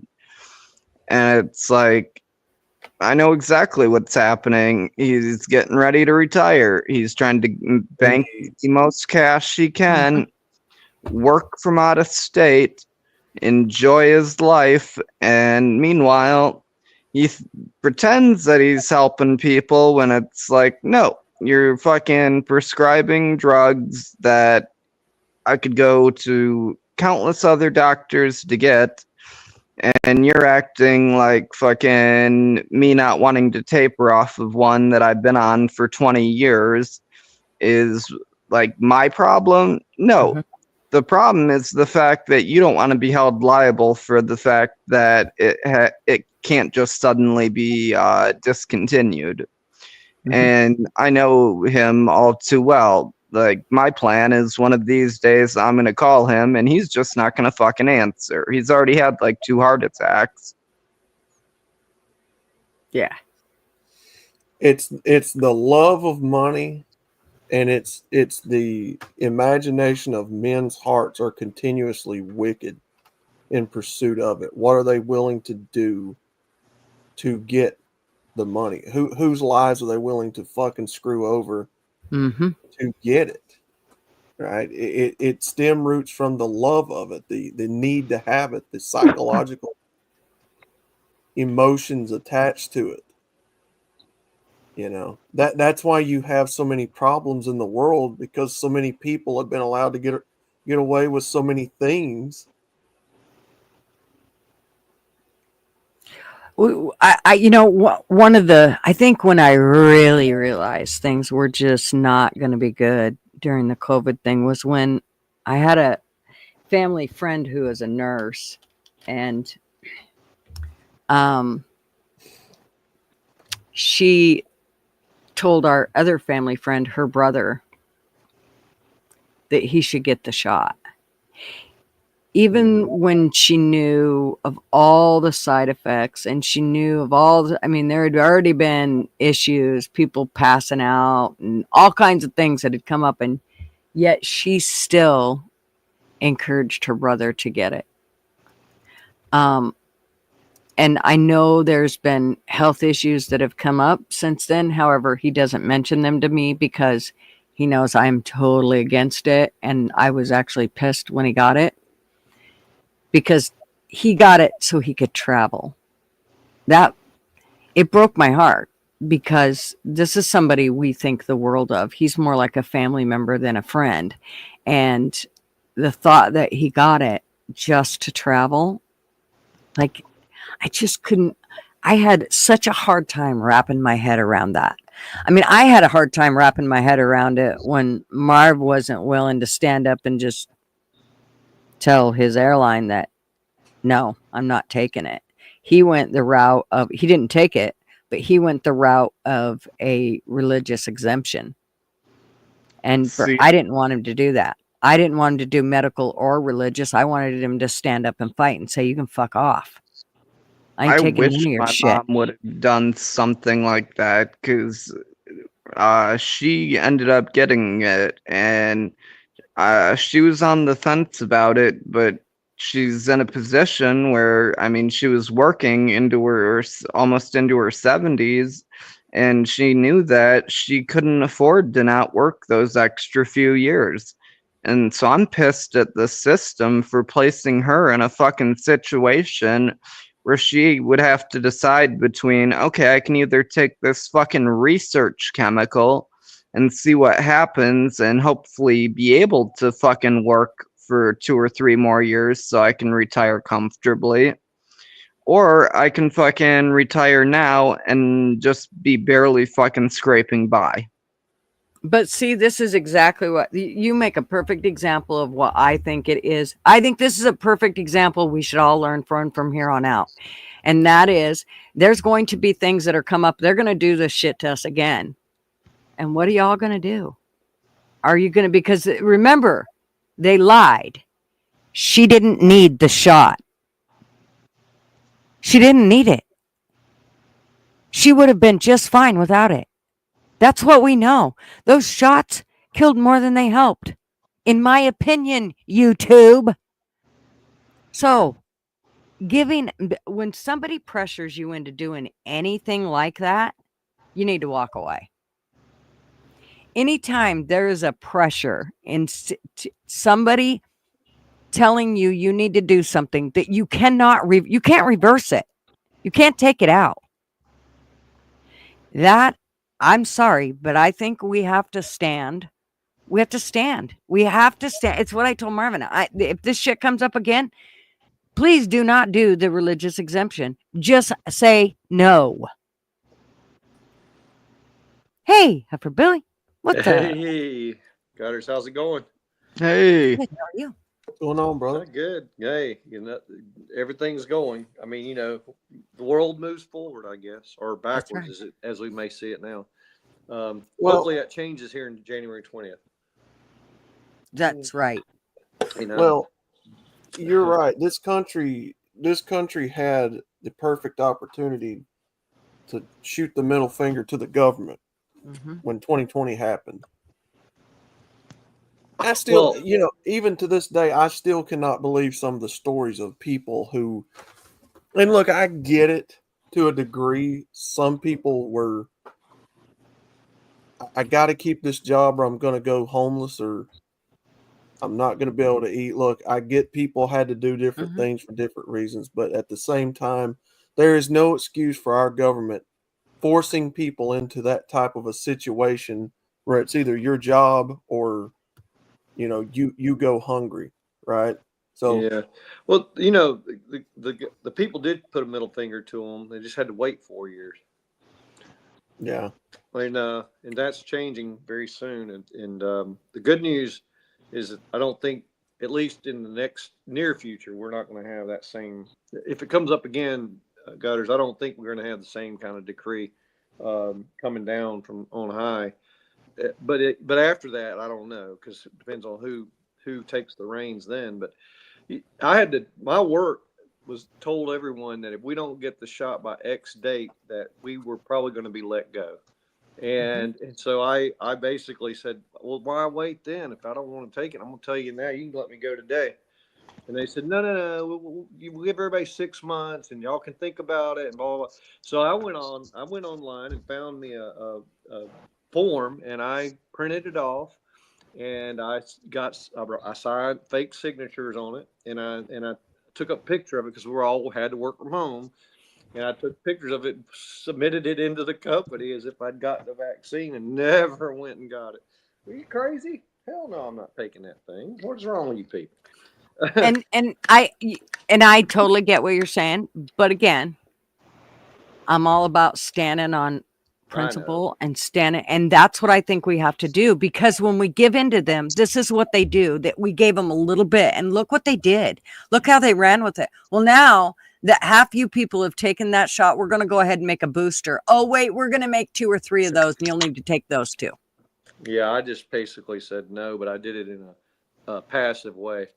I didn't stand and just throw my fist at them. I just went. I said they don't have a database. They're not checking the database. So screw that. I can make a form up just like anybody can. See, that's smart. I was like, no. Well, I work in identity and fraud, and I know how systems work in this country. And I was doing a lot of it for the SSA, Social Security Administration, and the Centers for Medicaid Services, verifying identities and stuff, and seeing where fraud was happening.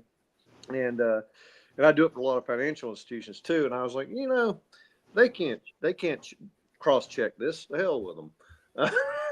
No, that's pretty fucking funny, trying to tell somebody who literally investigates fraud for a living, hey, we want you to send us a form. Like, oh yeah, that's a good person to send a form. I said, hold my beer. Probably the most legitimate looking fake. Probably look more legitimate than half the real ones they got. Yeah, I have a copy I have the one I did still stuck on my refrigerator to remind myself of they can't ship me. I carry a turd in each pocket. You'll have to look into this guy Matthew Cox. He was a con man for years, and you'd probably enjoy some of his stories, because he was a real estate con man where he'd steal identities and shit like that. Yeah, back in the 80s, early 80s, 1979, 1980, 1981, I made a ton of money in high school because I befriended the librarian and he let me work in the library where they had these high-end printers and copiers. And so I would take people's licenses for $50 a piece and I would make a replica of their license with their birth date changed on it and I would laminate it. I had the laminating machine and everything. and nobody ever got caught with those fake driver's licenses. And then, you know, so now I'm in identity and fraud prevention. They figured you knew how to do it, so you'd know how to undo it. It's too much fun.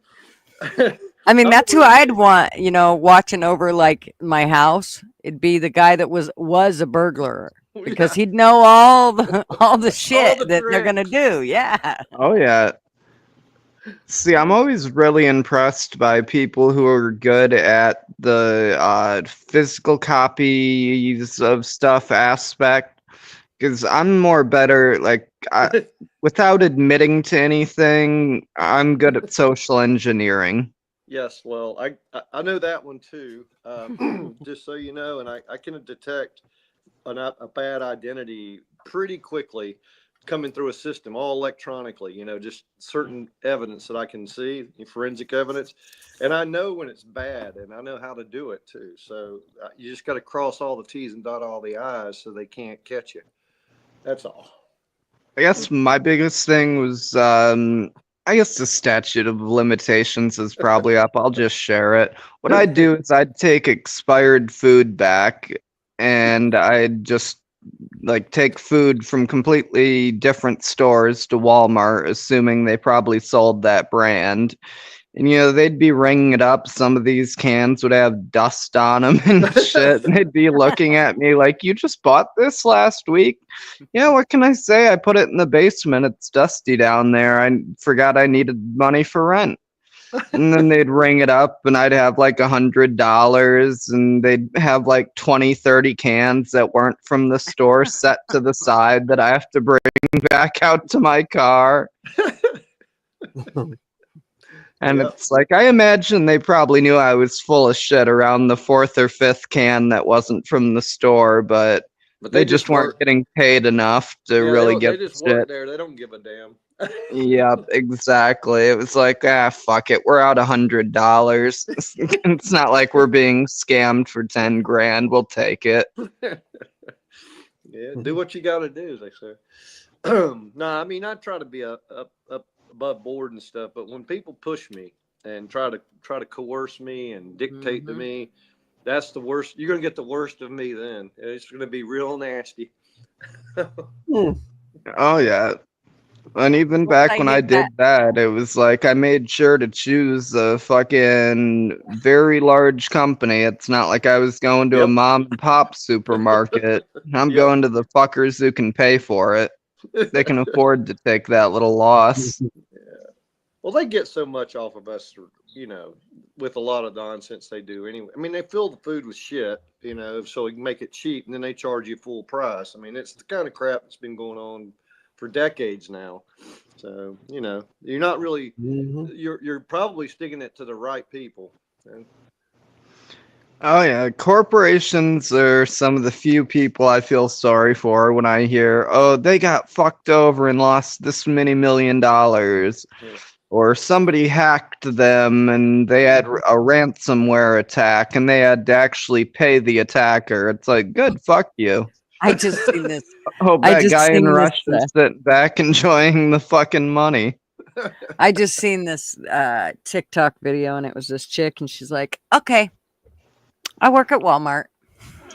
And she goes, I just got my Christmas bonus. And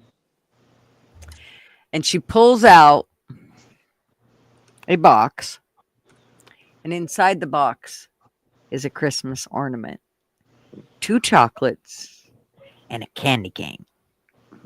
And that's what she got for a Christmas bonus. And so she was furious. And so I don't know if y'all watch them, but the twins, what the hell's their name? Hodge twins. Hodge twins. They did this video on it. And of course, Kevin, he's like, this is bullshit. I don't blame her. She should be pissed. And Keith's like, well, you know, I mean, come on. You know, they got a lot of employees. You know, how much do you expect him to give to each employee? And he's like, well, you know, he figures out how much they make in a year, Walmart, which is in like 16 billion.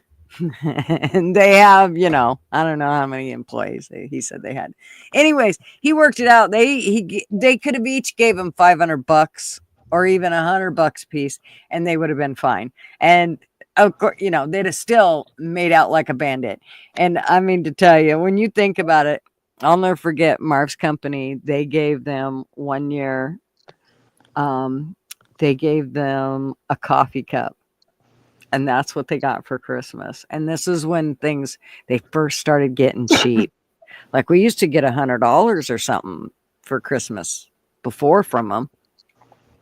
And so we get this coffee cup, and somebody sold the hot coffee cup on eBay, and it pissed off this airline. I mean, they were so fucking mad. They were so mad because, promptly they went and sold this fucking coffee cup. They couldn't wait to sell it, and they made a big deal of it. And of course, the airline found out, and they were pissed.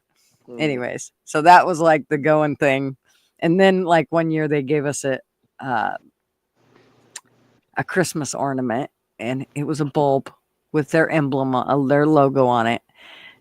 That's what we got for Christmas. It's like, wow, you guys make billions of dollars. Sure, that's what, No, I actually worked at Walmart for about 5-6 years until I transferred to what I'm doing now when COVID hit. And yeah, that sounds like something you'd get from COVID. I mean, I made my way up to assistant manager, and I remember 1 year, I think my Christmas bonus was, God, I want to say like a $30 gift certificate to Outback Steakhouse. I'll try not to spend it all in one place, man. Well, and let's just be clear that the CEO themselves making the billions. I mean, let's be honest here. Yes, In the billions. Yeah. I was so fucking happy to quit that job when COVID hit, because that was right around the time I started to look into what I'm doing now, which I'd rather just remain anonymous about. But it's a very localized project that is completely legal, and it's just very localized. And when I got my Christmas bonus for the first time, it's like, holy shit, you guys are treating me like a human being. I've never been treated but like a human being by a job before. What the fuck? Yeah. I worked at Bojangles as a night shift manager when I was going to school at Clemson. And man, you don't know how many people got free chicken and stuff that when I was working. That's right. That's why all your servers made good tips. Well, it is and you come order and take it out, but nonetheless, I mean, it was, yeah. My mom was a waitress, so she worked at Ryan's Steakhouse for years, and I went and worked there too. I started dishwasher, became head cook. It was fun. That was a great time. I learned so much social engineering in that job. Yep. You can't even imagine. And how to deal with having a job. I remember my first job being, I worked at the Elks Club. And the first night I worked, I dropped a knife with ketchup down a lady. The fucking tables were really close together in this banquet room. And she had a white silk shirt on, and these were highfalutin fucking people that were in there. And my aunt was my boss. And I had the plates in my hand, and one of the plates had a ketchup on it. And as I went to take a step, that knife dropped off the plate, and it went, of course, down her back into her shirt and all the way down her shirt. Oh, man. I'm looking at this lady going, what the fuck do I do? I mean, mind you, I'm 14. What do I do? Oh God, what do I do? I don't know. Do I grab it? Do I just walk away? I don't know what I'm supposed to. It's in the back of her shirt. She can't get it. She said, thank God we live in this pretty small area, and she didn't know me, but she knew my aunt. And she said, honey, I know this is going to sound strange, but will you reach back there and grab that? So I did. I grabbed it and put it back on the plate. Made sure all my silverware wasn't going to roll off anywhere and skedaddled out of there. My aunt was just like, oh my God, Julie, I can't even believe you did that shit. I'm like, I didn't mean to. I was in tears, man. Yeah. Well, it's funny what you learn though in these jobs, and a lot of people don't like nowadays. Kids are reluctant to do any work at all, which I just can't understand. And so I got my son working in a restaurant. I said, "You need to go work in a restaurant. You'll learn how to do stuff that you.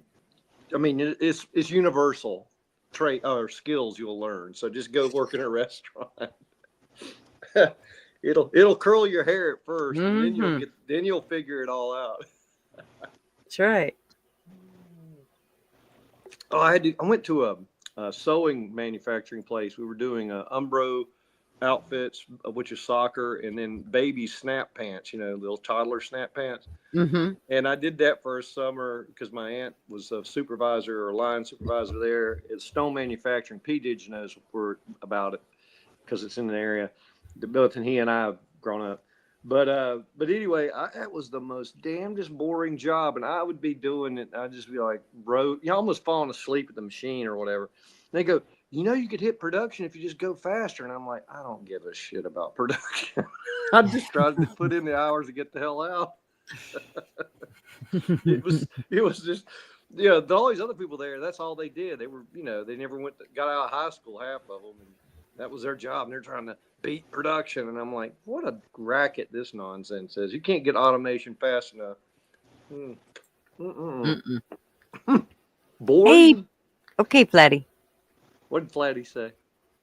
She said she got to run. She said, fuck my life. I got to go, but I'll be listening. I'm taking my phone with me. Be right back. Yeah. The dog probably got to pee again. She's a busy lady. Yep. No, it's good. I mean, I think that work teaches people life, and if you don't work, you don't get a lot of life skills.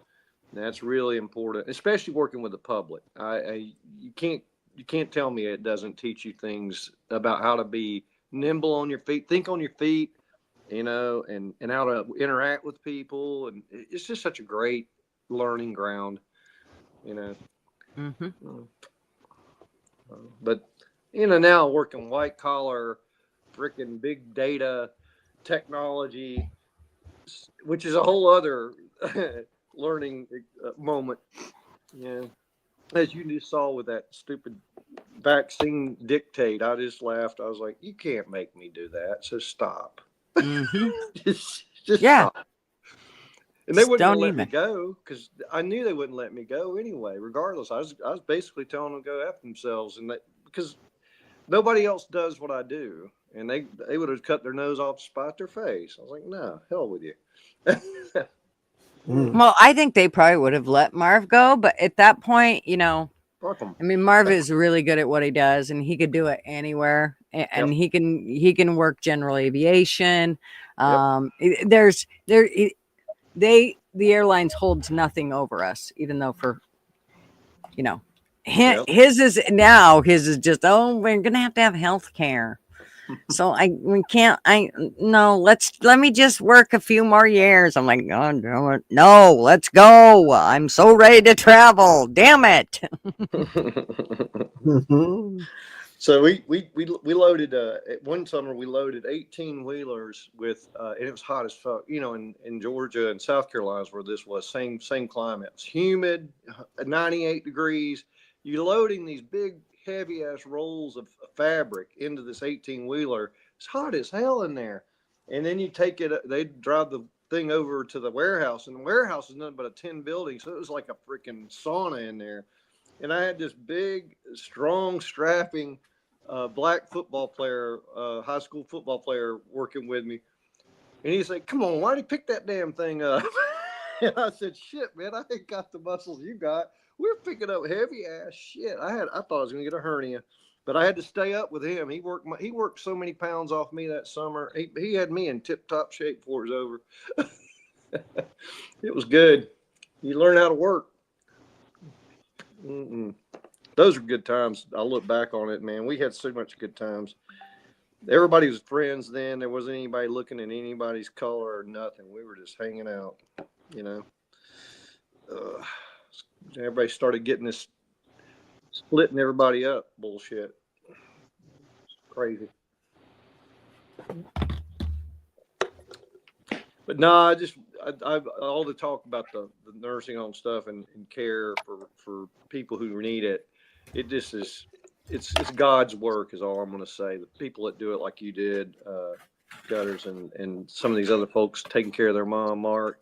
It's just tough. I mean, you just can't even imagine. You talk about another learning experience. That'll teach you a lot too. Yep. I'm having to do it right now with Pops. Yeah. Yep. Yeah. Well, boy. and that's the thing is if and I'd say if anybody has the luxury, and I know it's hard work, but if you have the luxury of being able to take care of your parents and not stick them in a home, and I just believe that 9 times out of 10 they'll get way better care from a family member than they will a home. Now, if you are the type that absolutely you're going to be neglectful in some way, then that's not for you, and they probably should be put in a home. But if a family member can, I think in the end, once they're gone, it is the one thing that you can look back on and say you did okay. You did what you needed to do to make sure that they were as comfortable as possible up to the bitter end. So, and I can truly say that and know that every night when I lay my head down, I did everything I could to make it better for her. So, yeah, that's all you can do. That's huge. Yeah, that's all you can do. And then you can sleep easy at night, even though you're sad that you're having to see it. But you did your best. That's all you can do. You know. It's funny, Blunt Man talking about getting pissed off at work because of some of the nonsense going there and telling him his mind and then giving them both birds and walking out. I did that. I did that at Burger King in high school, and I was basically their closer because I was a worker. I was nervous energy. I couldn't sit still, so I wanted to get everything done as soon as possible so we get out of there early. And I had the fryers cleaned and all the shit cleaned. And the only thing left was the grill. And our manager let somebody in at 11:01 when we'd already locked the doors. He let 2 bus loads in, and then he started barking at us. Y'all can't make sandwiches faster. Hurry up! Let's go! And basically destroyed everything we'd set up to close. The fryers had to get fucking re-cleaned, everything. And he was yelling, and I was sitting there trying to make sandwiches as fast as hell. And he starts yelling at me and yelling at the other lady. I just said, "Fuck you!" And I threw the damn whopper back and hit the wall. And I said, "You can go to fucking hell." And I put both fingers up and walked out and went home. And he was calling and begging me to come back. I was like, "No, I ain't coming back. What's wrong with you?" Yep. That's funny. That's so satisfying.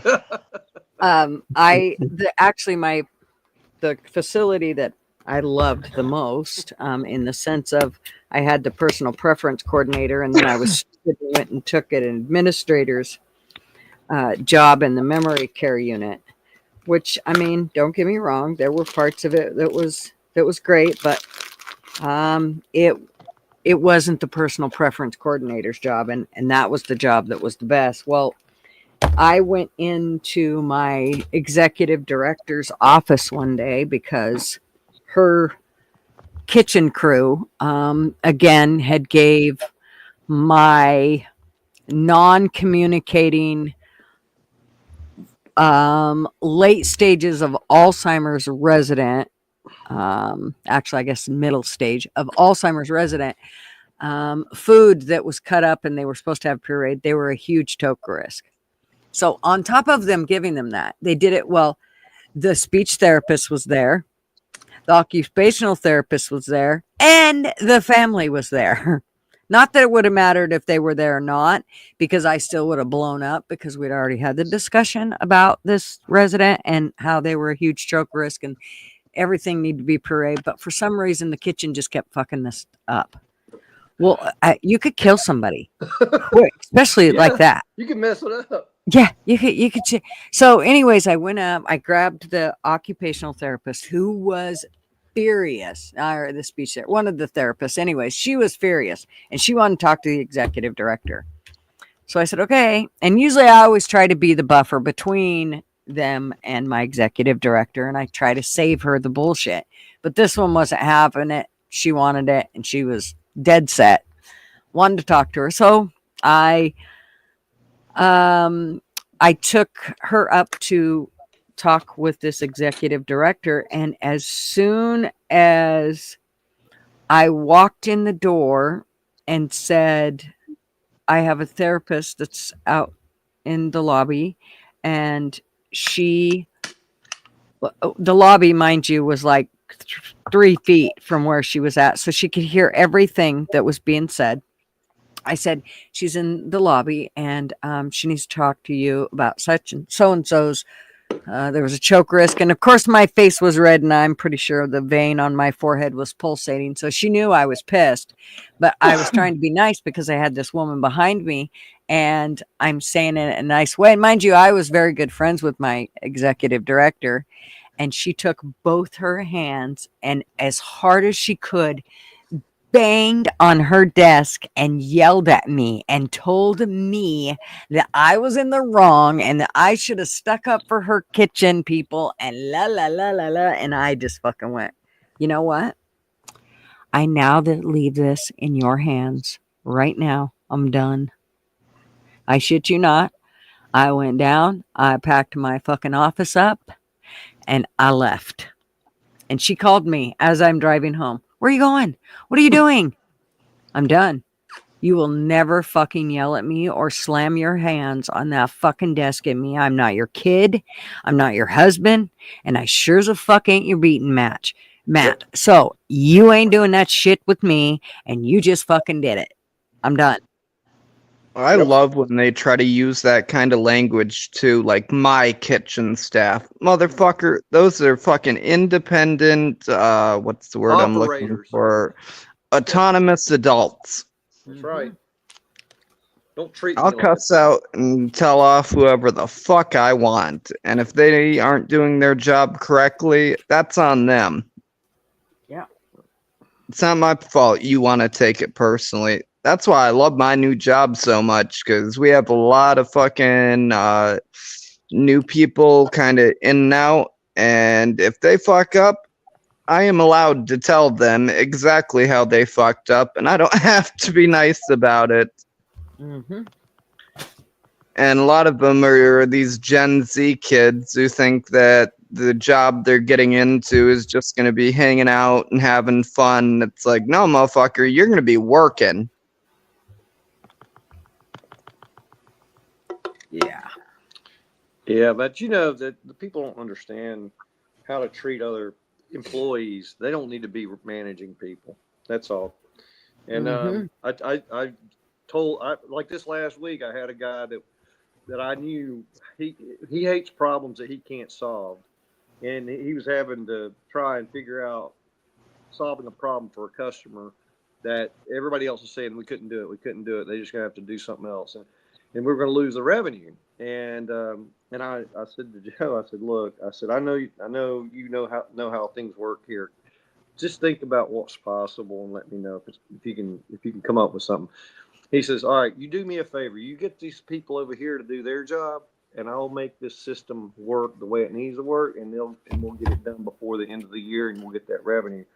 And I let him do his magic, and then we brought it out about 2 days later. Both he and I introduced it to the team. They're like, how the hell did you get that done? I said, you get more with honey than you do with vinegar, man. You gotta, you can't be an asshole. Oh yeah, it's definitely a fine balance. Like, there's times to be an asshole, but that's not the go-to, or at least not for me. No, it's too much like, to me, it's too much like just doing the right thing in life. And those people who don't see that need to be trained up. They need to be taught a lesson. And that's when you have to tell them what you did, Gutter. Yeah. It's like, no. You don't know what you're doing. I'm going to teach you something here. Well, and the problem is, one of the things that I always noticed was when I worked in facilities was If you just walk into a facility and you go, or anywhere, I don't care what job it is, and you go, okay, we're making changes right now because this is what worked for me in the last job, and we're just going to do it like this, and we're changing this, and we're changing that, and shut the fuck up. You just need to stop and chill out and go see how everything runs first. Because you know what? Everything that didn't run at the last place you were at might run really good right here. It might work really well with these people and the location and the culture in which it's sitting in. So just chill out, sit back, and see what's going on first. Yeah. Then once you realize which parts are broken, then you can see what was done before, what didn't work. Because a lot of times, if you go in and you go, okay, well, we're going to do it like this. If you've got 15 employees saying to you, we already tried that and that didn't work here, it probably isn't going to work again. You got the same employees, the same culture, the same situation. So give it a minute and think about something else you can do that you might be able to fix it. But I know that so many places I hated it especially when I was just like, if I was a lead or whatever, I wasn't the administrator. Somebody walks in and they're like, nope, we're making all these changes. Nope, I don't care about how it worked before. It ain't gonna work like that now. I'm the new cop on the block. La la la la. You're gonna destroy what we have. And 9 times out of 10, that's what they would do, is destroy what was already there. So I always hated those type of leaders. I loved it when you got one that came in and went, no, I'm just going to kind of hang out. And people would be like, well, he ain't doing nothing. Give him a minute. Yeah. Let him take a breath and see what the hell's going on first. Yeah, you can't expect perfection in the middle of crisis. I mean, sometimes people just need to learn. Give them opportunity at least, and then if they keep doing the stupid shit, then you take action. But you can't tell everybody just because they're making mistakes that they suck, and you know what I mean. Can't do that. You're not giving people a fair shake. The other thing is when I had some tile that I did his bathroom, and I had a lot of extra. I had over ordered, partly because the contractor didn't do his right estimate. And I had these unopened boxes, but they had a deadline to have it back to them within 60 days to refund it. And I had to drive an hour each way to get it and come back with it over in Blairsville. Well, I did it, and I took it back, months later, well past the expiration. I just took it back in, and I said, I just want somebody else to be able to use it. I don't need my refund or anything, but I don't want to throw it in the trash. And they said, no, we'll give you credit for it. And I said, no, you don't need to do that. And he says, wait a minute. You're going to get your money back. And he looked my purchase order up and he in the system. He said, man, that's $150. I said, I know, but it was my fault. I didn't bring it back in time. He said, no, hell no. And he refunded it. And I was like, well, I do appreciate it. If I need more next time, I'll be back. Yeah. I love that. It's the one thing about when I walk, hey, Crumdom.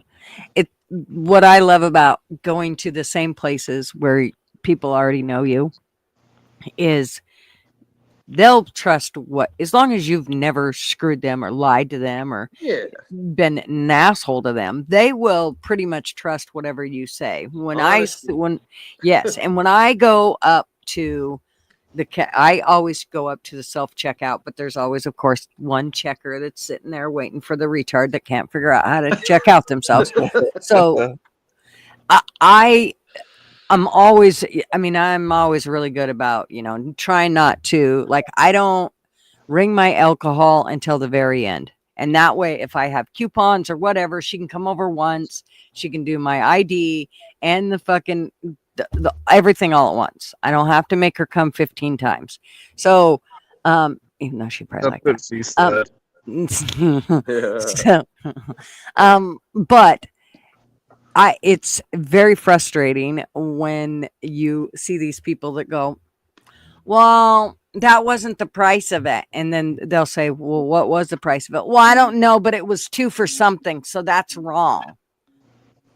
Oh, God. So, you're standing there. Well, anyways, I love it because when I say to them, no, it was 2 for $4, or it was, $1.79 on sale or whatever. I was supposed to get $2 off. Why ain't it coming out? Whatever. They know that they're coming over and I'm not wasting their time. I've already went through everything that I needed to, but they'll put it in. I don't care. They won't call anybody. They don't fucking go look it up in a sales ad. They just go, what'd you say? How much was it? And I tell them and they put it in. It is the nicest thing. Now, I would never say to them that it was cheaper than it was because I got to sleep at night.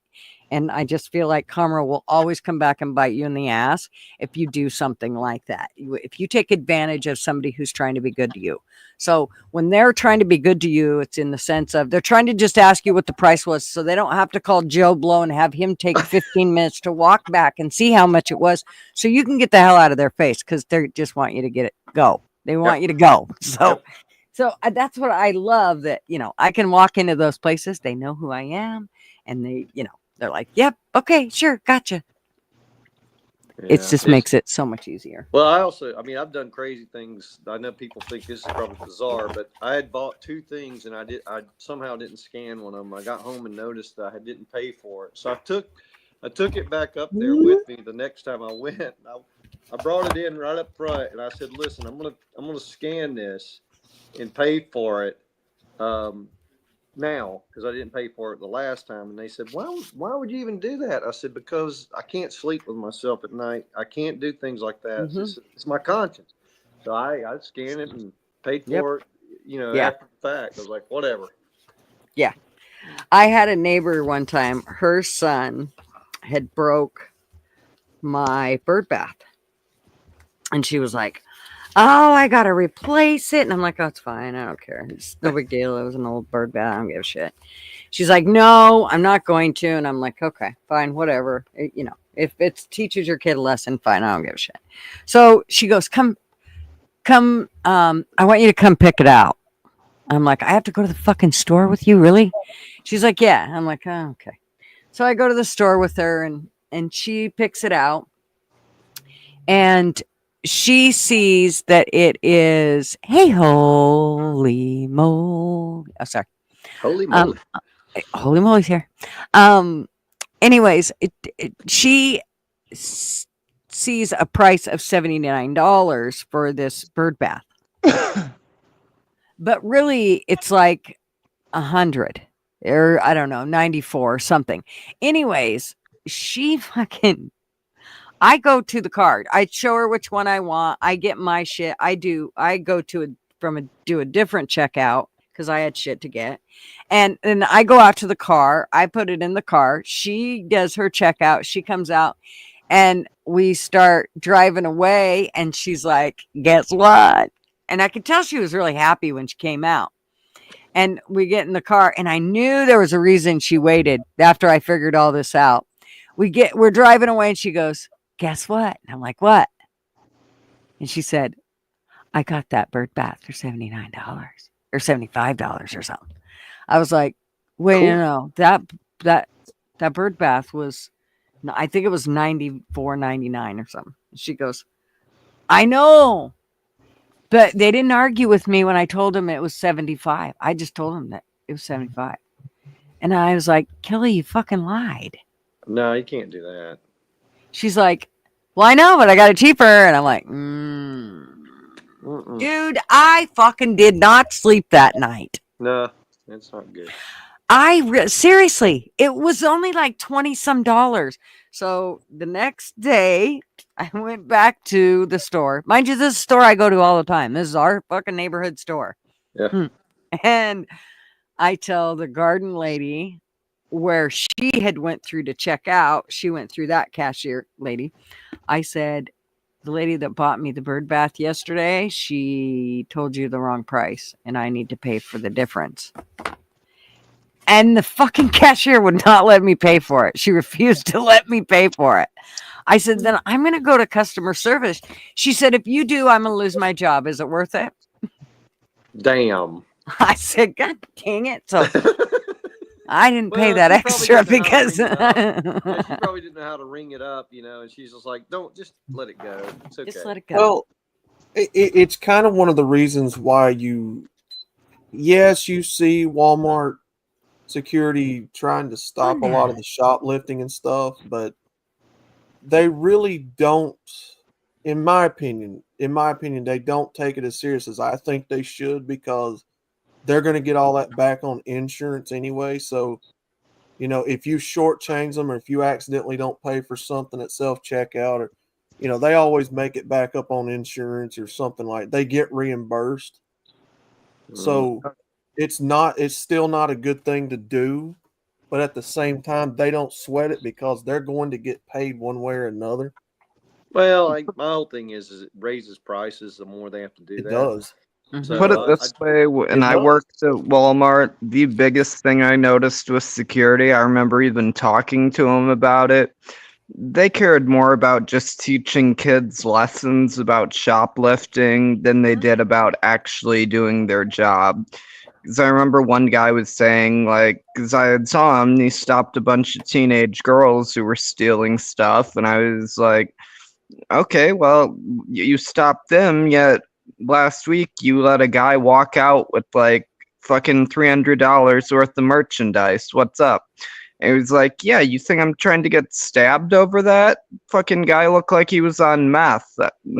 Two little girls, yeah, they can fucking go and talk to the police, get scared, and hopefully they'll never do it again.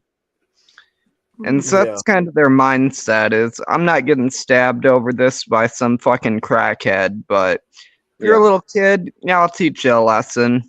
And so they kind of pick and choose their battles. I think that it should be, if you've got security in the store, you should be utilizing those security people to the full My biggest extent. And I complaint know was- they can only do so much. My biggest complaint was I kept telling them they need to allow security to be armed, and they were like, no, we don't want to have the liability if somebody gets shot. I was like, we've got fucking meth heads and junkies running up in here every week stealing like $500 worth of fucking electronics. Yeah. And they just didn't get it. They were just like, whatever, we'll write it off. Yeah. I'd rather have to write that off than deal with a class action lawsuit. But that's the whole reason that it's done. That's why they do it, because they know they'll get away with it. I have a funny story for Artie, because he said that he refuses to use self-checkouts. So in our neighborhood association group, the chat, they have a little site and everything, and people post there, kind of like Nextdoor. And somebody said, when are they having the Christmas party at Kroger for all the people who work the self-checkout counter? And he meant himself and all the customers who have to check themselves out. He's like, when are they having a Christmas party for us? Like we're workers there. That's pretty much true, though. We are workers. Oh, yeah. TF is in the house. And I think Wanda is too. We got to be very careful now. I know. And that's what I'm saying. I almost believe they make more money off of insurance like that, one of those loopholes, than they do just, trying to get the product back. Or because I really think it's set up that way to be more of a hassle if you try to physically stop the shoplifter. Yeah. Well, I think a lot of it's fear too, is like, there's that case where that cop shot that guy who was trying to leave while shoplifting. Oh my God. Every single large corporation is scared that they're going to be that company and that's going to be their security guard. So they want their security to take as little risk as possible. If they'd let a couple of those happen, though, I'll tell you what, there wouldn't be so many people quite so quick to want to go grab that whatever and run out the store with it. Yeah, but because, killing somebody over shoplifting. I get it. But it's kind of, it comes down to the whole that lesson learned thing. They're not learning from you just letting them run out the door and maybe they get caught, more than likely not. Yeah. So I think something needs done. Okay, if it's not shooting them, well, fucking give them pellets. I don't know. Apprehend them and put them on the ground and put handcuffs on something. them. Yeah. You should be able to do something. The problem is if you start it and they end up having a knife or whatever, and then you shoot them, well, guess what? Now it goes back to the whole thing. Well, you shot him because they were shoplifting. No, I shot him because he's going to stab me. Yeah, no, that's different. Yeah, And protecting that's what it yourself. is around here is they're scared because a lot of the people who are stealing to support a drug habit, and they know that they will do anything to get that merchandise out of there. Yeah, Mm-hmm. scary. And we also live in a really nice county, or well, I shouldn't say I live in a really nice county, but the Walmart I was working at is in a really nice county. And so I think a lot of it too is like they don't want a bunch of wealthy people to see people being tackled all the time and shit. They want to maintain this like appearance of everything's going fine, even though there's a guy walking out the door right now with $500 worth of merchandise. Mm, Yeah. yeah, I get you. Yeah, it does Yes, disrupt example. the shopping experience a little bit. So Mark said it right. Example them. Yeah. They're going to be a little bit of an example for the next. You know, kid. it's amazing what they can get out of that store with. I mean, you know, you see some of them steal hams or They go out with whole carts. What the hell are you talking about? I'm not kidding you. well, We that have too. seen Yeah. Oh them yeah, that was the run big out the I door with watched. an entire cart full of shit. Shit's flying off of it as they're running out the door. Mm-hmm. They had Another big one I used to notice is they'd open the security exit and try to get shit out that way. Well, so now you know what they've done is they've put gates that are automatic at the front at when you come in. So you come into the doors, and right after the doors and the checkout stand, there's a set of gates that you have to go through to get into the store. They've got 3 entrances and exits, and all of them have those gates there. And it has actually, I think it has slowed down their theft because it's not as easy for them to run out with all the people that are in the middle of that are, you know, because there's on the other side is where everybody's checking out. So for them to run through there, it's kind of a pain in the ass. Oh, look what Fools did. He's crazy. Who did he give a membership to? James. Oh, James got it. Mhm. Why, thank you, sir. You know what? I'm sorry, but you are going to have to hear something, Fools. See, if you would have came up, then you could have said, no, I don't want to hear nothing. But because you didn't come up, you don't get to hear it. So I think you should hear this.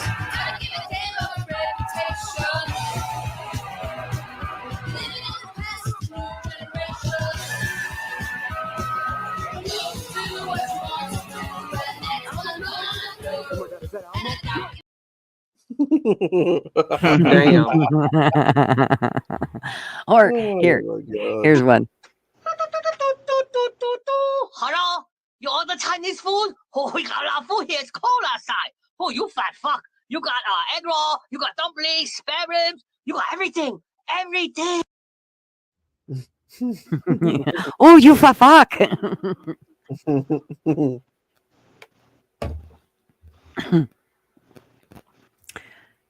He did already say no, didn't he? Usually he does. Don't do that, man. Yeah, I am so glad to no longer be working in customer service. I guess the only negative about my job now is I work with a lot of Gen Z, and they do not take getting yelled at the same way people a little bit older than them do. I mean, I've seen grown ass fucking men break down in tears because I simply corrected them. I might have been a little bit louder than I needed to be, but hey, it is what it is. It's not like I cussed them out. It was more like, dude, you've done this 3 times now, man. Get it together. And they'd start crying. And this happened to me like 5, 6 times now. Oh gosh, yeah, that wouldn't be good if they cried. I'd be like, oh, don't do that shit. Because either I'm going to be in the mood where I'm going to bawl with you. See, And then I'm gonna never be in that pissed. mood. I'm always in the mood where I'm like, stop that crying shit. You're a grown man. I've told you how to do this multiple times now. You make the mistake again, I'm gonna go have to talk to so and so. And then they start crying even harder. And it's like, that's when I just walk away.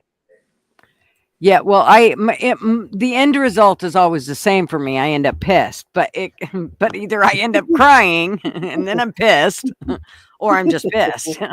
So, See, I tried the sympathetic approach the first time where I was like, all right, I'll sit down with you. We can go over this again. Don't cry. Everything's all right. You're not going to lose your job. But, you can only do that so many times before it's finally just like, bro, come on. yeah, and I'm Can't be not. too I thin gotta say, skinned. I gotta say that I had huge compassion for my residents, for my employees.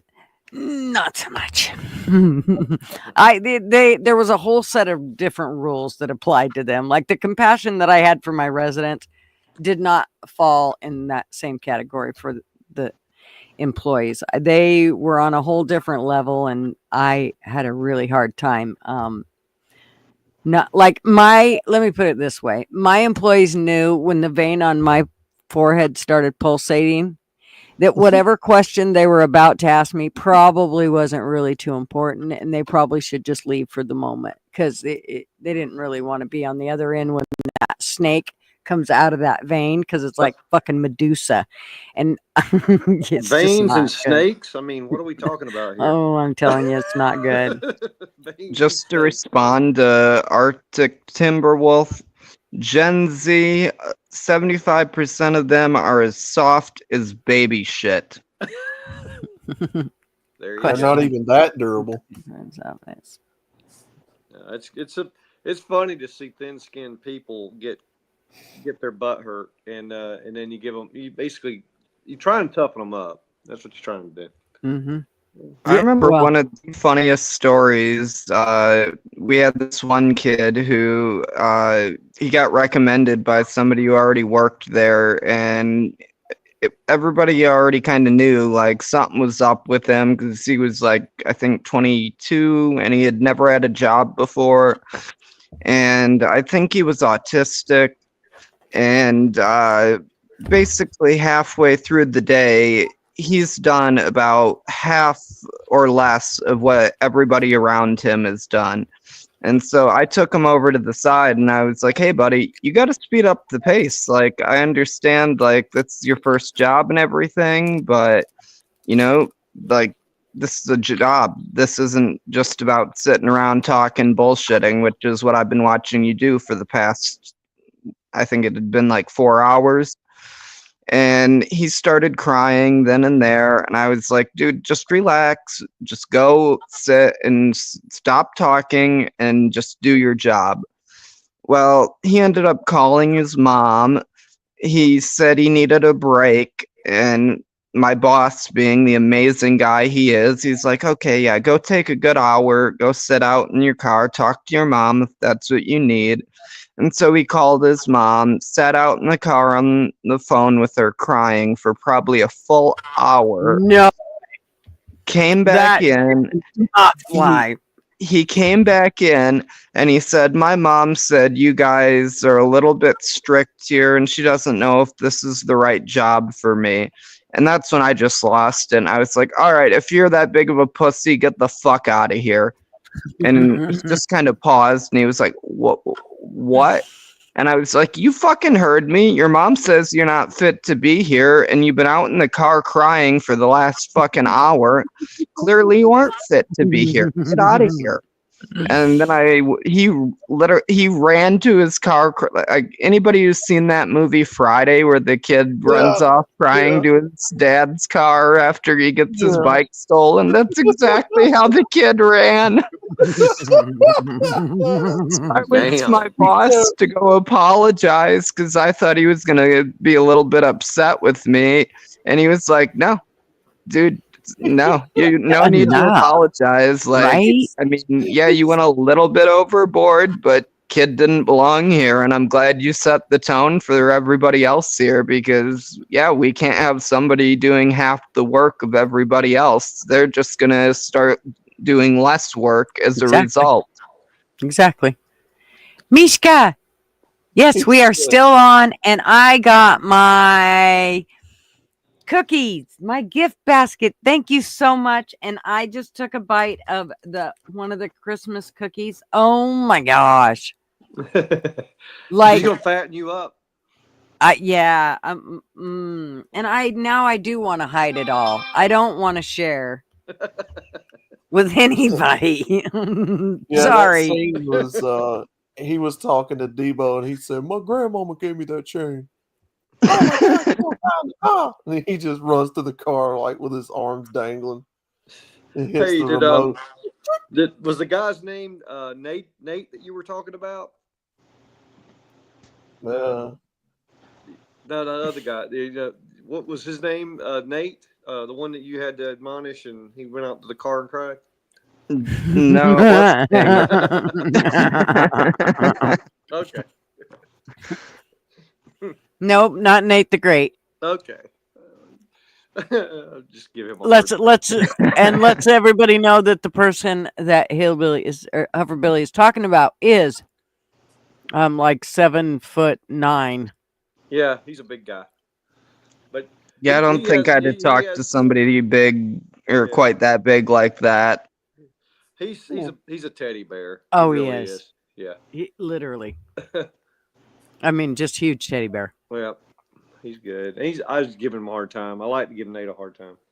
No, the kid I cussed out was probably 5'10", 120 pounds, soaking wet, and thought the world revolved around him. Wake up! The world is a whole big place. Mishka. Good news, even better. Yeah, they made a mistake and they duped the order. You're getting another one. Oh, shit. I'm telling you, she's fattening you up for the kill. Another part of the story that I just remembered, the next day I came into work and my boss told me he was on the phone with that kid's mom for an hour that night. Apparently his mom called him and begged him to take her son back. Oh, God. Oh, my God. Yeah, we had a pretty good fucking laugh about that. Well, as long as he works. Yeah. Oh, man. Everybody needs second chances. Nah, he didn't get one. Yeah. Well, it's always one of those things where if you can tolerate it and let it happen and get him on the right path, but if you got a real business and you can't, you know what I mean? Sometimes you can't take on that kind of slack. It was just one of those, his reaction to simply being scolded and having to go on an hour break because of it and crying and then coming back in and quitting. Like, my boss we have so much turnaround. He doesn't have time to try this guy out one more time. Yeah. Like, I mean, we've got 10 people waiting right now for a fucking spot to open, put it that way. No, there's more than likely somebody twice as competent ready to go. Speaking of that, has you noticed, I guess, has it changed a little? I mean, there was times where companies and restaurants and stuff were begging for people to work there. And I don't know if that's changing or not over the last year or so. But it seems weird that we didn't have anybody that would work, and now you got 10 people waiting for a spot. I mean, that's kind of good. Well, I guess I work in the cannabis industry, and that's why there's such a high demand. I get you. Hell yeah. You just keep working. Yep. And unfortunately, working in the cannabis industry means everybody who sits at home and smokes dope all day thinks that it's all fun and games. When it's you act like that's a fucking it's problem. a real job. Yeah, it's actually a serious job too. So it's not just throwing cannabis through the door. There's a lot goes into it. Oh yeah, I mean, I started at the bottom and worked my way all the way up to the second. Like, I'm running security right now. Wow. Which I absolutely love. Like, my job is to sit in front of a fucking monitor all day and grab a shotgun if somebody comes who's not permitted on those premises. I do not, Holy. The irony of that, after all you've told us, is beautiful. No, it's kind of like you being the fraud person and Yeah, I mean, the fox is guarding the hen you house. see, that's right. You put the fox in the hen house. Who knew that's how we should have been doing this? You just need a recovering fox. Well, no, that's what's kind of funny because my boss actually knows. Like, I used to be in the streets. Like, he knows I haven't always been the good, law abiding Christian that you see before you today. And so he's like, okay, yeah, you're perfect. You don't want to run the fucking growing part of it? Well, we need security. So, hell, shit, I'll pay for you to sit around with a gun. You're not a felon, right? I'm just like, no, sir. Okay. Yeah. Hey, nothing better than street smarts doing that. Exactly. And I think that's why I wanted me was because like all these kids that keep coming in, they've been going to dispensaries. They don't know what it's like to go and buy a bag of weed off the streets where it's like, shit, that was my teenage years. Do you know how many times I've been ripped off? I probably lost like $500. By the way, you don't do comedy on the side, do you? I want to, but I do not. We got LW just said you sound like Tony Hinchcliffe accent to a certain degree, and I was thinking that's probably true. Damn, Kill Tony. You need to go on the Kill Tony show. Imitate him. Arctic said, turn your mic up. I already turned it up once, but you keep turning it back down. Were you Well- afraid you're loud? The thing about it is you gotta want to work. I mean, you can't just coast through life like that. I mean, you gotta want to do something. And Yes, okay. there's nothing more gratifying than working hard and coming home and going, whew, that was a long day. And then you just grab a nice glass of, I can't do it now, but I grab a cigar, but grab a nice glass of wine or something and just kick back. That's satisfying, Oh yeah. We all should have to do something like that. I actually want to go start a restaurant. That's my dream. If I ever have the guts to say fuck it, because most of them fail. So you go into it not expecting to succeed, but man, I love it. I love the restaurant business. I'd love to have a restaurant. That'd be great. I mean, really, the thing about it is, who really does want to work at the end of the day? But at the same time, you can't just sit back all day. I mean, Yeah, money don't grow on trees. I mean, if you No, a have to have, restaurant's a nice idea. That's something I've thought about as well. yeah, it's just because it's a team effort, and you got to have a good staff, and you get to cultivate a culture of just being a really good.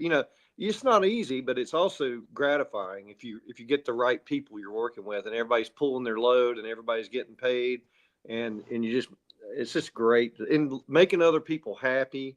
It's just a good place to be if you can do it. mm-hmm. I had some really good bosses when I learned to wait tables, and those I had husband and wife that owned they called it the drive-in, and it used to be people could drive up and we had car hops, but not when I worked there. It was when I was younger, and so but they still had the restaurant, and they had a drive up window that you'd have to get out, and you could get your whatever you wanted. You could order it right there from the window, but you had to get out. It wasn't like a normal McDonald's drive up. But that couple, they turned out to be almost like parents for me. They were always there for me, and I mean, they just did everything for me. It was amazing, and they taught you because we were all pretty young that worked there, and they really taught us about having a job and the responsibility and what you should Again, they reiterated that whole thing of, if you have a job, you don't give 100%, you give 110%, whether you want to or not, whether you like it or not, you still give your all for the job. And so that was kind of the way those two, I mean, they hadn't started the restaurant, but they had bought it, and they had worked both shifts for 8 years before either one took a day off. And then they only took a weekend off. They only took weekends off after that. And then eventually she was able to work only 2 days a week, 12 hours a day.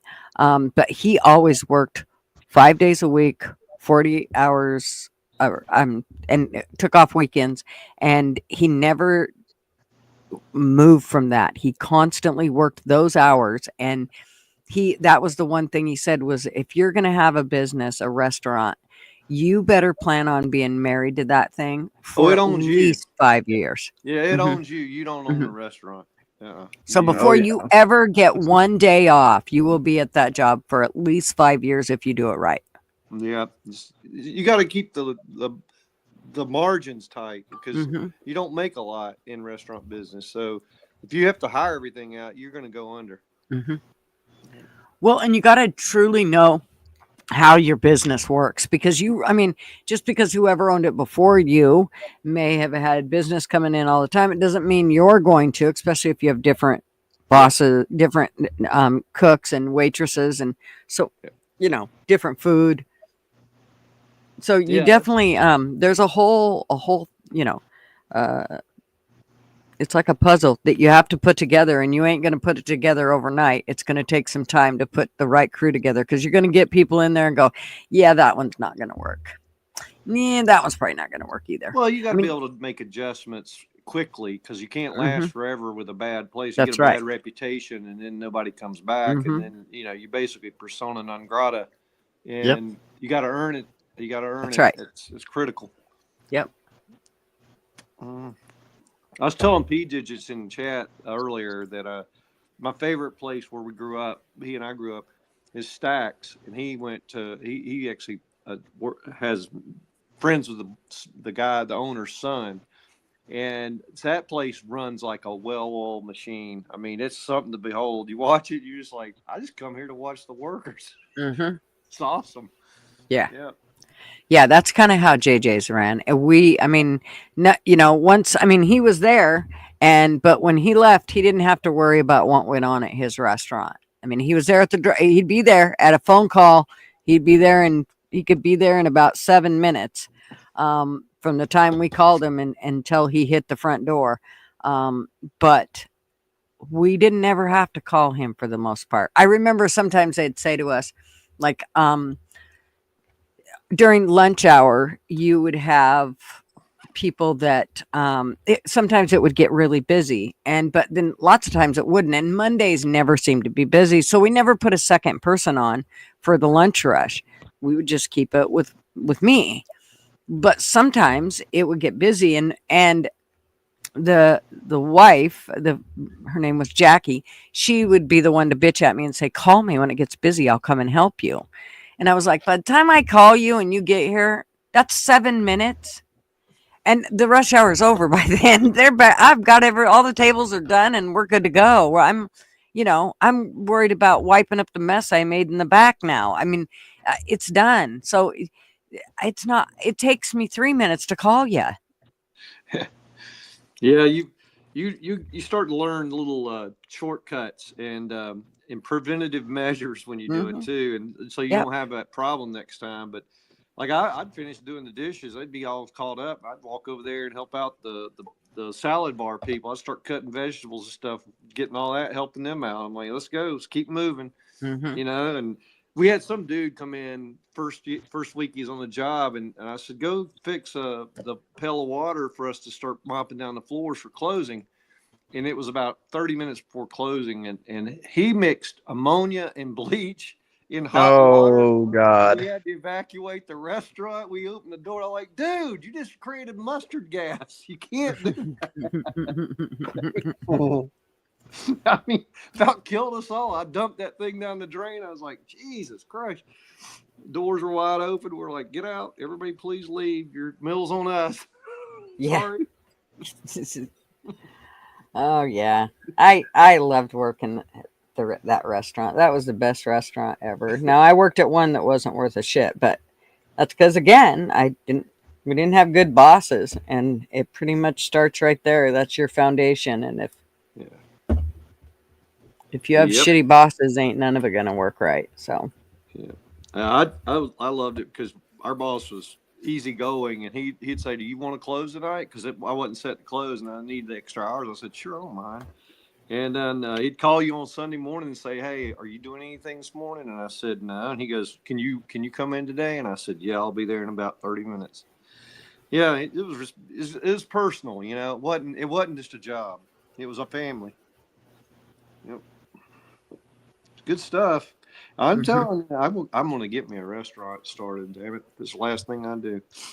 Probably will be, but probably kill me. yeah, I don't know, man. See, like I'm like, no, I don't want to do. I mean, that 20 years ago, sure, I'd have jumped right on that, but not now. I mean, there is a little restaurant down the road that's closed, and I just love it. It's like a little Annie's restaurant. It's not super huge. It's like a little diner, and I just love it because it's got the little black and white checkers and the red and white checkered tables, and oh my gosh, it's so cute. But it's one of those things where I just don't want to. I don't want to. I want to go and travel. And if I had something like that, I wouldn't be able to do that. And so it's just not, you know, and not if I did it right. I mean, you could buy one and you could, get somebody to run it or whatever. And well, now your money's just going into whoever's running it. So, then why buy it? Yeah, Arctic's right. It wasn't really mustard gas, but it was so putrid. I mean, like it made you gag and you couldn't breathe at all. Your eyes water. Yeah. Oh yeah, it was not. It was like tear gas basically, and I was like, shit. We can't do this in the middle of the restaurant hours at all. Can't really do it at all, but definitely not with customers in the friggin' dining room. No. Nope, definitely not. I remember my mom used to get so mad at me because I'd mix shit all the time. Vinegar, bleed, Dawn dish soap, whatever. And Mama would walk in the house and go, "What in the hell are you doing?" Every time, man. She'd start whipping open windows and doors. And Well, I carry a lot of my cleaning OCDism into my house, and so when I clean the kitchen, I do it once a month, and I bleach down the counters, I bleach the sink out. I mean, you cover the house, it smells like a Clorox factory. Oh, see, I use bleach in my water before I put my dishes in the dishwasher. I mean, like even before when I didn't, because I gave up on the dishwasher. But even before I'm not trying to kill nobody. But I'm a big bleach person. So, and my oldest son, when he walks in the house, if he smells the bleach, he's like, "Oh, really, Mom? Are you trying to kill us again?" It just irritates the shit out of him because he always remembers the house being, I'd get in that clean, like I always have bleach going on in the dishwater, but I only put like, a couple drops in there. So you do smell the bleach, but it's like not overpowering. But when I go to like clean off the counters and I want to take all the stains or anything on them because they're old counters and they'll have stains on them, I'll just like pour bleach on it and then like literally put a thin layer over it and let it take all the stains off. Yeah. And then I wipe it all up. And I mean, it literally makes your eyes water. I mean, Comes home to your house smelling like a hospital. Yeah, she won't get Alzheimer's. She's going to die early from all that. Yeah, exactly. And Marvin, he used to get so mad at me. He's like, "The reason that I have holes in my socks and my underwear and my t-shirts is because you use a half a fucking gallon of bleach for a load of white." I know, but your feet stink. Damn. You're probably going through socks about 3 pairs every month. Oh yeah. And of course, he's like, "Well, this one's not quite a hole, but it's starting to rub right there." And I'm like, "Nah, it's going in the garbage." He's like, "No, wait till it becomes a hole." dude, you can read the newspaper through it. It's a hole. It's a hole. It's got to go. Bleach on Girlfriends my always dishes. do that shit to me. Those guys stink. LW said, We just hold on to bleach on your shit. dishes? You ate off the plates? You rinse Well, them yeah, off good. Well, yeah, you rinse it. What Yeah, kind of it's not like disease? you Yeah. just rub it down with bleach and say, "Oh, that's good. We'll let it dry." In a restaurant, they basically everything. They're everything's with got bleach in it. Yeah, you have Everything. 3 sinks. You have 3 sinks: the Yep. soap sink, the bleach sink, and the rinse sink. Mhm. Yeah. So all the rags that they wipe the tables off, those have Bleach. bleach in them. Yep. Yes. Yeah, I'm really bad. I have tried to be better because I have emerald green carpet, and I don't want it to be bleached, spotted emerald green carpet. So I have been better about not using so much because I felt like I could use bleach on the carpet, everything. So I try. There are certain things that I do use vinegar for to clean with, but for the most part, bleach is my go-to. I just love it. It's all the- my grandma she could take chrome off a bumper with bleach. For all the people in the chat worried about bleach, put it this way: back when I was a dumbass teenager who was on probation, I smoked some pot and realized I was going to fail a drug test, and so I You drank did a little not. bit of bleach. Damn. Wow. It I was hadn't gotten like there yet. maybe a teaspoon inside of a giant gallon of water, but it tasted like chlorine. Mhm. You just took a swim in the pool. Well, That's essentially what it felt like. Yeah. I had a cousin who had a baby who was about 19 months old, and he got a hold of a bottle of bleach and he drank some. We ran him to the ER, and doctor's like, he'd be all right. He's fine. He You just just don't wanna- cleaned Yeah. himself out a little. He's Yeah, good. You don't want to do it daily and every other hour or something. No. I mean, but Yeah. just one time, a little bit, not. Yeah. You know. And I've of had course, we gasoline, did too. everything we could to like give him water and tried to dilute it. And he said that's the biggest thing is just keep giving him stuff to dilute it as much as you can so that's not burning a hole in his stomach as quick. Not that it would burn a hole, but you know how your hands can get kind of slimy and then will almost get like they'll get warm if it's too hot or if it's too much bleach. So yeah, I mean he was fine. Yeah, try siphoning gas out of a car and then having been the there. gas come rushing in before Yep. you realize. I had you the got a fumes mouthful of come gas. rushing in first, and I just fell to the ground and passed out. First and last time I've ever tried to siphon gas. Oh God, I don't know how many times it's happened. Us girls, we when we were young, we tried to siphon gas out of her stepdad's. What was it? Thunderbird. I'll never forget this. And we got some. Oh, did we get some? We drank part of it, but then we went down and we were camping outside in the horse field, and we caught the field on fire. Shit. So We my got it dad- out before her mother caught us. But My dad had a company car. He was an outside salesman for an electrical wholesale company, and he would get free gas in the car and everything, right? But we were going to go to the lake, go fishing one afternoon, and he didn't have gas for the boat, so he siphons it out of the company car and puts it in the can, and we go to the lake, go fishing. I'm like, he's like, I said, how do you siphon gas? And he taught me how to do it. He used to do it when they were basically stealing gas when he was a kid, and from other people's cars at night. And he was showing me how to do it and everything. And I swear that first time was a learning lesson because I did take a mouthful, man. It was wow. I was like, holy shit. Oh, yeah. If just the vapors or anything to go by, yeah, I can only imagine. It was bad. I couldn't get it out of my mouth Bobby. for hours. Bobby, they make siphon hose pumps now. Yes, now they did back when I Yeah. 1975. We were the siphon pumps. Let's be clear. Yeah, I didn't know they existed. Shit. Had I known that, I'd have probably saved my lungs one hell of a beating, because Oh, I inhaled boy. enough to pass right the fuck out. I was laying on the ground drooling, seeing fucking snowmen, shit. I was out of it. They tell you not to sniff glue. Well, hell, what about swallowing gas? No doubt. I didn't sniff it. Just don't puke on an open flame and you'll be all right. Oh, dude. I just watched this. Speaking of open flame, I just watched where this chick took. They were in a bar and she put.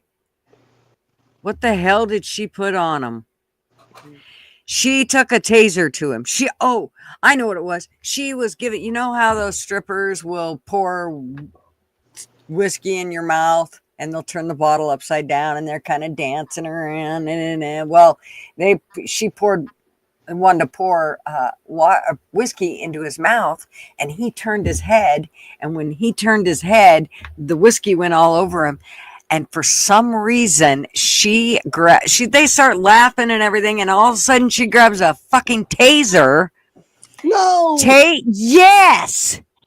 And caught his ass on fire. Stop, drop, and roll. I mean, let me tell you what. You know we have some Darwin moments, don't we? Oh my gosh. No, it's something else. The things we did as kids, it's amazing we're alive. Yeah. Oh, well, and this is the bad part is these were full-grown adults. I mean, we're talking like in their 50s. Well, they 40, were grown, 50s. but I don't know if they were adults. Right? I like this, Bobby. Bobby's so funny. He says, that's why marriages lasted longer. We learned how to suck good. That's right. Right on, right on, right on. Right on, right on, right on. If you're siphoning anything with your mouth, then you're stupid. First, fill the hose with water. Yeah. And put one in I the was tank. stupid long before that shit. Well, yeah, but if you're trying to siphon water, now you got water. No, I don't think that's a good idea. He's using the water in the hose to draw. So when you turn it down, the water pulls the gas out, kind of thing. Right, but you're going to have water coming out first. Yeah. You got to wait till the gas gets there.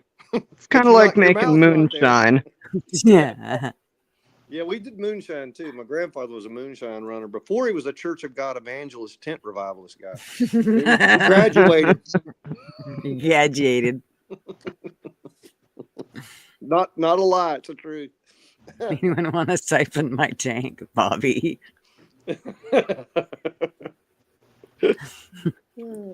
I thought you said you had a siphon pump. Siphon his own tank, ain't he? That's right. Pump it, boy, pump it. They have some nice toys now, though. I have to say, I'll give you that. I mean, I went into a sex shop about a year ago, and somebody wanted to go into one. I said, "Well, I'm game. Let's go." And man, they got some innovative shit in there. I was like, "Wow, Oh yeah, they'll do twirls and flips and all kinds of things. Hey, you're still going, eh?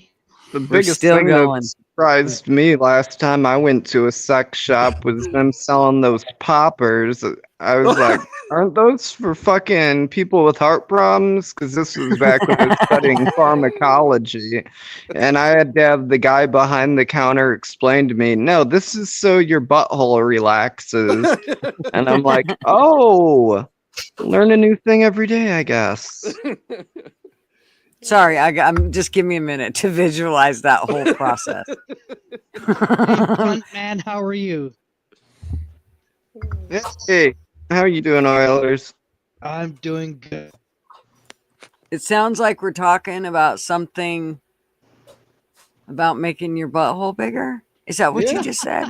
Yeah. That sounds very interesting. Yeah. I mean, we can go down to the sex shop and get some poppers if you need some help. I'm What trying about to glow in prepare. the dark condoms? What about glow in I'm the dark trying to condoms? prepare dinner, and all I hear is someone's butthole's getting bigger. I was gonna say for some people it's like 5:30. Are you sure we should be talking about this? Oh yes, it's that's the best time. It's Friday the 13th. What do you expect? Yeah, if you didn't grow up listening to people talk about this kind of stuff while eating, I don't know what kind of household you came from. You didn't grow up. You still got to grow. My dad was the worst, man. He would always bring up the most grotesque stuff, at the dinner table just to see if he could get us not to eat because he wanted more food. My dad used to be a cop and he'd do shit like that. He'd tell me stories about like walking up on gay couples having sex in the park and stuff. See, my dad could never do that. He would have ended up puking. I mean, he would literally, he had a really weak stomach. If you talked about cat shit or anything gross, he would lose it. And it only took about a half a second for him to start puking. So you could pretty much get him to go to bed or whatever by just start talking about something gross. And if that didn't work, if you talked about spiders and showed him one, oh, he'd go to bed. He was done. He didn't want to hear There's that. only Gee, one I just thing that'll shared make something me for you. puke. Everything else I'm good with, which I'm not going to say what it is because I'm not going to let you guys have that kind of ammo on me. I think Gigi will like this. You'll get a kick out of this. I'm scared. McDonald's, right? Luigi, Grimace. At least it's not P. Diddy. I mean, come on. Yeah. I'm gonna take this picture and I'm gonna put a maggot crawling out of that burger right there. I'll send it to you. I can send it to you. Oh, Holly's gonna kick my ass. She asked me Speaking of- earlier. She's not here. Wonderful topic to hear while I'm eavesdropping, cooking supper about Oh, maggots. Hey. sorry. Sorry that see, I already lost train of sorry. You gotta stay here if you're gonna No, you're it's gonna okay. keep It's okay. redirecting me. Yeah, whoever said Hang on, something about it not There being you go. P. Diddy, thank fucking God. I've got a friend who I think I've literally seen every P. Diddy meme at this point. I know it. Oh my I God. said that. It was me. I sent you the picture there, Gutters. Check Discord. Okay. Thank you. I'll let you do what you want to do with it there. For I'm gonna goodness do it sakes. right now because it'll glitch all my stuff out, but I will be changing that. I will make that all pretty. He was a butt plug this whole time. We were too young to understand, right? Damn. Yeah, I don't know. I'm telling you, crazy stuff.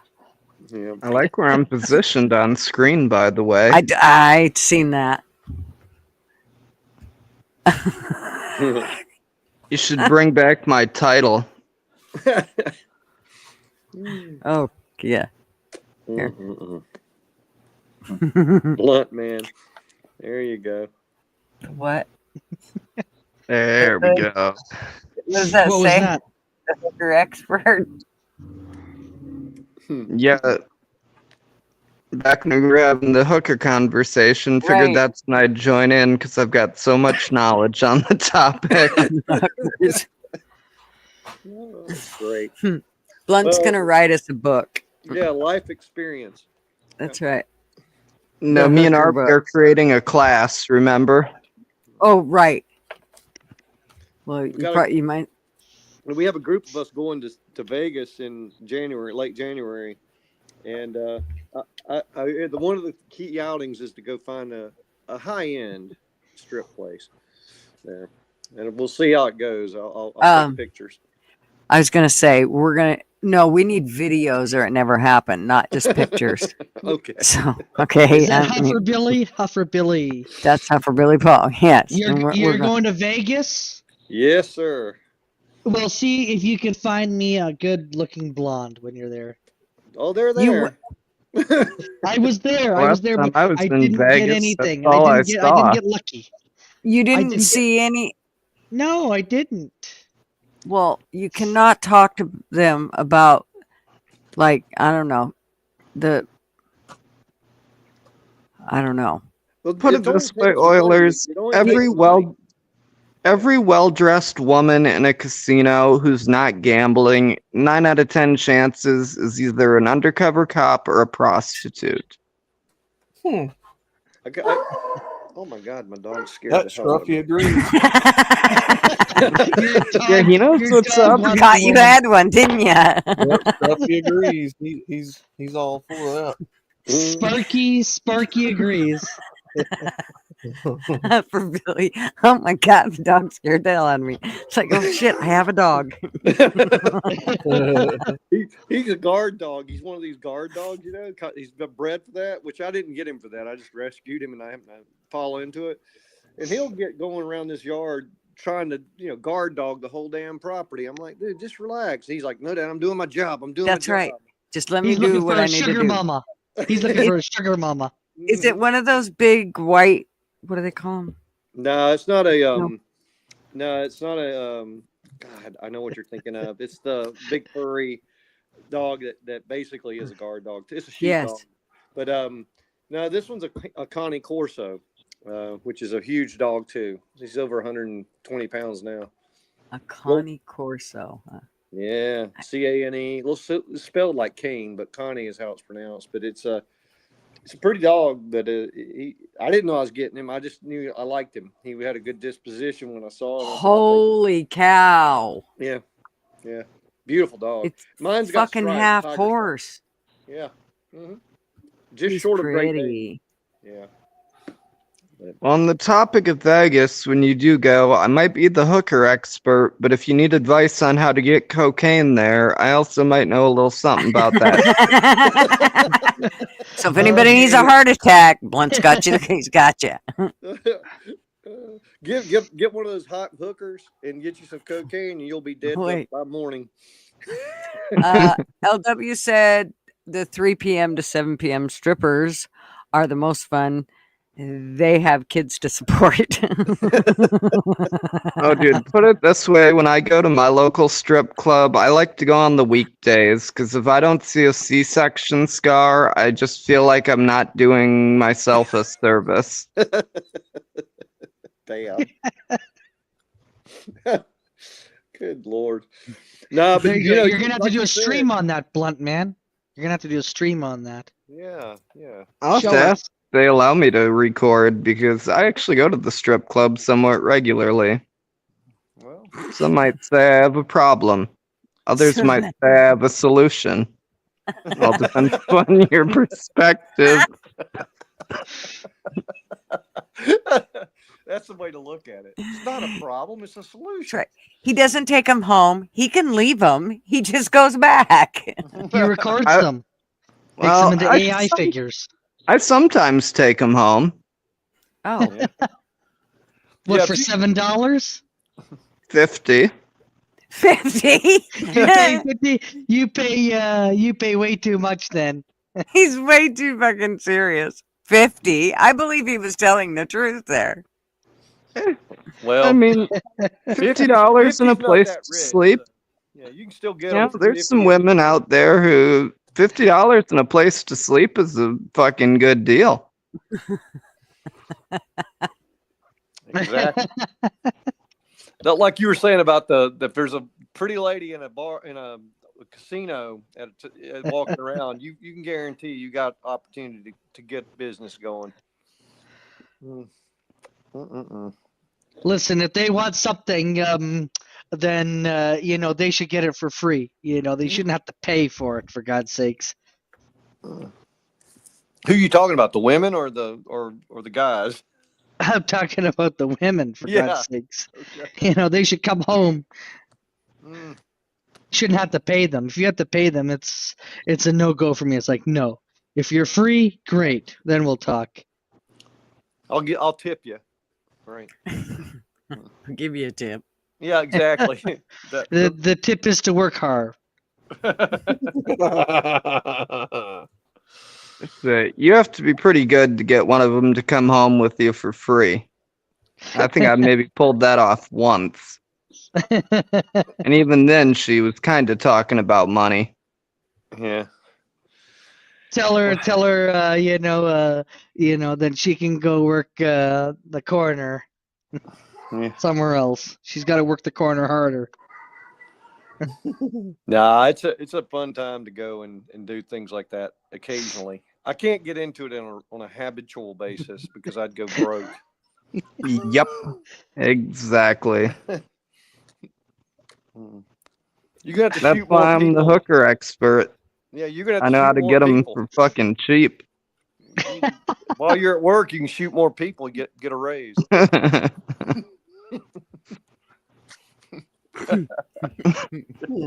bad. Well, you're coming home with some kind of disease then if you got to pay for them. Yeah. Actually, I'm more scared of the ones I don't have to pay. It's like, man, shit, I just met you at a strip club and you're coming home to fuck me? I'm putting 2 condoms on. Well, at Christmas time, you can always buy the glow-in-the-dark ones, the red and the green. And believe If I me, get they the have tranny, we can even have a lightsaber fight. Go to Walmart. They're on sale. You get a whole package of them. If it's a tranny, we can have a lightsaber.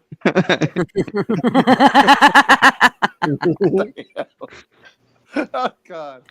That's what I like about my local strip club. It's full nude, so there's no surprises. You know exactly what you're getting home. Yeah, I don't want a crying game situation.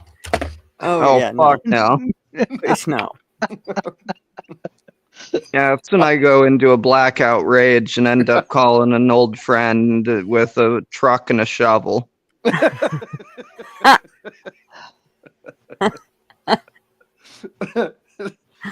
Oh, God.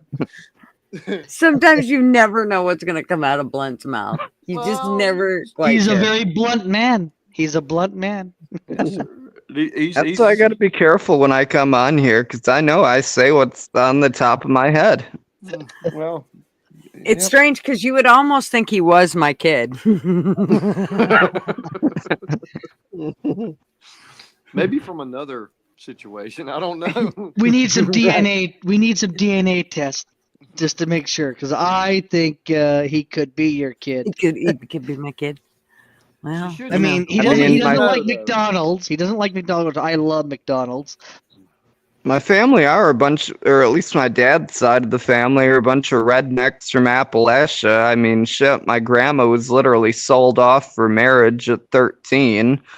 Like, we are the definition of trailer trash. So if there's any trailer trash in your blood, we might be related.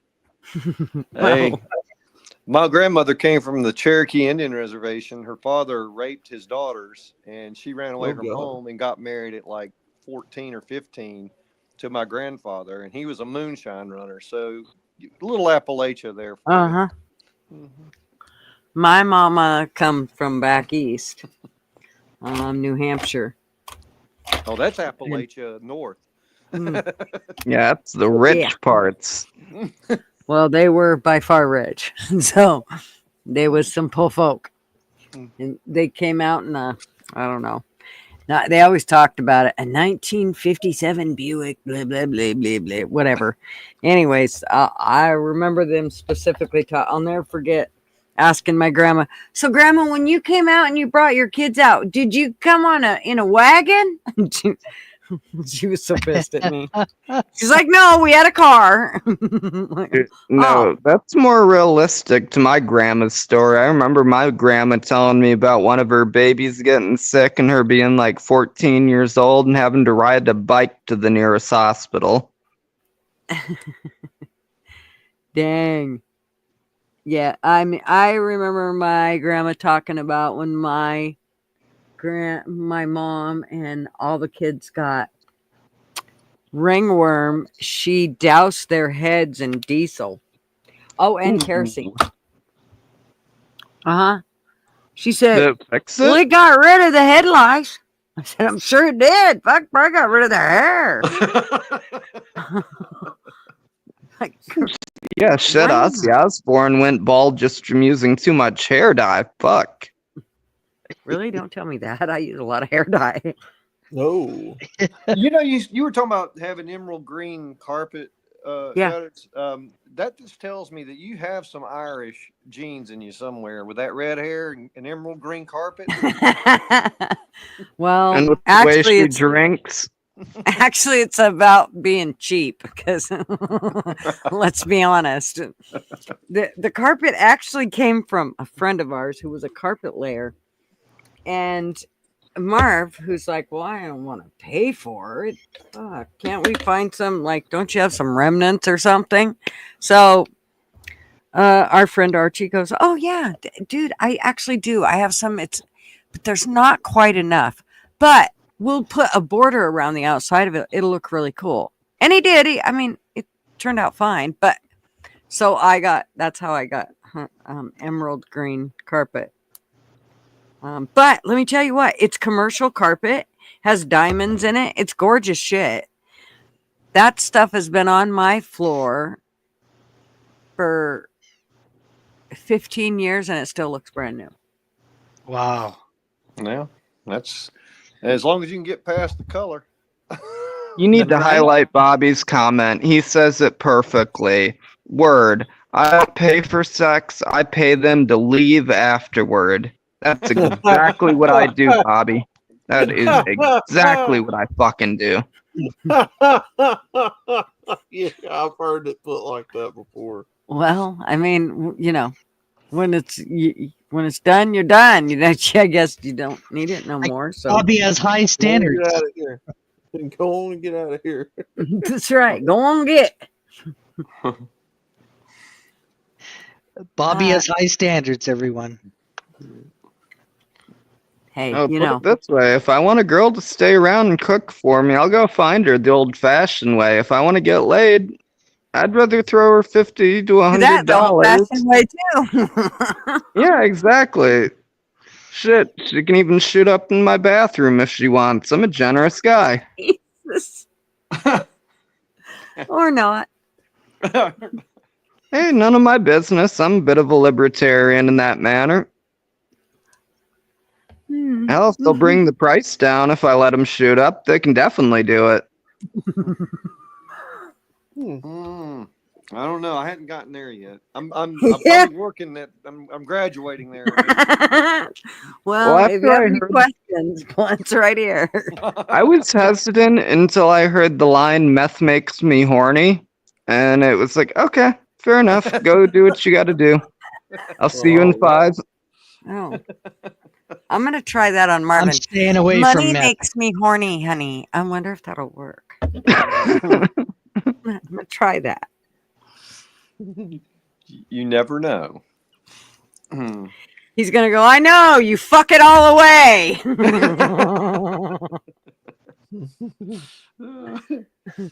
Still Poor still Mark. watching that damn sword fight with those glowing condoms. Get it out of my mind. Yeah, enough about my trip to Thailand. Yeah. Enough about your trip to Thailand. Man, I hear that.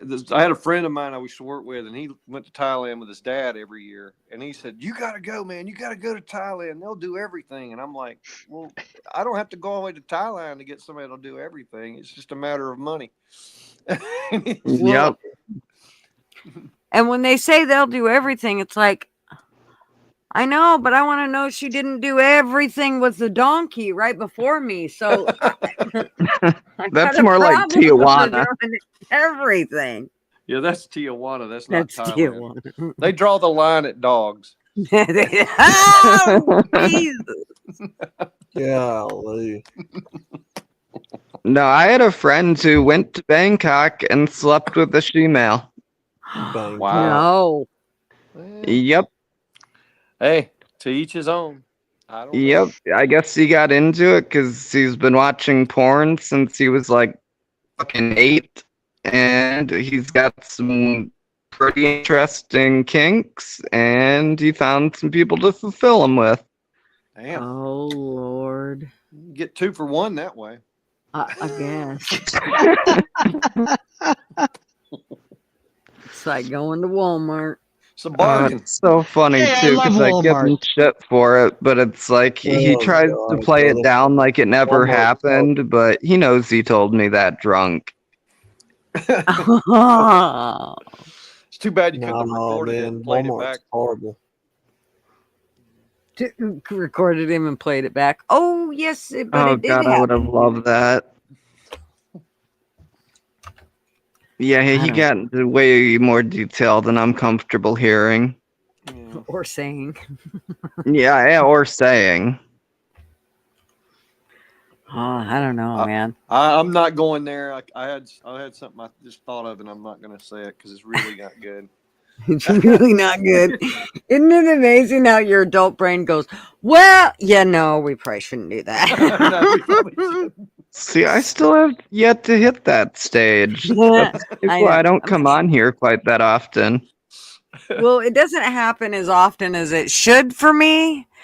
And I have a tendency to ignore it a lot. Well, no, you shouldn't do that. That part. Check their clavicle. Damn. Sounds like he's got experience.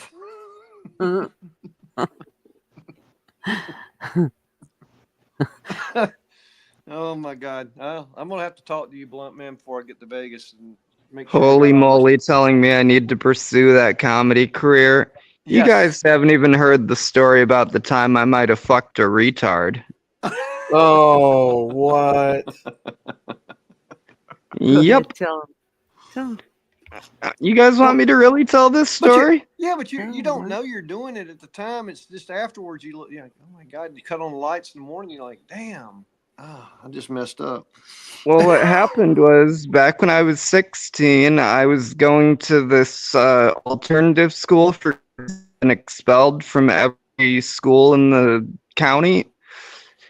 And the only girl there that was even mildly attractive, I'm not going to say her name, I walked up to her and I started trying to hit on her. And me being a dumbass 16-year-old kid, my first thing I said to her was, hey, I noticed you've got a tongue ring. I bet you can give some pretty good head with that.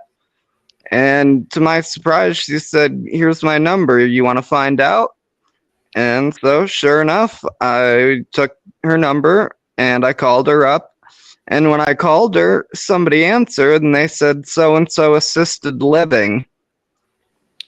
Ooh. And so I asked for her and they put me on the phone with her. We talked for a bit and we eventually arranged a time for me to come over. And I'm not going to get into too much detail, but somebody who for sure is retarded watched me get oral sex, and then we made him leave the room, and we did some stuff on the couch. And then, because I was worried about getting caught, I talked her into finally going into her bedroom, and that's the time I fucked a retard. I thought it was going to be way funnier. I'm leaving out a lot because I'm worried I'm going to get you kicked off of YouTube if I tell the full story. Look at what LW said. What did he say? Down went down. A down went down.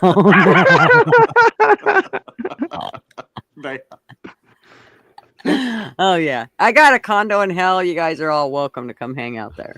I'll pull up a seat beside you when I get there. Okay.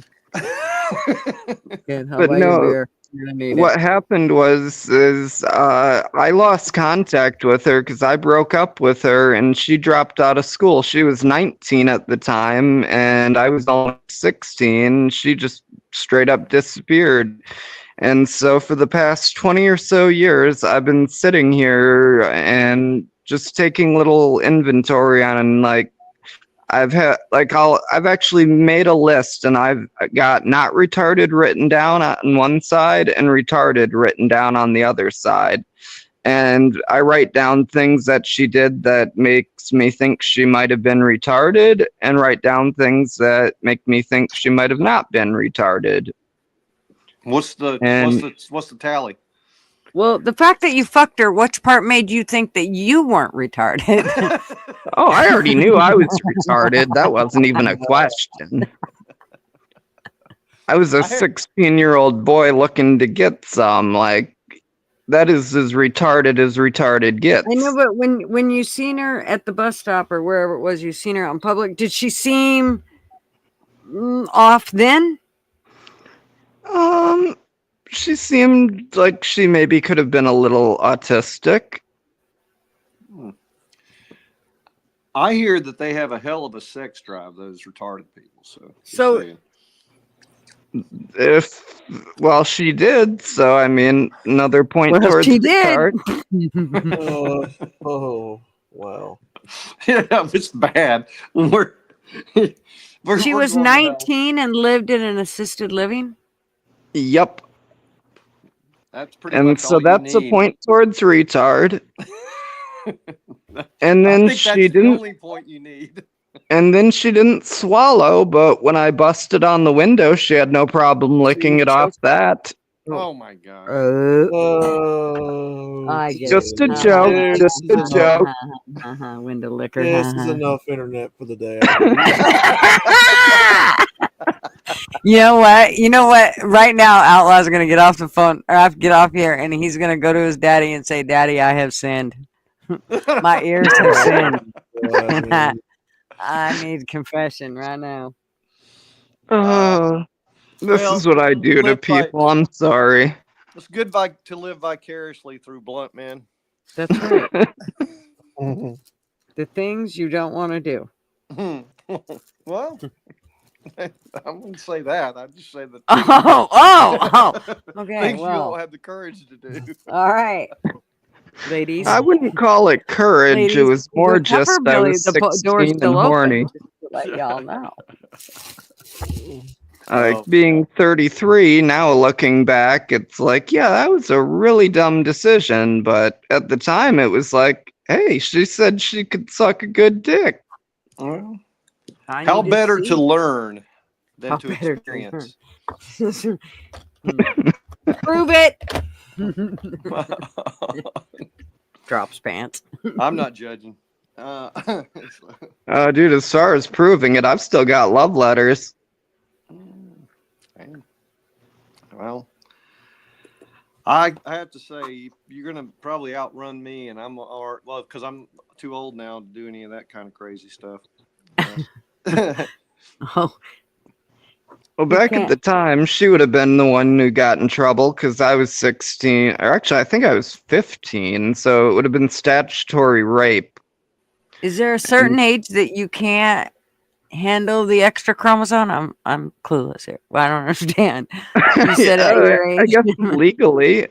I mean, in the state I was in at the time, the legal age of consent was 16. Now that I look back, I'm pretty sure I was actually 15. So she was 19. Like, I don't know if I would have been criminally liable because she was retarded, or if she would have been criminally liable because I was underage. Welcome to Confession Friday. That's a paradox. In all likelihood, they would have probably went after you as a juvenile. For fucking the retard. Well, with my record, I mean, shit, they probably would have. Well, that's because our system's upside down. Everything you think is right is wrong, and everything is wrong is right nowadays. Hell, I spent my teens in and out of juvenile. I think they would have been happy to give me a new charge. Well, walk into the courtroom just like, what did you do this time, Jeff? He fucked a retard. Like I didn't do it. She has molested me. I was 15. She gave me her number. She told me she could suck a good dick. And I figured she was of age. She lived in an assisted living. Where were the people that were supposed to be the adults in the room? You know. One of them winked at me. One of the nurses winked at me. So that's a point towards not retarded. Because if she'd have been retarded, I feel like they'd have been like, Bobby. Oh God, I Nah. just said her name. They'd have She been was like, just- what did she you was just just do? She was just a worker there, you know, just like we worked at a young age. She was just a But worker there. A worker with here's a the deal: bed. is they don't. That's not how that works, though. When you're in assisted living, you're still able to do a lot of. I mean, depending on your cognitiveness, you can still do whatever you want. I mean, you can. There's a lot of them that don't stay at the facility all day long. They're out about, doing their thing. So, I mean, Oh, she obviously could get out and go do what she wanted, and she did. So they couldn't have said. I mean, I had a maintenance guy that walked in on a dude getting getting the tip shined up. Well, yeah. I guess she must have just been a little gumpy, and apparently they're still allowed to make choices at that level of gumpiness. Maybe. I mean, obviously. Yeah. Maybe she was a Bama fan. The Gumps, that's what they are. Yeah. It's our college football nickname for the Alabama fan is they're the Gumps. Oh man. Well, I know we've been on here for a while. And you've been on for longer than that, Gutter'S. I've been on for 6 hours and 3 minutes and 27 seconds. Jesus. Yeah, it's too long. All right. Well, I'm gonna have to go because I do have to feed my dog and actually make dinner. So, and I hate to leave because it's perfect topic for me. But Fucking retards. Talk about fucking retards all day. Shit. Well, we've talked about a few things. Just that. Well, I'm glad you came up and hung out with us. Yeah, thanks for coming on. Yeah, it's Welcome. good to talk to you guys. And I don't be shy, which I don't think you are. You want, man, but but yeah, I hope to come in here and chat it up with you guys again soon. Yes, you're welcome here anytime. Okay. You have a great Friday. Yep. You guys take care of yourselves. Have a good Christmas if I don't get to you before then. Yes, you too. You, man. All righty. Bye. Bye, everybody.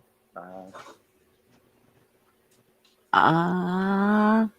Yeah. I join these lives sporadically, and I'm surprised you get me to say Gutter. I'm blaming you. Blame me. Go ahead. I'm back. I got strong shoulders. I can take it. You're back. I am. I got a phone call, so I had to take it. Oh. It wasn't Santa Claus, believe me. I was hoping it would be. Oh. Santa Claus said we all getting coal this year. Oh, no. We're all getting Not even McDonald's good. gift cards. That's coal. I'm not even That's getting not cool. cold this year. Hell, Santa Claus is gonna tell me to go fuck myself. Oh my goodness. Well, I think Santa's probably told me to go fuck myself, but thank God I have kids and a husband, so I think I might get something. And I already got something from Mishka, so how lucky am I? You are very lucky, let's put it this way. I am. How blessed. If you It's really amazing. want Santa to tell you to go fuck yourself, I can write return to sender as Santa and send you a dildo. You fucking sick. What? I know. Gutter'S wants Big Macs, the $4 Big Macs. That's what she wants. Still here, Arby. Yes.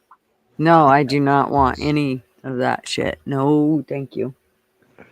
That's it. I don't I'm even sending know. Scrooge after you. I'm sending Scrooge after you, then I Gutter'S. don't even know if after it's fixed if I'm going to want the shit. It's just nasty. Well, don't be buying organic stuff because it's not organic. You're telling me. I don't know. I don't know how I'm going to address all that once it's all straightened out. I know they're going to have to.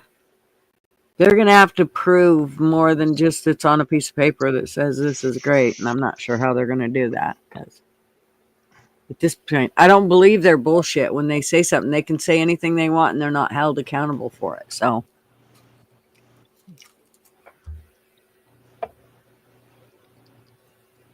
when I say they, I mean our government, of course. Oh no, don't you know our governments? They tell the absolute truth. They're not dishonest. They're great human beings. Absolutely never. Yeah, I tell people all the time, if you believe everything the government tells you, you're wrong. You are always to question it. Always. Oh yeah. Joe Actually, you Biden should goes to bed question thinking shit about that it. anybody tells you. I mean, you really should. You should think about it because you just never know when. I mean, if you don't, it's like being a sheep and you're just kind of following along. And you need to make sure that the shit that, and you can't always be sure because it doesn't matter. Trying to find that information out can be a fucking feat in itself to see whether, something's true or not. So, because as we know, the internet has made it a little hard to find out truth. Of course, I don't know. I think it's made it easier in some sense. Remember, they used to lie to us all the time, and we just ate it up. Our parents ate it up even more so than we did. Oh yeah. Joe Biden goes to bed thinking about how he can help Gutter's make more money. Yeah. If he knew me, I'm pretty certain that he'd hate the American people more than he already does. God, even me with as distrusting as I am, it's like there's still things I hear about, like when Rick asked everybody to check more into Sandy Hook. Yeah, not quite sure if it happened or not. I know. Probably did. And full in on it, like everybody else, to Alex Jones screaming about the frogs being gay. The thing about it is I just don't know if shit happens like they say it happens. I think that's the problem, is the way they want to put it is, they stretch shit so much that you just, parts of it'll be true and parts of it won't be. And it just makes it really hard. Well, that's what it is. Yeah, when they hide anything, it makes everything up for question. It's like, just like even one inconsistency is enough for me to be like, okay, what the fuck? Like, this is supposed to be what we're seeing in this police body cam, but I'm not seeing it. How deep did you dig into Sandy Hook? Because there was a school principal years ago that Alex Jones got in touch with that was talking about a lot of that. I just watched this video that Rick Gore from Good Luck America recommended, and I didn't really dive much deeper than that. Have you ever went to his channel, Outlaw? I don't think I have. Good Luck America. Now, he is starting to do his gun channel on Twitter now because they've given him so many strikes on YouTube. It's X. Yeah. But you would really, really like Rick, I think. I mean, maybe not, but I think you may very well agree with a lot of shit that he says. Yeah, throw his link down there. I'll go check him out. Yeah. I will too. There was a school principal that was asking a lot of questions when Sandy Hook first happened, and there was a few people that were proving that the school wasn't even open at the time when that incident supposedly took place. And then you got, somebody that went down the rabbit hole. Okay, this guy was a crisis actor. You remember the kids running from the school, and they go to this one guy's house, and he's on national television weeping and crying. They claimed that guy was a crisis actor. So they get emotional because it deals with kids. Yep. That's the part where they're like, okay, you can't question this because now you're questioning and making a gross deal about kids supposedly dying or whatever. And that's why I didn't even bother to question it, because it was like, why would they lie about this? I mean, I feel so fucking stupid saying that out loud, but at the time it was like, why would they lie about this? And then later on, I'm fucking seeing letters from the kid's dad saying he couldn't even tie his own shoes. And it's like, I'm supposed to believe a guy who couldn't tie his own shoes did all this? Yeah. And Well, go back something to doesn't add Uvalde, up. Texas. Go I mean, back I'm to not even. Uvalde, Texas. You know, something is going on because, you know, when the police would rather arrest parents for trying to protect their children from a school shooter than to actually go in the school and neutralize the threat that's there, you've got problems. You've got problems. You know, when you have any of these protests and suddenly they find a pallet full of bricks, and you know, I've had people tell me they were on patrol before and they would find pallets of bricks in abandoned parking lots just before a big riot was about to happen. Yup. I wonder who donated those, you know. And I actually did find one time one of the sign up sheets for being in one of those petitions. You get paid $100 or so a day. They pay you to do that. So you could be protesting something you ain't even really believe in. You're just trying to get a payday. And they'll bust them in from everywhere and get them in there and put it on TV. Of course, your police will stand down. You know, it's Oh, perfect. There it is there. Man, shows us how much Camilla Harris cheaped out. She couldn't even get people to come fill her seats because we've got plenty of staged photos where there's like a bunch of people waiting for her to get off a plane. And then you look at the reflection of the plane and nobody but her is there. at the end of the day, you have to keep in mind that all of that is on television, on social media, aka behind the camera somewhere. They can make that look however they want to. That's Hollywood does that all the time. Hollywood fakes and scripts shit all the time. You know, Very true. they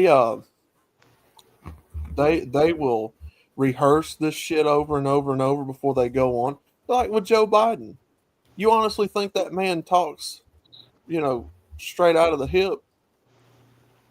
Somebody pre-approves what he's going to say. At this point, I think he has to be given a shot of amphetamines just to get up on that stage. This time in his life.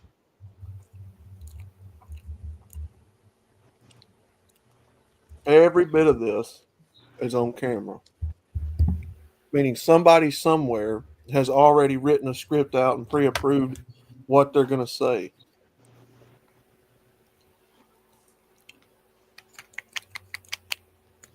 Oilers probably went to check out Rick's channels, more than likely.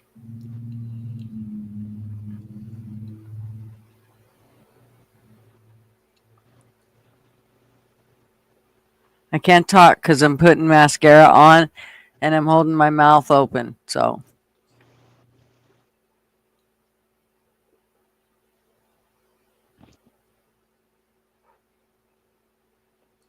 Is that a free invitation?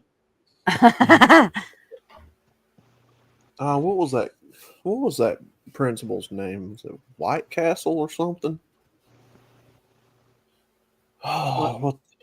Can't remember. Oh, He kept getting threatened with cease and desist letters to stop his investigation because he got interested in Sandy Hook right after it first happened. He was a principal of another high school, and if I'm not mistaken, that wound up costing him his job. His family got threatened. I think he had to go into witness protection over that. I don't know. The Yeah, one that that sounds proved it about for right. me was Uvalde. Yeah, yeah. You've got an active shooter going into a school that the police are clearly trained to deal with, and yet they're more worried about the parents going in there and trying to help their kids, you know. Literally standing outside, not letting anybody in, guarding it. So, hey, at free will, he can shoot whatever kids he wants in there. And he did. Yeah, I already knew that the police couldn't be trusted for that kind of shit a long time ago. I Yeah. mean, I'd been dealing with the court system since I was 14 years old, and it's like, I mean, I've had fucking probation officers bash my head into walls to the point where I was bleeding. Like, they don't care. They'll do whatever they want. They are government and they are above the law. Of course. Of course, you're talking about the highest authority in the land. Who's higher than the government? Oh, exactly. I mean, the judge well, technically he's called a referee, but the first time I ever got arrested as a teenager, the referee who sentenced me, he said my behavior was despicable and I deserved to see at least 6 months probation. Well, about 5 years later, he got caught with child pornography in his briefcase at work. Mm-hmm. Never spent a day in jail. All he had to do was resign. Yeah. And then he gets to go to work at another one somewhere else. No, he wasn't able. He did have to revoke his license or whatever, but that's about it. Because those types of people have connections. They know people in those industries. They have either the resources or they don't, but they have the connections to know what to do and where to go to get back on their feet quickly. You know, it's the same reason you'll never see Hillary Clinton or any of these bigger higher ups thrown in prison, because they know all the quote unquote right people to keep that from happening. I mean, shit, I've got a perfect example of it just on a small scale. I went to high school with this one girl whose dad was really high up in the local police department, and she always wanted to be a cop. And so her first duty was to be a sheriff at the local county jail. Well, within the first year working there, somebody hung themselves on her watch. She was supposed to be watching the cameras, and they were clearly visible hanging for over an hour. And so when they found out, she was allowed to resign without any punishment. And within 2-3 years, she got married, changed her last name, talked to daddy, and now she's a fucking state trooper in another city. Yeah. So, yeah, still got a badge and a gun, running around as if she's competent, even though she was proved that she was incompetent. Nobody cares. Until it happens to you. It's funny how that works. Everybody's all about back in the blue, and then once they fuck over somebody, they're like, oh, well, you didn't tell me they'd fuck me over. Yeah, actually, we did. We told you if they'll screw over Joe Blow, they'll screw you over. I mean, and that's the problem with police officers, is the fact that they get to make decisions as to whether you're going to go to jail or not. So they have to be held way higher. They of course they do. They just do. Their punishments need to be twice as bad as everybody else's. Sorry, but it does. If you fuck up, you need to be held accountable twice as hard if you're a cop. Yeah. Or corrections officer. Yep. Any place where you're in control of somebody else like that. Yes. But instead, the microscope is put on the wrong body of people. Mm-hmm. Instead, it's not put on the governing officials, it's put on the taxpayers. Which, okay, hold on, this is backwards. We need to have the microscope on you people. The way that you microscope us and want to micromanage and put every bit of our lives on a camera somewhere. We need to be doing that to you, because you are dealing with people's lives. You are dealing with their money. You're making decisions that's going to affect the rest of society. Yeah, they need to be under an extremely high amount of responsibility and scrutiny. It shouldn't be a question of if, ands, or buts. People need to hold them accountable. Just like when Trump got shot at here a few months ago. The way that was handled, all wrong. Yeah. All wrong. Somebody should have had their head on a silver platter. Them FBI people should have had their jobs all taken from them, investigated who was paying them off to be quiet. And the Secret Service too. What the fuck were they doing? I mean, they're supposed to be like first in line. Hello. Yeah.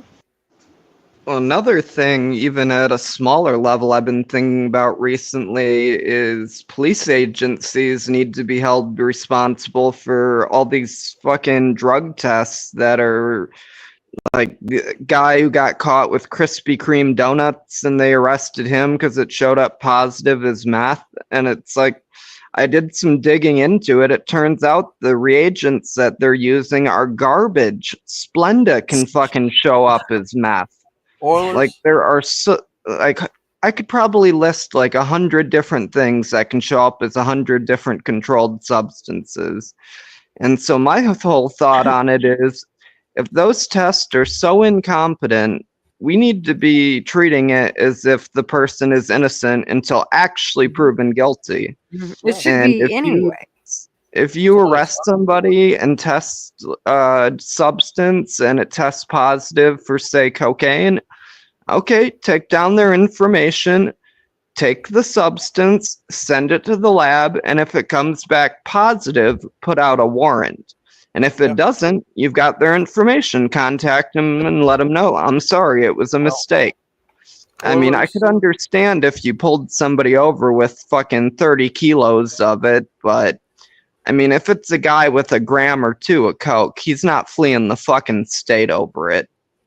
Well, Oilers, I'm going to tell you why I would never be a president in this culture. I'll be right back. Because absolute power corrupts absolutely. Those people in our government are corrupt as hell, man. You can't tell me with a straight face that any position of authority and power in our legal, judicial, executive, or legislative branch ain't corrupt to a degree. Mm-hmm. You don't get to the top like that without being corrupt in some way, shape, form, or fashion. Meaning at some point you've compromised your morals, your ethics, your values. You've sold out for the almighty dollar. You would have had to have. Those people keep dirt on one another.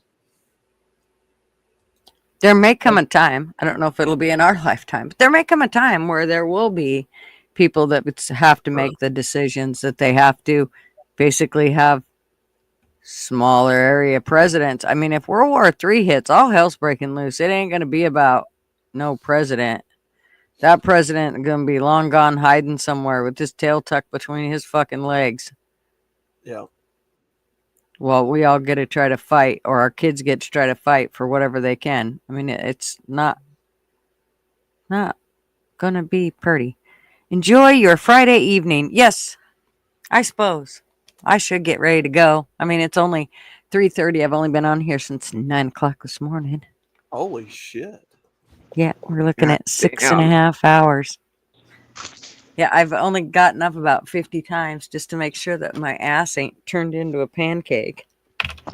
Yeah, I didn't expect you'd be on this long. I have to leave for work in an hour and a half. Shit. Yeah, I'm fixing to get out of here too. But I'm glad you guys came out and hung out and visited. Yeah, I'm glad I was finally able to catch it. Usually I miss the Fridays. I know. Same Caught me on the perfect day. I was talkative too. Yes, it was perfect. Maybe a little overly talkative, but it was a good day. We should probably listen to this, but before we go. This portion of CBS This Morning sponsored by Pfizer. Good Morning America is brought to you by Pfizer. CBS Health Watch sponsored by Pfizer. Anderson Cooper 360. Brought to you by Pfizer. ABC News Nightline. Brought to you by Pfizer. Making a difference. Brought to you by Pfizer. CNN Tonight. Brought to you by Pfizer. Early Start. Brought to you by Pfizer. Friday night on Aaron Burnett Out Front. Brought to you by Pfizer. This Week with George Stephanopoulos is brought to you by Pfizer. Today's countdown to the royal wedding is brought to you by Pfizer. And now a CBS Sports Update brought to you by Pfizer. Meet the Press Data Download brought to you by Pfizer. This portion of CBS This Morning sponsored by Pfizer. On how to find the hidden sugars in the American family diet. Sponsored by Pfizer. Christ. That commercial never gets old. Oh my gosh. It's nuts. It's absolutely nuts. I need to send y'all that piece that I've got with all the news stations parroting the same exact thing that the other ones are saying. I use it in my intro. I've seen that. I think I've seen it. Yeah. You have it on one of your intros or something, don't you? Yeah, I doctored over it though, but I think I've still got the raw, uncut version. Yeah, that's pretty good. All right. Yeah. All righty. Well, I'm glad y'all came up. Y'all have a good Friday. I'm sure I'll see you in the YouTube streets hanging out. Sounds good. And yeah. Come to the Discord more, Gutter Girl. I know. I do go in there and a quick run through, but I never see you guys all visiting. So if I catch you visiting, I'll stop in and say hey. Me and Holly and Mel and Spaz are usually in there. Nate started coming in there now, so every once in a while, other people will come on in. Nice. Yeah.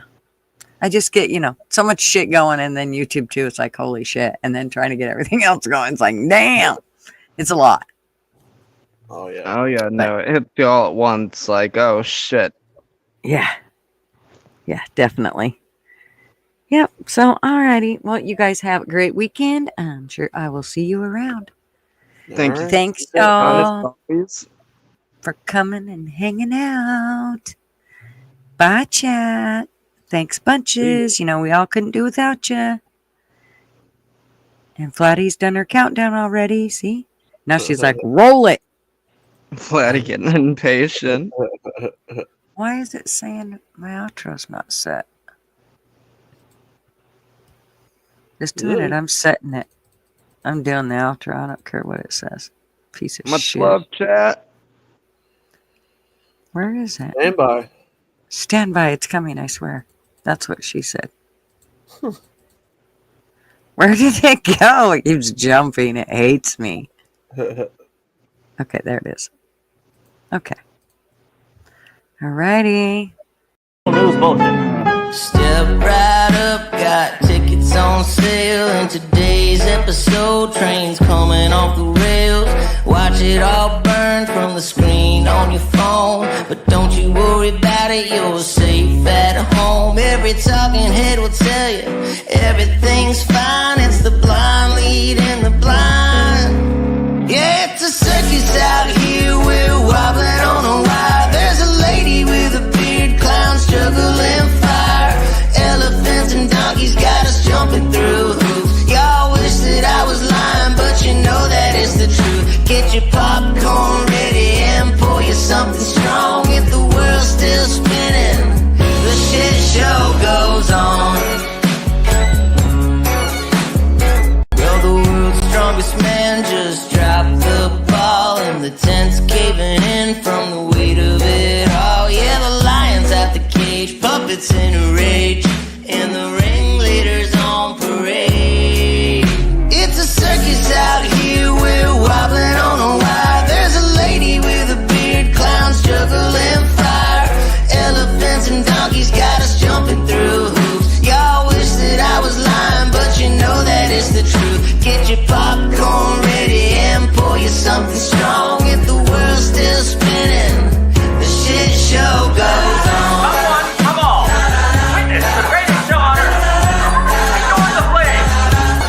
It's a circus out here.